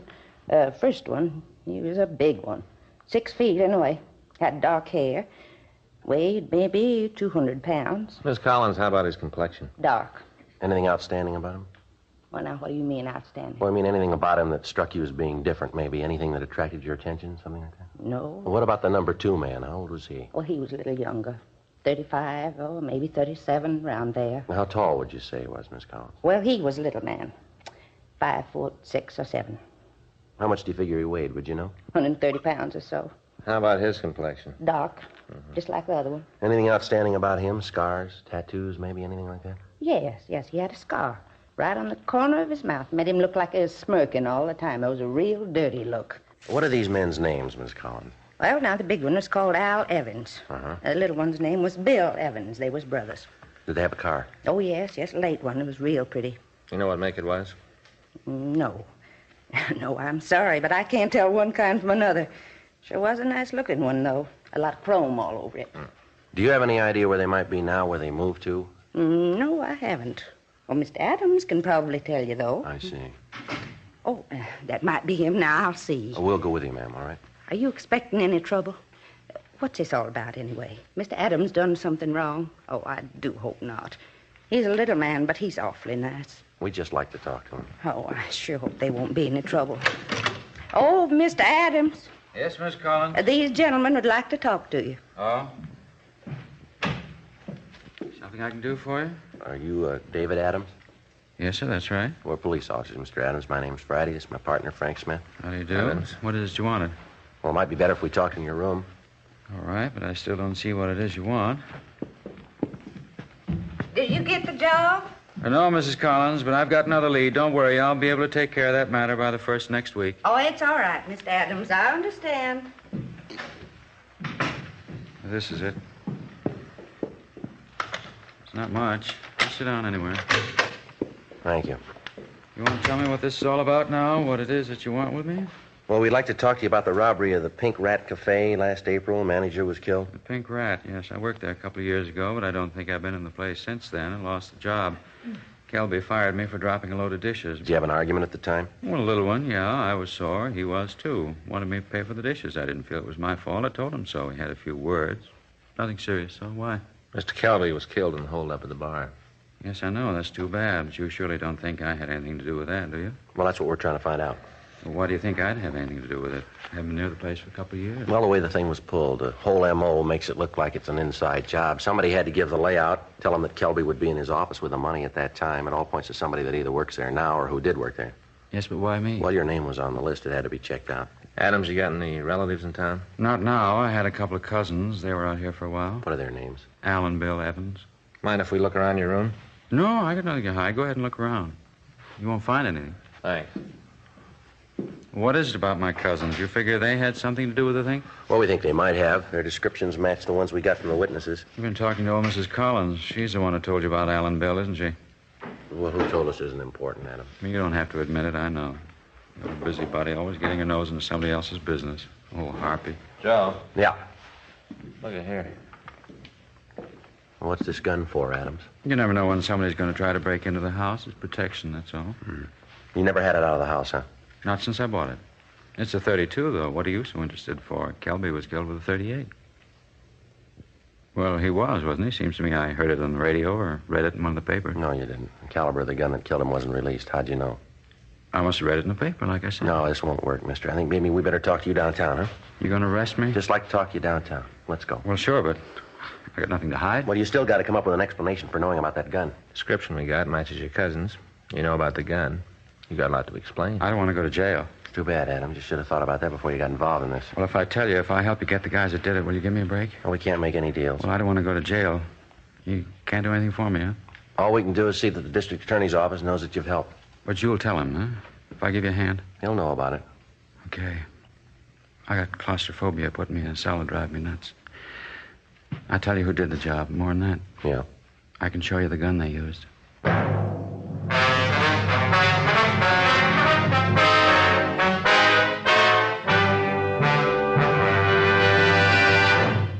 You are listening to Dragnet, the authentic story of your police force in action.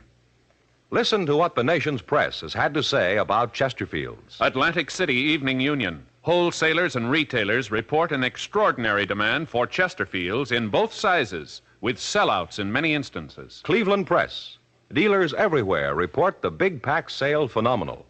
Last week in Cleveland, some areas reported the long-size Chesterfield outsold all other brands. And from all over the country, we're getting reports from dealers telling us no product they ever handled has grown so fast in so short a time as king-size Chesterfields. Yes, with the buying public today, high quality for the money is a must. And that's why so many smokers are changing to Chesterfield. First cigarette in America to give you premium quality in both regular and king size. King size Chesterfield is exactly the same as regular Chesterfield, except it's larger. Contains so much more of the same tobacco, it gives you a 21% longer smoke, yet costs very little more. And the tobacco in king-size Chesterfield is of better quality and higher price than the tobacco in any other king-size cigarette. Try Chesterfield. Either way you like them, regular or king size, they're much milder. Chesterfield gives you the best possible smoke.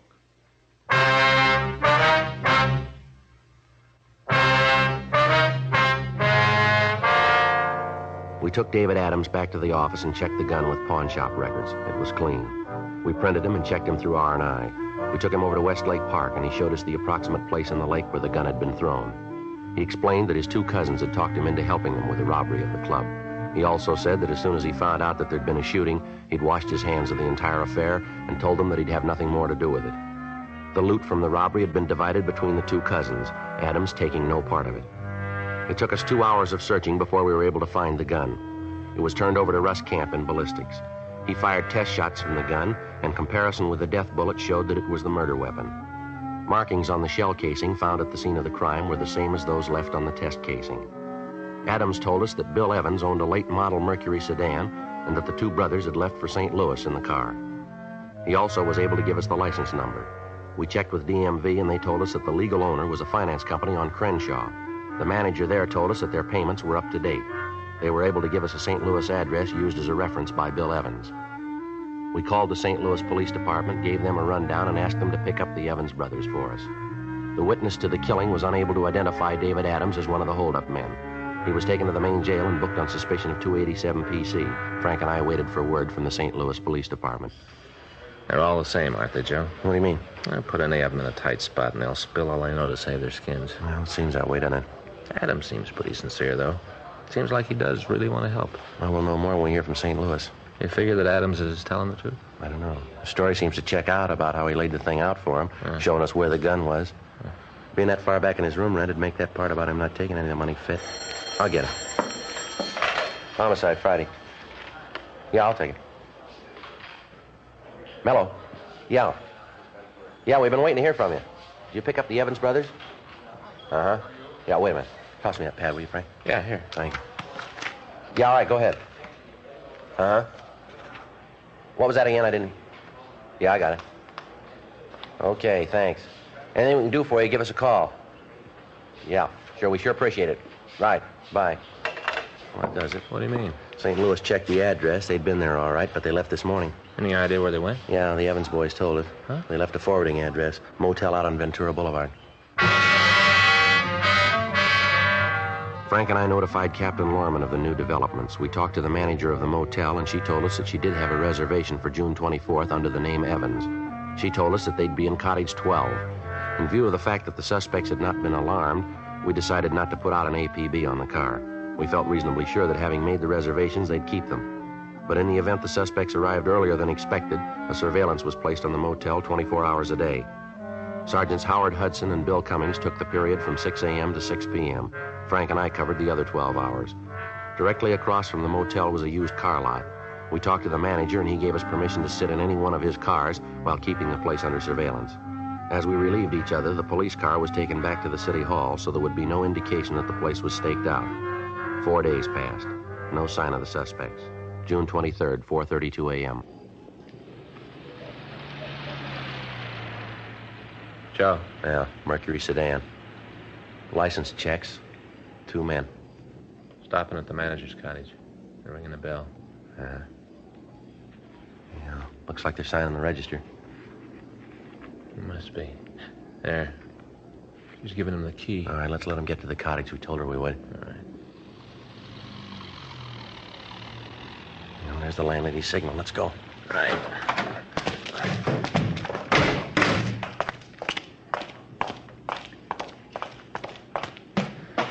All right, cover me. Yeah.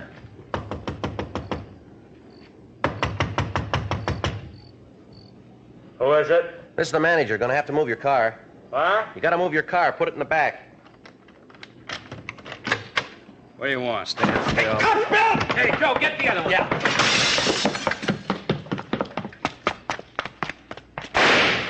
Get away from me, cop. Leave me alone. All right, give it up, mister. I'm getting out. If you got any brains, you ain't gonna try to stop me. You're going no place, mister. You can't get over that wall. Throw that gun out here. You haven't got a chance. Not your Arthur. You'll never take me. All right, hold it up, Evans.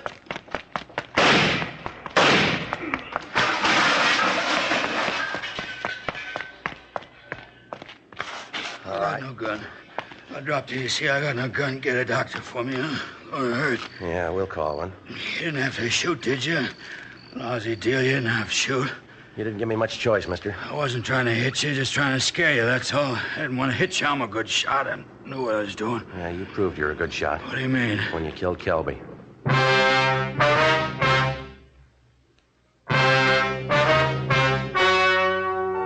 The story you have just heard was true. The names were changed to protect the innocent. On October 4th, trial was held in Superior Court, Department 87, City and County of Los Angeles, State of California. In a moment, the results of that trial.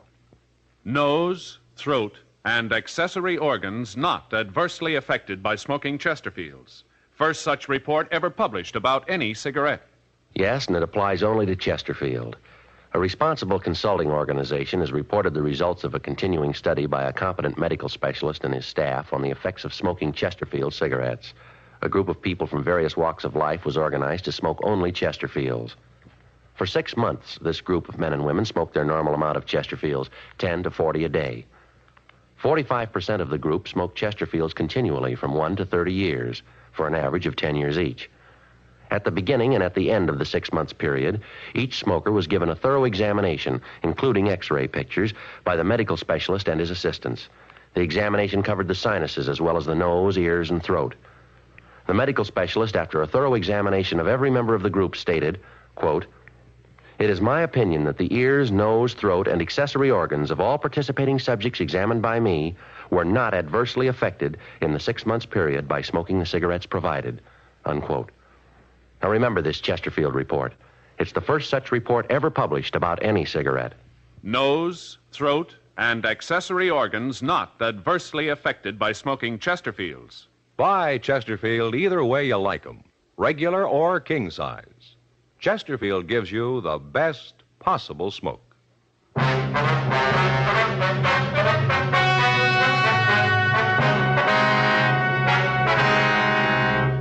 William M. Evans and Alfred T. Evans were tried and convicted of murder in the first degree. They received life sentences in the state penitentiary. Because David R. Adams had turned state's evidence, and since he was not actually involved in the crime, in the interest of justice, the charges against him were dismissed and he was released from custody. This program is dedicated to the 59th Annual Conference of the International Association of Chiefs of Police held in Los Angeles this week.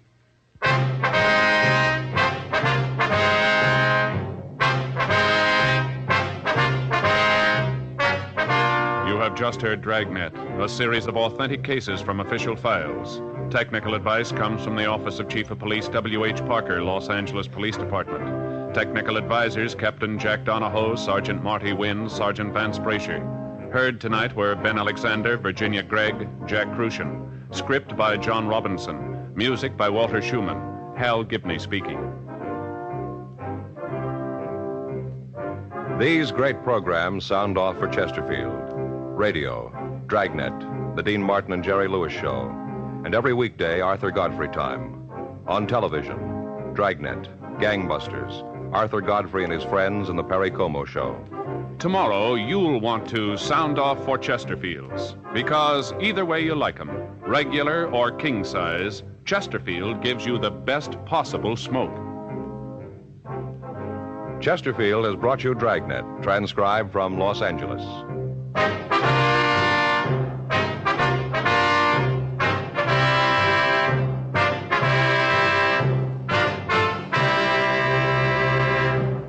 This is NBC, the national broadcasting company.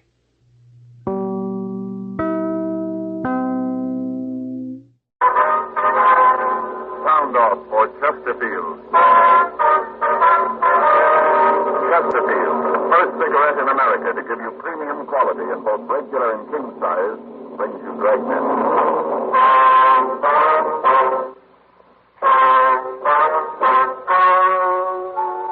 Ladies and gentlemen, the story you are about to hear is true. The names have been changed to protect the innocent.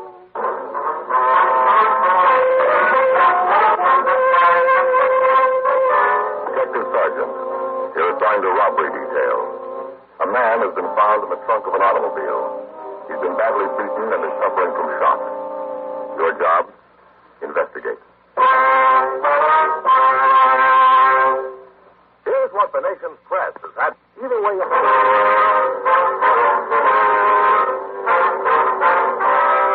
Dragnet, the documented drama of an actual crime. For the next 30 minutes, in cooperation with the Los Angeles Police Department, you will travel step by step on the side of the law through an actual case transcribed from official police files. From beginning to end, from crime to punishment, Dragnet is the story of your police force in action. It was Wednesday, February 18th. It was raining in Los Angeles. We were working the day watch out of robbery detail. My partner's Frank Smith. The boss is Thad Brown, chief detective. My name's Friday. It was 10:48 p.m. when I got back to the car. Unit 1K. Sure wet out in it. Was he in? No, he's the guy who gave us the big story about carrying the lunch bucket. Always home by 9 o'clock. Yeah. There was a call while you were out. Someone locked in a car trunk. We better roll on it. Yeah. What do you figure about your informant? Well, I don't know. This rain holed up someplace. He's not on the street. He's your boy, Joe. You ever come up with anything worthwhile? Well, he used to. Got to be an awful light now. He can't stay sober long enough. Always talking about joining AA, but he never seems to get around to it. Too bad. Sure and good if you give him a chance. If you want to be helped, they're the ones who can do it. Well, I'll try to catch him in the morning, huh? It's getting late. I'm tired. Yeah, I could use some sleep. Hey, when we see this guy, you think he'll be able to give us anything? I don't know. Fancy might. He might be able to come up with something. Doesn't figure, Joe. Nice job they pulled. There's not a rumble in town on him. Not even a close identification. Well, we don't turn him soon. It's going to be out of our hands. Be something for homicide to work on. You figure this trunk deal might be the same one? Well, if it's then, this makes number 10 for him. The old man had seen his head off in the morning. Sure won't help his ulcer. He'll be sipping milk all day. He just graduated to soft-boiled eggs. This thing will put him right back on the sippy diet. Poor old Gideon. Thieves and ulcers. He just can't win. Now, that must be it up there, Frank. Guy waving the radio car. Oh, yeah. There's 1A4 just coming in, too. Yeah. Let's sit here. You want to get out my side? Yeah. Go ahead. Right around the corner, officer. I'm the one who called.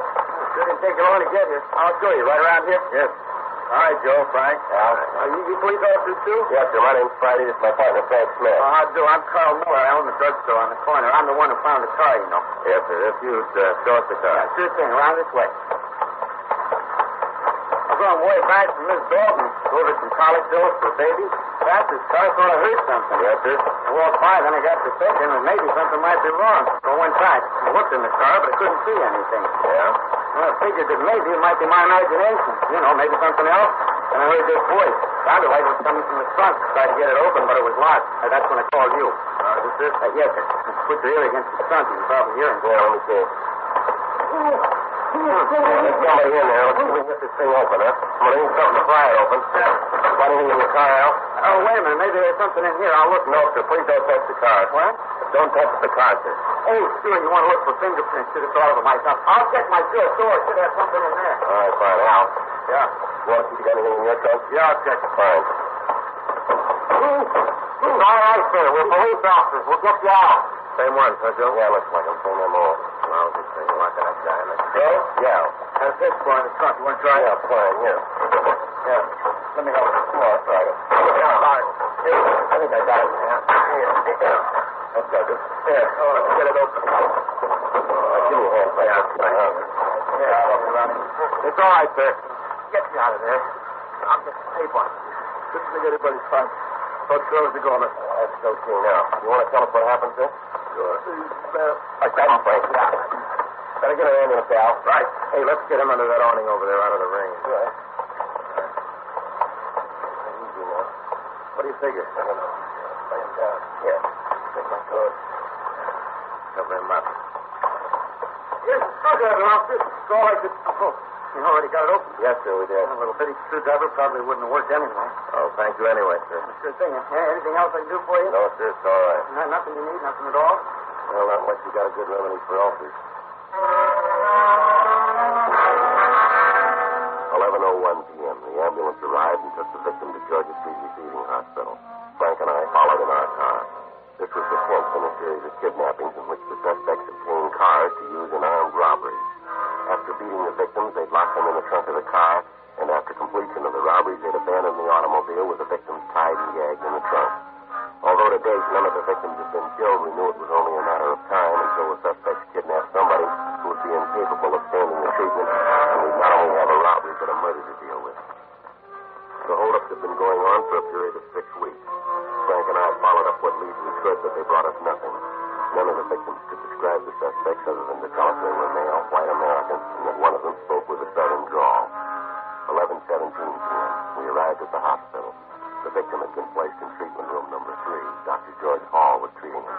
Frank and I went into the room to talk to the doctor. Hi, Joe. Frank. Hi, Johnny. How is he? Oh, he's all right. Suffering from shock. Got a nasty abrasion on his right cheek. I gave him a sedative to quiet him down. He'll be okay in a few minutes. Mm-hmm. What happened to him? Oh, a trunk bandage again. Vicious bunch. You going to release him, Doc? Yeah, I'll be all right in 15 or 20 minutes. You know his name? I want to make out his treatment card. No, he passed out on us before we could get it. He's coming around now. Oh, you're all right now, fella. Just relax. Take it easy. Here. See if you can sit up here on the edge of the table. Joe? Yeah, Doc. You want to pour a glass of water? Cups over there on the wall. Yeah, sure. I'll get you some water, sir. That's it. Now, just sit quiet. Easy. There you are, sir. Oh, thank you. Thirsty. Right, if we talk to him now? Sure, go ahead. Will you tell us what happened, sir? Yeah. About 7:45, Maid, that's my wife, said we were out of coffee. We were having late dinner, so while she finished fixing it, I went out to get some. Yes. I got down to Pico and Union. Signal was working. Stop. I pulled up. There were two guys standing on the safety zone. You know, like they were waiting for a streetcar. Mm-hmm. I thought at the time, what a lousy thing having to stand out in the rain waiting for a streetcar. Yes, go ahead. Well, the next thing I knew, one of them opened the door up in front. When he opened the door, I figured that maybe it was somebody that knew me. It was dark, you know. Couldn't see too well. The other one opened the back door and got right in the car. I knew darn soon I didn't know these guys. Sir? Well, the fellow in front had a gun, pointed right at me. Looked like a cannon, biggest gun I ever saw. Tell you, I was scared. Yes. Told me to pull up the curb. I did. What happened then? Told me to get in the back seat. I told them they could take my money, car, whatever they wanted. Just let me go. And the guy in the back told me to shut up and get back there with him. I asked him again to let go. Told him that I wouldn't say anything. Said if they'd just let me go, I wouldn't tell anyone. I was scared, you know. Yes, sir, we understand. The guy in the front got a real wild look in his eye. Looked like he was crazy. I tried to get out of the car. He hit me. Side of the head with that gun. Then they grabbed me, threw me in the back seat, hauled me right over the front. Just dumped me on the floor in the back. What'd you do then? Oh, nothing. I just laid there. Figured that maybe they'd think I was out cold and leave me alone. Then what happened? Well, the guy in the back took a roll of adhesive tape out of his pocket, wrapped around my wrists and ankles. Well, what'd they do then, sir? Well, they still thought I was knocked out. The guy in the front said, get me out of the car. Big fellow opened the door, lifted me out, picked me up like a sack of potatoes.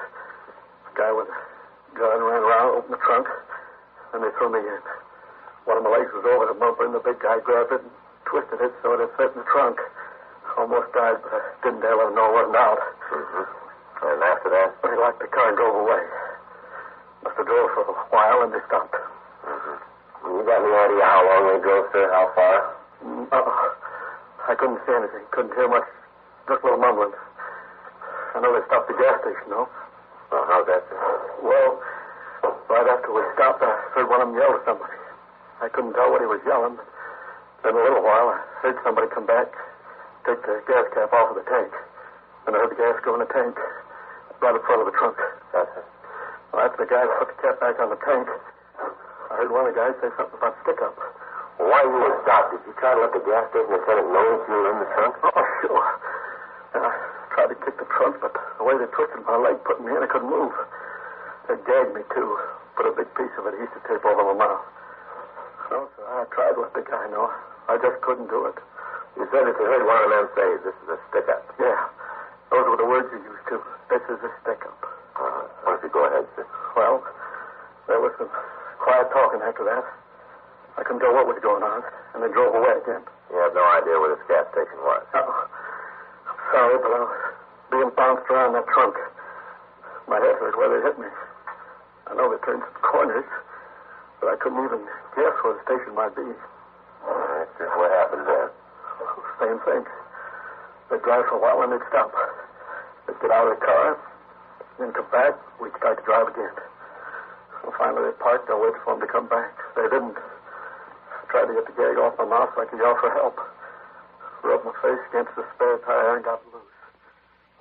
Then I yelled, kicked my feet against the trunk. I just about given up when you found me. Not sure I was through. It was getting hard to breathe in there. Mm-hmm. I can imagine. No, you can't. Until you've been locked in the trunk. Nobody can imagine that. Terrible. Just terrible. Say, have you called me? That's my wife. Have you called her? No, sir, we haven't. Oh, she'll be hopping mad. What time is it? It's 11:45. Almost 4 hours to get a pile of coffee. She'll be raising the roof. I'll call her. Want to give me the number? Madison 34656. Tell her you're calling for Henry. Explain what happened. All right, sir, right away. Officer. Yeah? Be sure to tell her you're a policeman. She'll believe you. Yes. I have a couple of questions, sir. Have to fill out this card. Sure. I hate to ask. Could I have another cup of water? I'll get it now. What do you want to know? Your full name. Henry J. Hilldale. Hildale? I have that. All right, see here's your water. Thank you. I don't know why I'm so thirsty. Dust in the trunk, I guess. Got my throat. Yes. Now, what's your address, Mr. Hildale? 920 North Lebanon Avenue. Phone number is Madison 34656. 4656. How old? 48. Be 49 this October. All right, Mr. Hildale. You have a way to get home. We'll run him home, Doc. Oh, what about my car? Can't I take it? Well, we're going to have to process it for fingerprints, sir. We can release it to you in the morning. You called me? Yes, sir. I just talked to her. Where's she sore? Well, she was a little upset. Worried about you. But you told her about what happened. Yes, sir. Everything's all right now. That's good. Mr. Hildale. Yes, Doctor. You can leave now. I suggest you see your own doctor in the morning just to check up. Oh, all right. Well, thanks a lot for your trouble. Sure appreciate it. That's okay. No, it's this way. The elevator's down here. Oh, yeah. I'll get the button. Same story, huh, Joe? Yeah. One big trouble.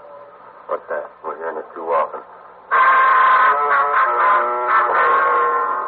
12:18 p.m. We left Georgia Street Receiving Hospital and drove Mr. Hildale back to his home. On the way, we asked him for a description, but he was only able to give us a very meager one. We did get enough information from him for our crime report. He told us he'd come in the next day to look through the mug books. We checked into the city hall, got a DI number, and filled out the crime report.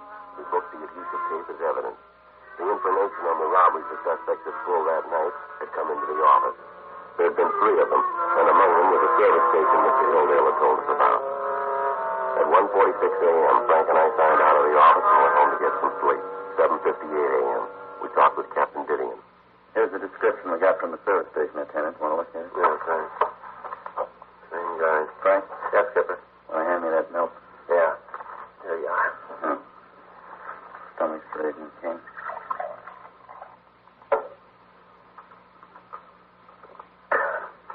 This is a 10th kidnapping and 23rd robbery. 22 going to get off the dime and bring those guys in. Oh, doing everything we can, Skipper. You know that. And it's not enough. I know you guys have been beating your heads against the wall on this thing, but the corner pocket's on my back, and we got to break it. We've contacted all our informants. We've run down every lead that's turned up. They all go to the same place. I'll give the chief every excuse I can. I'm not going to try to sell him any more. I don't think he'd buy him. You know what? The guys who are pulling these jobs are flesh and blood. They eat and sleep. Somebody in town knows them. They're not phantoms. Let's find them.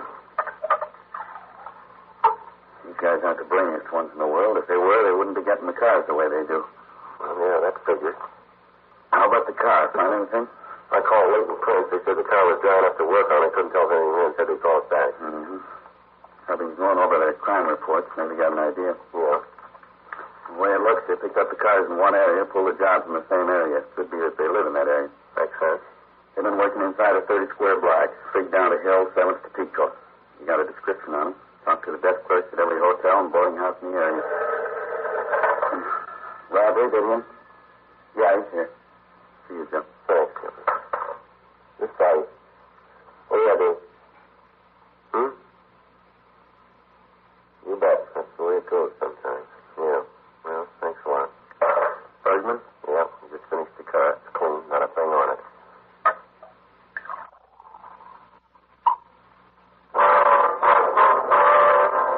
9:30 a.m. Mr. Hildale got to the city hall, and I took him into the mug room to look at the books. Frank got in touch with Schultz in the police printing lab. We gave him the description of the suspects and their M.O., and the fact that one of them spoke with a southern accent. We asked him to run off 500 flyers for distribution in the area that we were going to canvass. 12:15 p.m. Sorry, Sergeant. Didn't recognize any of them. Well, that's all right, sir. I understand. No don't think his picture was there. I'd feel awful if I saw it and didn't recognize it, but I'm pretty sure you just don't have a picture of the man. Yes, sir. Well, maybe you'd like to rest a little bit before you look at any more. Yeah, if I can. Get a little confused looking at so many. After a while, they all begin to look alike. Yes, sir. Joe? Yeah. See you later? Sure thing. Excuse me, Mr. Hildale. Of course. Yeah. Just got a call from Charlie Sutton. San Francisco? Yeah. Thinks they got our boy.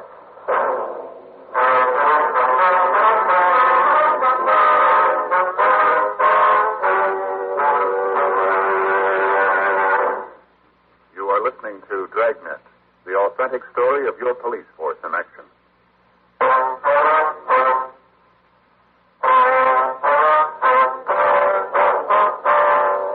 Frank went on to tell me that in talking to Inspector Sutton of the San Francisco Police Department, he found out that they thought they had one of the suspects. Sutton said he was apprehended after he kidnapped a man who stopped for a boulevard stop.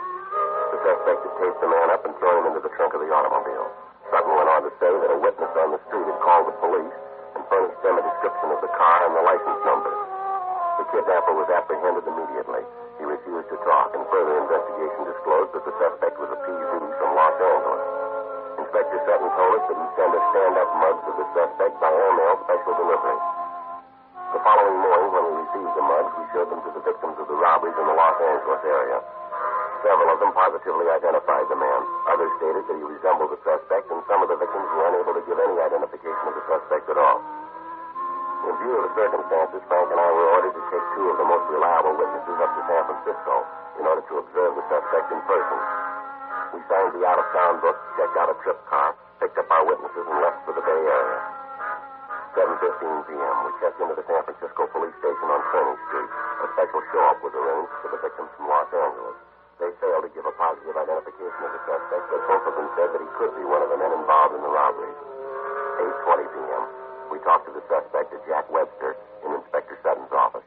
What are you guys trying to prove? We're not trying to prove anything, Webster. We want the facts. Well, that's what I'm giving you. Seems when you get them, you don't want to believe. We got two people outside that came all the way up here from L.A. Both of them say you're the guy who stole their cars and beat them up. Well, they're both crazy. According to the reports, you pulled the kidnapping just like the ones that were pulled down south. How about that? So it looks the same. That mean I did it? Looks like it. We ran your names through R&I down in Los Angeles. There's a tab on your card for PVs. You know that? What? Galloway in Los Angeles wants you for parole violation. Oh, well, I think I can explain that. I don't think you can, Webster. Galloway says he hasn't heard from you for the past 6 weeks. That's how long these robberies have been going on. You look awful good for him. So I maybe skipped town. I was going to report up here. I got a job now. I'm trying to go straight. How about the job they got you for now? I needed a little extra dough. You know, some came up. I read about those jobs in L.A. I figured it might work for me. Thought maybe you'd figure it was the same guys. Yeah, we do. You got it all wrong. Sure, you got me nailed for this one, but that's all. I had nothing to do with him in L.A. Our witnesses seem to think otherwise. You tell your witnesses they're full of cheese. I didn't have anything to do with him. Now, I'm sorry, boy. You got me tagged for a job up here. Nothing else. How'd you figure that? Well, how long did you say those jokers been working in L.A.? About 6 weeks. Then you got nothing on me. Yeah. Sure, I haven't left town for a month and a half, and I can prove it. Jack Webster told us that he's been registered at a hotel on Geary Street for the past month and a half. Further, he said that he's been working in a foundry in South San Francisco for the same period of time. We checked both of the places out and found that he was telling the truth. He was filed on in San Francisco for grand theft auto and kidnapping. Sunday, February 22nd, we arrived back in Los Angeles, took our witnesses to their homes, and checked into the office. We called Captain Didion and found that there had been no new developments in the case. Frank and I went home to get some sleep. Monday morning, 7:45 a.m., we signed into the office. We picked up the flyers and started to canvass the area where we thought the hold-up men were living. During the first day, we were able to check out 28 places. Tuesday, the 24th, it started to rain again. At 8:30 a.m., we started to canvass the rest of the hotels, rooming houses, and boarding houses in the area. For 3 days, we talked to the day and the night clerk in each place. We left each of them a flyer with the description of the men and our cards, asking them to call us if anyone answering the description should register at their particular place. For 3 days, it rained. Saturday, February 28th. Think it'll ever stop, Joe? As soon as yet. Yeah. Looks like the guys we wanted dropped off the face of the earth. Nobody's seen or heard of them. I never realized there were so many hotels in L.A. Yeah, there's a lot of them. Well, let's try this one. All right.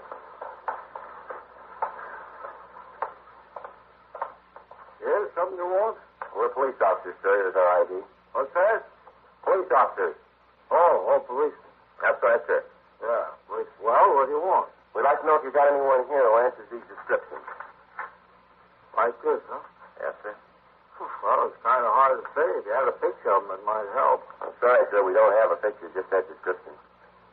Yeah, it could be the fellas at 4-8. They sure fit what it says here. Yeah, I bet it's them. I knew we should have called you fellas about. Sir? See, the day before yesterday, Amy, she's the girl, cleans up. She's taking care of their room. She said that she opened the closet. She saw a gun laying on the shelf. Right out in the open. Did you report that to police? Huh? What'd you say? Did you report it to the police? Oh, no. No, I didn't. You see, I figured that, live and let live. As long as it didn't cause you any trouble. I wasn't about to cause any. Amy and me talked about whether we should let you know, but then we decided against it. I didn't see none. We should have. Why did you tell us when you saw them last, sir? Oh, well, a couple of hours ago. They registered here? Yeah, and it's Dragnet Volume. They're up in room 4-8. Ain't there now, though. Let's see. Well, I'll be darned if he ain't there. Well, I guess you're upset. I must have given the key and didn't remember it. That's room 408, you said? What'd you say? I say that's room 408. Oh, yeah, that's right. 4-8, 4-4. They're up there now. Thank you, sir. Yeah. Hey, what are you wanted for? Are they dangerous criminals? Well, we don't know, sir. Well, be careful. We wouldn't want anything to happen. Yes, sir. Here, I'll get the button. All right. What do you figure, Joe? I don't know. Hope there are boys. Some elevator. Yeah.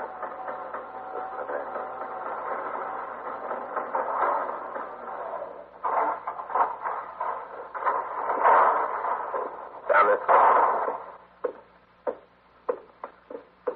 402, 404, 406. Here it is. Want to cover me? Yeah. How is it? Room clerk. What do you want? Like to talk to you. All right, get them. Close up. Hey, you ain't gonna... What's that? Oh. All right, mister, on your feet. Come on. How about the other one? He's out. Here, I'll take him down for you. Stupid. He's plain stupid. I told him 100 times. Stand still. You told him what? Yeah, we should have left. Get out of this lousy town. Going back home. Yeah, all right, let's go. Back in the can this time. We'll never get out him and his big ideas. Smart guy. Old Ed, the big brain. Tried to tell him. Yeah, well, maybe you'll make it this time. You'll have a lot of time to convince him.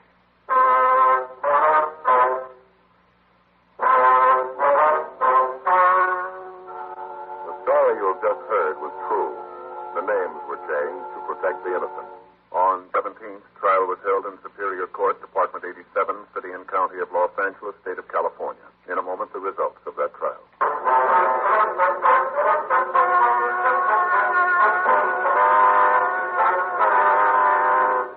Andrew J. Scott and Edward S. Winters were tried and convicted on 12 counts of robbery in the first degree and 10 counts of kidnapping for the purposes of robbery. They are now serving their terms in the state penitentiary. A hold has been placed on them in the event of parole by the state of Arkansas. First-degree robbery is punishable by imprisonment in the state penitentiary for from 5 years to life for each count. In the case of Scott and Winters, these sentences are to run consecutively.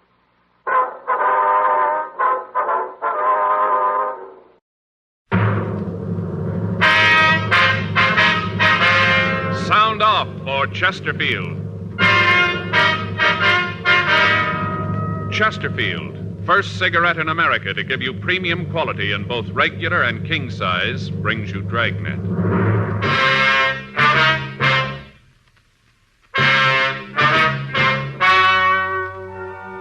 Ladies and gentlemen, the story you are about to hear is true. The names have been changed to protect the innocent.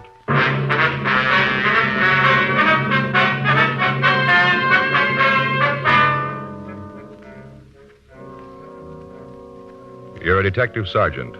You're assigned to juvenile division. You get a call from a high school principal. A young boy has caused a near riot in his classroom. Your job? Investigate. Here's what the nation's press has had to say about king-size Chesterfields. U.S. Tobacco Journal says Boston dealers and jobbers reported this new companion of the regular size is sweeping the market in sales. and stocks cannot be replaced fast enough. The Wall Street Journal said, a wholesaler says the problem isn't selling them. It's getting enough to meet the demand. Dealers all over the country tell us no product they ever handled has grown so fast in so short a time as king-size Chesterfields. King-size cigarettes give you quantity, but only Chesterfield king-size gives you quantity plus quality, premium quality. Chesterfield King Size contains tobaccos of better quality and higher price than any other king-size cigarette. Of course, it's the same fine tobacco as in regular Chesterfield. In fact, the only difference between Chesterfield King Size and Chesterfield Regular is that the King Size is larger, contains more of these same tobaccos, enough to give you a 21% longer smoke, yet costs very little more. So remember, Chesterfield is the first to give you premium quality in both regular and king size. Buy 'em either way you like 'em. Chesterfield gives you the best possible smoke. Much milder Chesterfield.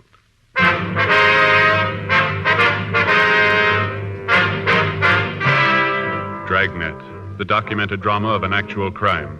For the next 30 minutes, in cooperation with the Los Angeles Police Department, you will travel step by step on the side of the law through an actual case transcribed from official police files. From beginning to end, from crime to punishment, Dragnet is the story of your police force in action.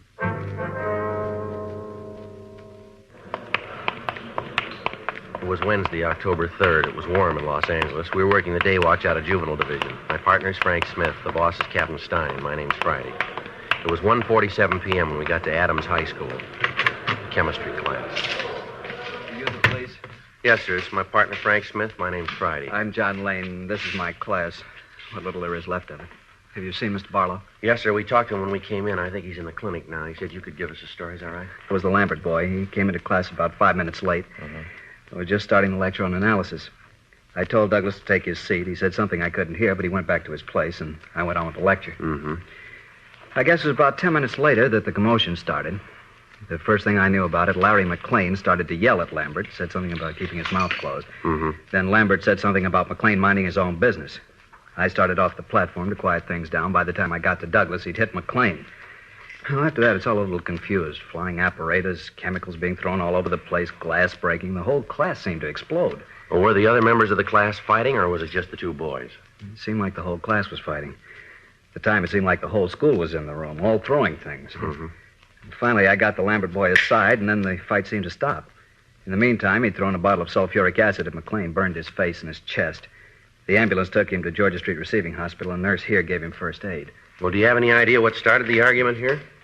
No, I'm not sure. As I got it later, it seems that Douglas made some remark about a young girl working next to him.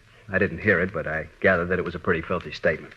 McLean heard it, and that's when he told Douglas to keep his mouth closed. Lambert is known as a sort of troublemaker, then, is he? Yes, and it's so hard to understand. Sir? Well, up until just lately, I'd say the last 2 months or so, he was a model student. He had a straight A average. I wonder if we could see the boy. I guess so. There isn't anything much I can do here. Terrible. It'll be a couple of weeks before I can hold a class in here again. It's terrible. Yes, sir. The clinic's down here.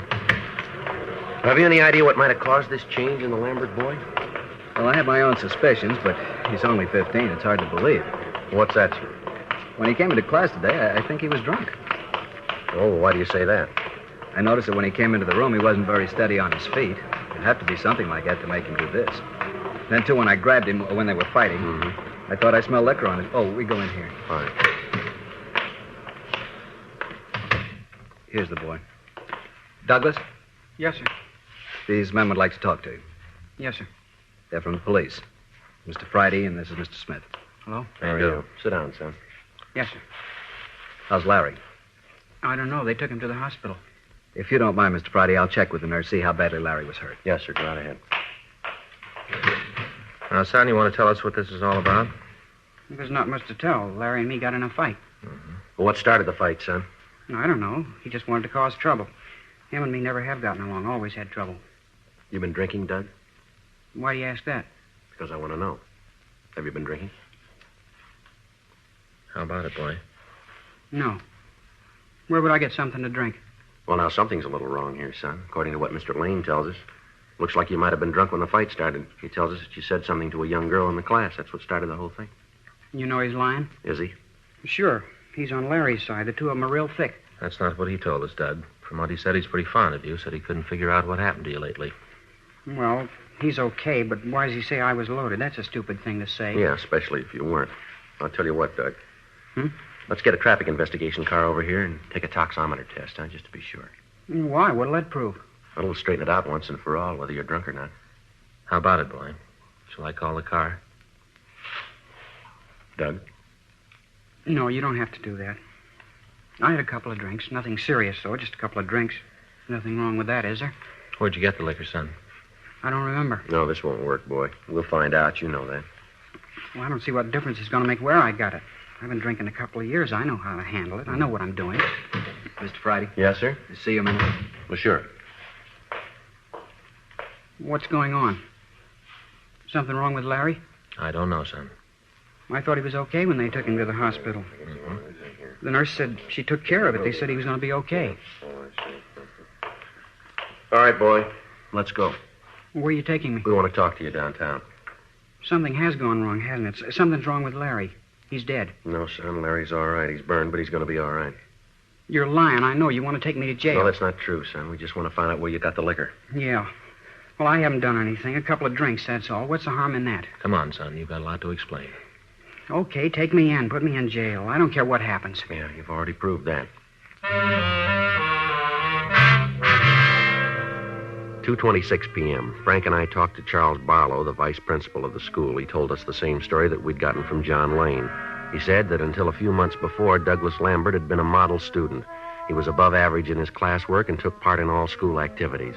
Suddenly, and without apparent reason, he had become the number one troublemaker in his class. His attendance record became one of the worst, and his attitude toward his teachers was arrogant and discourteous. The principal told us the same attitude was being displayed by other students in the school. We notified Mrs. Lambert that we were taking him to Georgia Street Juvenile for questioning. We filled in Captain Stein on the developments, and then Frank and I questioned the Lambert boy. He was sullen and uncooperative. I don't know what you want with me. A little fight, that's all it was. Why are you guys trying to make something big out of it? We've already done that, Doug. Maybe you don't know what you've really done. Maybe we ought to fill you in on a few things. That might not be such a bad idea. Tell me how I'm a criminal. Tell me I was a bad boy. Go ahead, tell me. Don't get smart, son. What do you want me to do? Sit here and listen to you guys yak at me? You expect me just to sit here and let you guys tie a rap on me that I haven't got coming? You got one thing on me. I had a couple of drinks, that's all. A couple of drinks. No harm in that. I don't feel so good. Why don't you guys leave me alone? I got a headache. Larry McLean's got more than a headache. So the kid shouldn't have started anything he couldn't finish. He wanted to be a big man in front of the class. He was. Now he's hurt and he's trying to blame me. It won't work, cop, and you know it. That's enough of that. I'm a minor. You can't touch me. That's the trouble with you, kid. You think because you're under 18, the laws don't mean you. You can't touch me and you know it. Don't worry, Doug. Nobody's going to touch you, but let me tell you a couple of things. You sit here and figure you're a big man, a real tough kid. You don't have to tell me. Well, I'm going to tell you.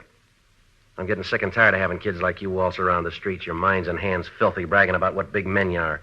You do what you want. You don't care about what it means to the people around you. How you hurt them doesn't matter. Everything's fine until you do something wrong and we nail you. Right away you start screaming minor, that you're a juvenile, just a kid acting normal. You steal a car for a joyride. An officer starts after you. You don't care who gets in front of the car as long as you get away. You don't let anybody stand in your way. Men, women, kids, they're all the same to you. Run them down. Show them that you're just a healthy kid out for some fun. After all, you're just a kid. The laws weren't meant for you. You're different. Well, there's another kid lying in a hospital right now. He's got real trouble. He got in your way. He didn't feel that you had any special rights. Be a big man, Doug. You go tell him that you knew what you were doing when you threw that acid at him. You tell him that you were just having a little carefree fun. Tell him that you know how to handle liquor. Tell him that he's going to spend a long time with a plastic surgeon because you're just a kid. You tell him that his face is going to be like that because you're just a normal, healthy, growing boy. I hope you're real proud of yourself. I hope you feel good. You've burned it right into your brain. There isn't any place you can go to get away from it. All right, boy, let's go. Wait a minute, Mr. Friday. Yeah. I'm sorry. I'm sorry I acted like that. All right, you want to try to make things right with Larry? You want to help us out on this thing? Yeah, I guess so. Where do I start? Where'd you get the liquor? A place near school. Kids call it Sam's Club. What's the address? I don't know. I'll show you the place. You say it's a club? Well, sort of. You have to know the ropes before you can get in the place. What do you mean, the ropes? Well, they only let kids in. You ring the bell to the house, and then when they answer, you stand there with a $5 bill in your hand. Mm-hmm. That way they know you're okay. Who is this Sam? I don't know his last name. The kids just call him Sam. He run this place all by himself? No, there's his wife, Inez. She's usually around. Just these two around the place, then, huh? Yeah, that's all I know about. It always seemed to me that Inez was really the brain. She was always telling Sam what to do. How'd you find out about this place, Doug? One of the kids at school told me about it. He took me there one night. Then after he introduced me to Sam and Inez, I started to go there by myself. What's it like inside? They have a bar or anything like that? Oh, yeah, you walk into the living room and there's a big bar along the right wall. All chrome and leopard skin. Real nice. There's a few tables around and a record player. Yeah. They sell anything else in this place besides liquor? I don't think I know what you mean. You know what we mean, Doug.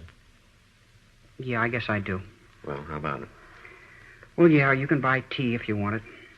This $5 routine, what happens to it? Well, drinks are 6 bits apiece. Sticks are $1.50. If you want to give them the 5 as you come in, you can have as much as you want. Otherwise, you pay for each thing as you get it. You ever smoke marijuana? Well, almost all the kids there do. How about you? If you don't, the other kids call you a coward. Well, you still haven't answered the question. Yeah, I've smoked it a couple of times. Can you give us the names of the other youngsters who go to this place?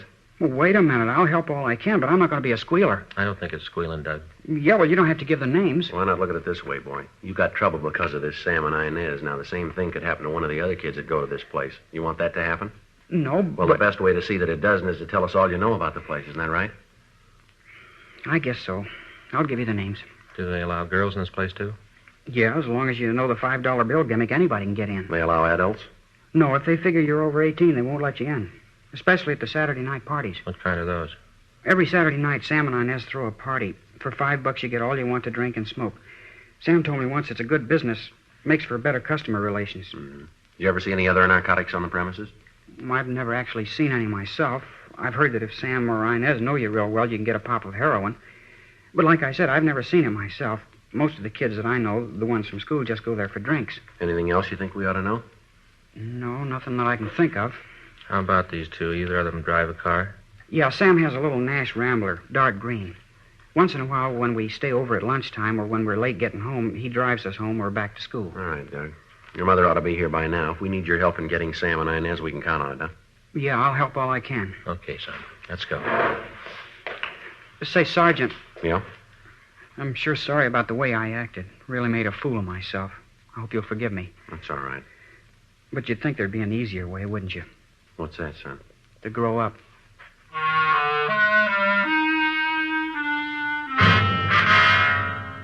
We checked the names Sam and Inez through R&I and came up with a Sam and Inez Bailey. Both of them had long records for contributing to the delinquency of minors. Both had served time in the county jail. Douglas Lambert was shown mugshots of the couple and identified them as the owners and operators of Sam's Club. We checked with Captain Stein about picking them up, and it was agreed that the best way would be to catch them in the act of selling liquor and narcotics to juveniles. We talked to the Lambert boy, and he told us that it was the custom of the Baileys to hold a party every Saturday night. He told us that most of the youngsters who frequented the place would be there at that time. He put in a call to the house, but there was no answer. 6:15 p.m. Frank and I drove out to the place. It was a small cottage on the back of the lot. The landlord occupied the house in front. We rang the bell to the manager's house. Yeah? Mr. Halsey? Yeah? Police officer, sir. My name's Friday. This is my partner, Frank Smith. How do you do? Hi, Mr. Halsey. Want to come in? Well, it might be better, sir. We'd like to talk to you about the Baileys. Worst tenants I ever had. I knew they'd end up with the police. Why do you say that, sir? Well, I just do, that's all. They got a lease on the house, and if I could figure a way to get them out, I sure would. They're always causing trouble. All those kids. Yes, sir. Do you have any idea where they are now? Why, you going to arrest them? I hope so. Maybe I can break the lease that way. You know where they might be now, sir? No, I don't know. I shoved off this afternoon. They didn't say where they was going. They just left. I wonder if you could let us see their house, sir. Why? Well, we'd like to look it over. It's all right. Well, I don't know. What do you want them for? We think they're selling liquor to minors. Yes, they do a thing like that. The noise they made, their neighbors on both sides have been screaming. Can you let us into their house? You just bet I can. Wait, I'll get the key. Here's someplace. But, put in one of those little key rings. You know the kind with the rabbit's foot? Yes, sir. Sorry to keep your officers waiting. I know I'm always the way. If you want something, you can always lay your hand right on it. And then when you're looking for it... Oh, here it is. See, that rabbit foot. Yes. Well, you can go out the back door, this way. All right, fine. Well, what are you looking for? What do you figure you'll find back there? We're not sure, sir. Frank. Yeah, Joe? You want to stay out here and let us know if they come back? Yeah, I'll wait in front of the house. All right. You know, it's funny about them. What's that, sir? Well, when they first moved in, they said they wanted the locks on the door changed. I told them it'd be okay, but they'd have to give me a key to the place. They had quite a ruckus about it, but I stood my ground. They wasn't going to buffalo me, no, sir. Here, I'll get the lock. All right.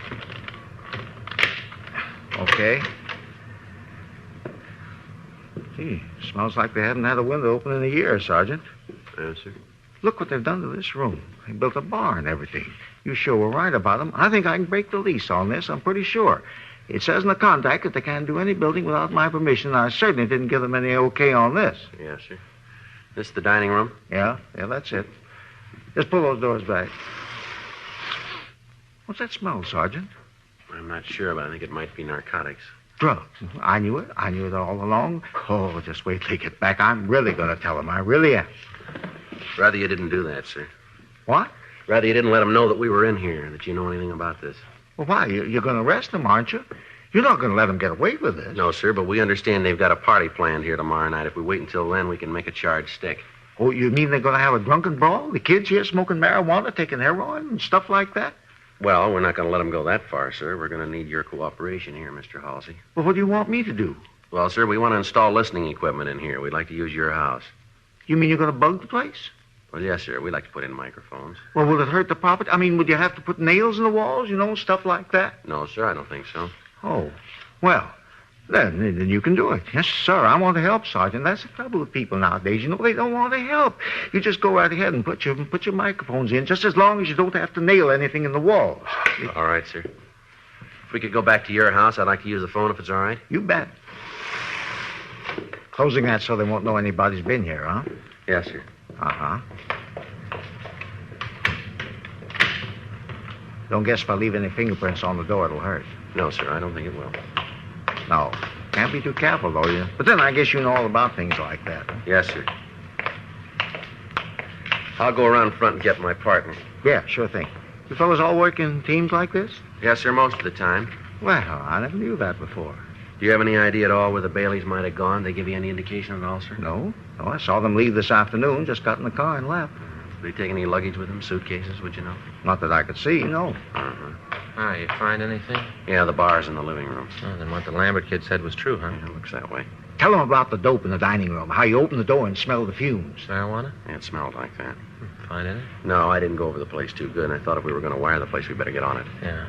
If we could just use your phone, sir? Oh, yeah, you bet. Come on in.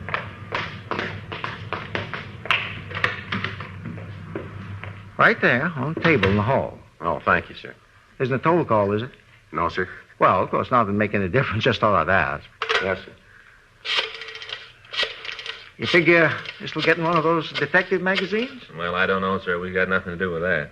Well, of course, I didn't figure that you did, but if it does, I hope they spell my name right. It's S-E-Y. Uh-huh. Yeah.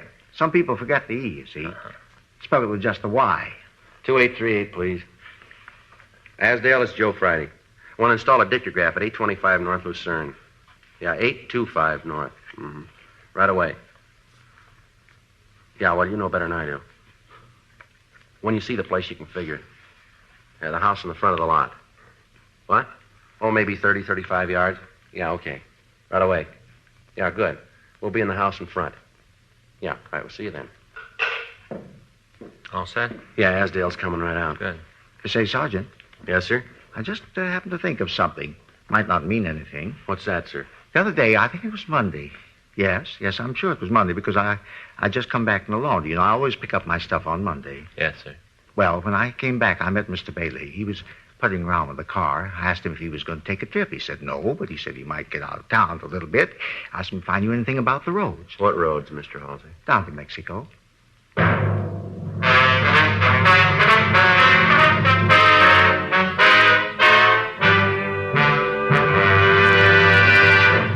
You are listening to Dragnet, the authentic story of your police force in action.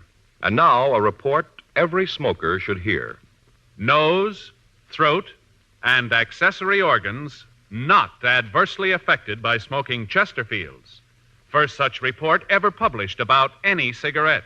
And it applies only to Chesterfield. A responsible consulting organization has reported the results of a continuing study by a competent medical specialist and his staff on the effects of smoking Chesterfield cigarettes. A group of people from various walks of life was organized to smoke only Chesterfields. For 6 months, this group of men and women smoked their normal amount of Chesterfields, 10 to 40 a day.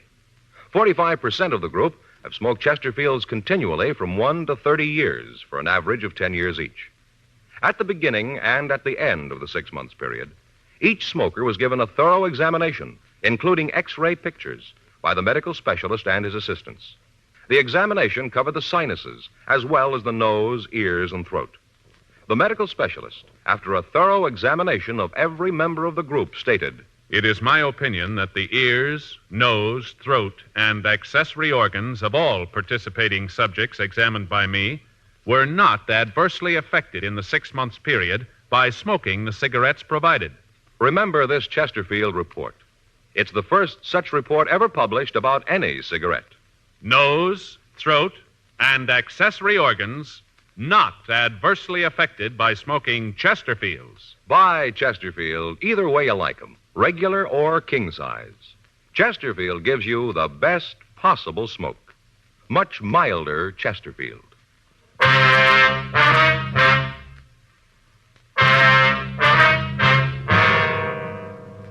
The men from the crime lab arrived and installed the listening equipment. A stakeout was placed on the house, but the Baileys failed to return that night.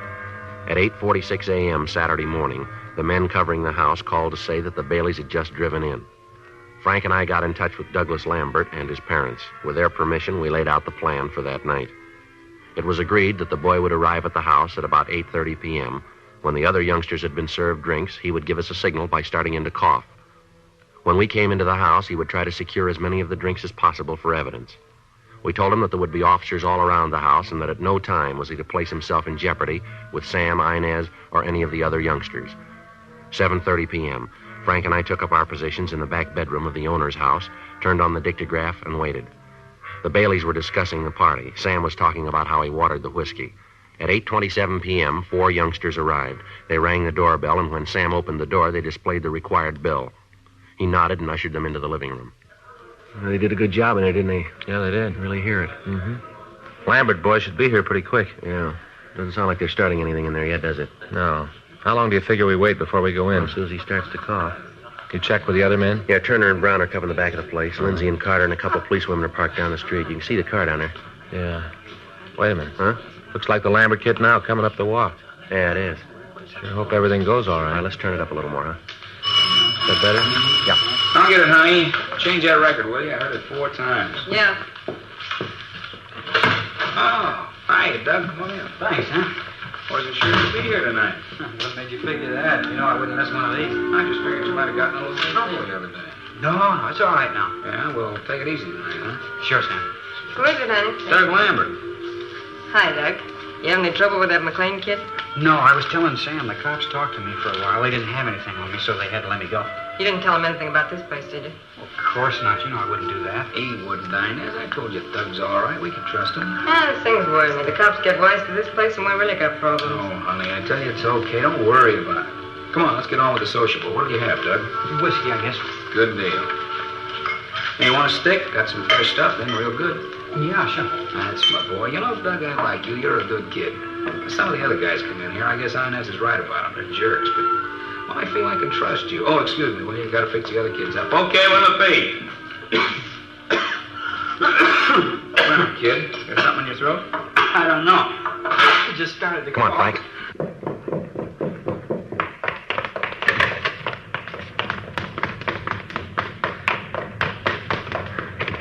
Door's locked. Let's hit it. What's going on? Who are you guys? Police officers, you're under arrest. What for? What are you trying to pull? Hold it, everybody, right where you are. Did you hear it all, Sergeant? Yeah, Doug, we did. Hear what? You in on this, Doug? I told you not to trust any of them. I told you, but you wouldn't listen. You want to kill the phonograph, Frank? I got Where'd you it. get the marijuana, Doug? Out of that drawer, there in back of the bar. Yeah. There's nothing there. Right here, Doug? It was way in the back. Shut up, you. Al. What about these, Sam? I don't know what you're talking about. I never saw those before. All right, mister, let's go. I'll get Turner and Brown. They can take care of the kids. Right. You and your ideas. I told you we shouldn't have come back. I told you. Oh, knock it off. Shut your mouth, will you? I told you last night we should have kept driving, but oh no, you figure we got a sweet racket here. You don't want to change it. It's good, you said. Yeah? How does it look now? Look, I'm telling you, take it easy. All right, let's go, huh? It's the way it is, Sergeant. Try to make a living for a woman, make things nice. The first time something goes wrong, she starts to squawk. Never failed. You're riding high, everything's fine. Him and his living, always trying to build something up, always trying to figure out a way to beat the game. One big deal, one big thing to set him up for good. Yeah, well, I think he made it this time. Let's go.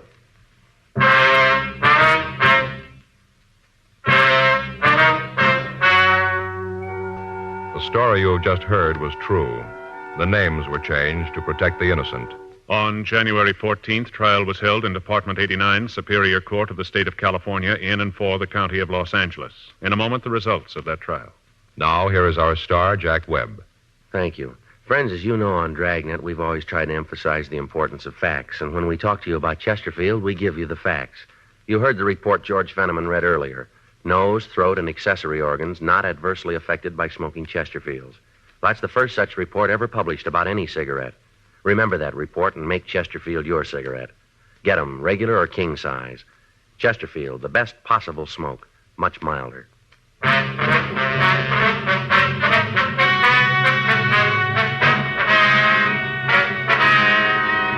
Samuel G. Bailey and Inez R. Bailey were filed on under the Health and Safety Code, Section 11,500, possession and sale of narcotics, and found guilty on one count.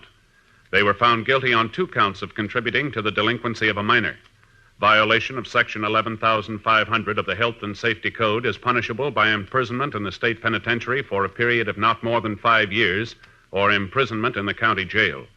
Contributing to the delinquency of a minor is punishable by imprisonment in the county jail for a period of not more than 1 year. The boy, Douglas Lambert, was made a ward of the juvenile court. Ladies and gentlemen, where the community chest is at work, Red Feather Services, like youth programs and clinics, hospitals, and the USO, give direct help to 2 families out of 5 every year. And indirectly, everybody benefits. Because community chest services make America's cities and towns healthier, happier places to live. So give generously to your community chest. Pledge enough for all the community campaigns that are united under the Red Feather banner.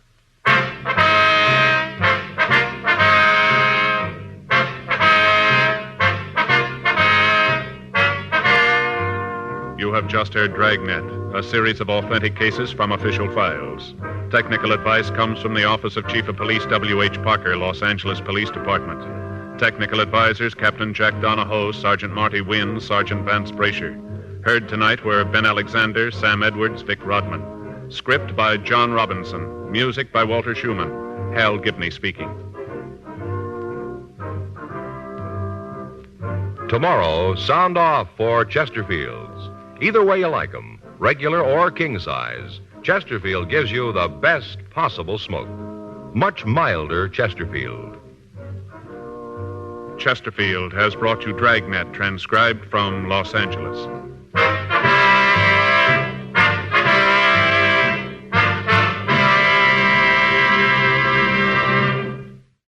Cerebral Cinema hopes you have enjoyed this movie of the mind.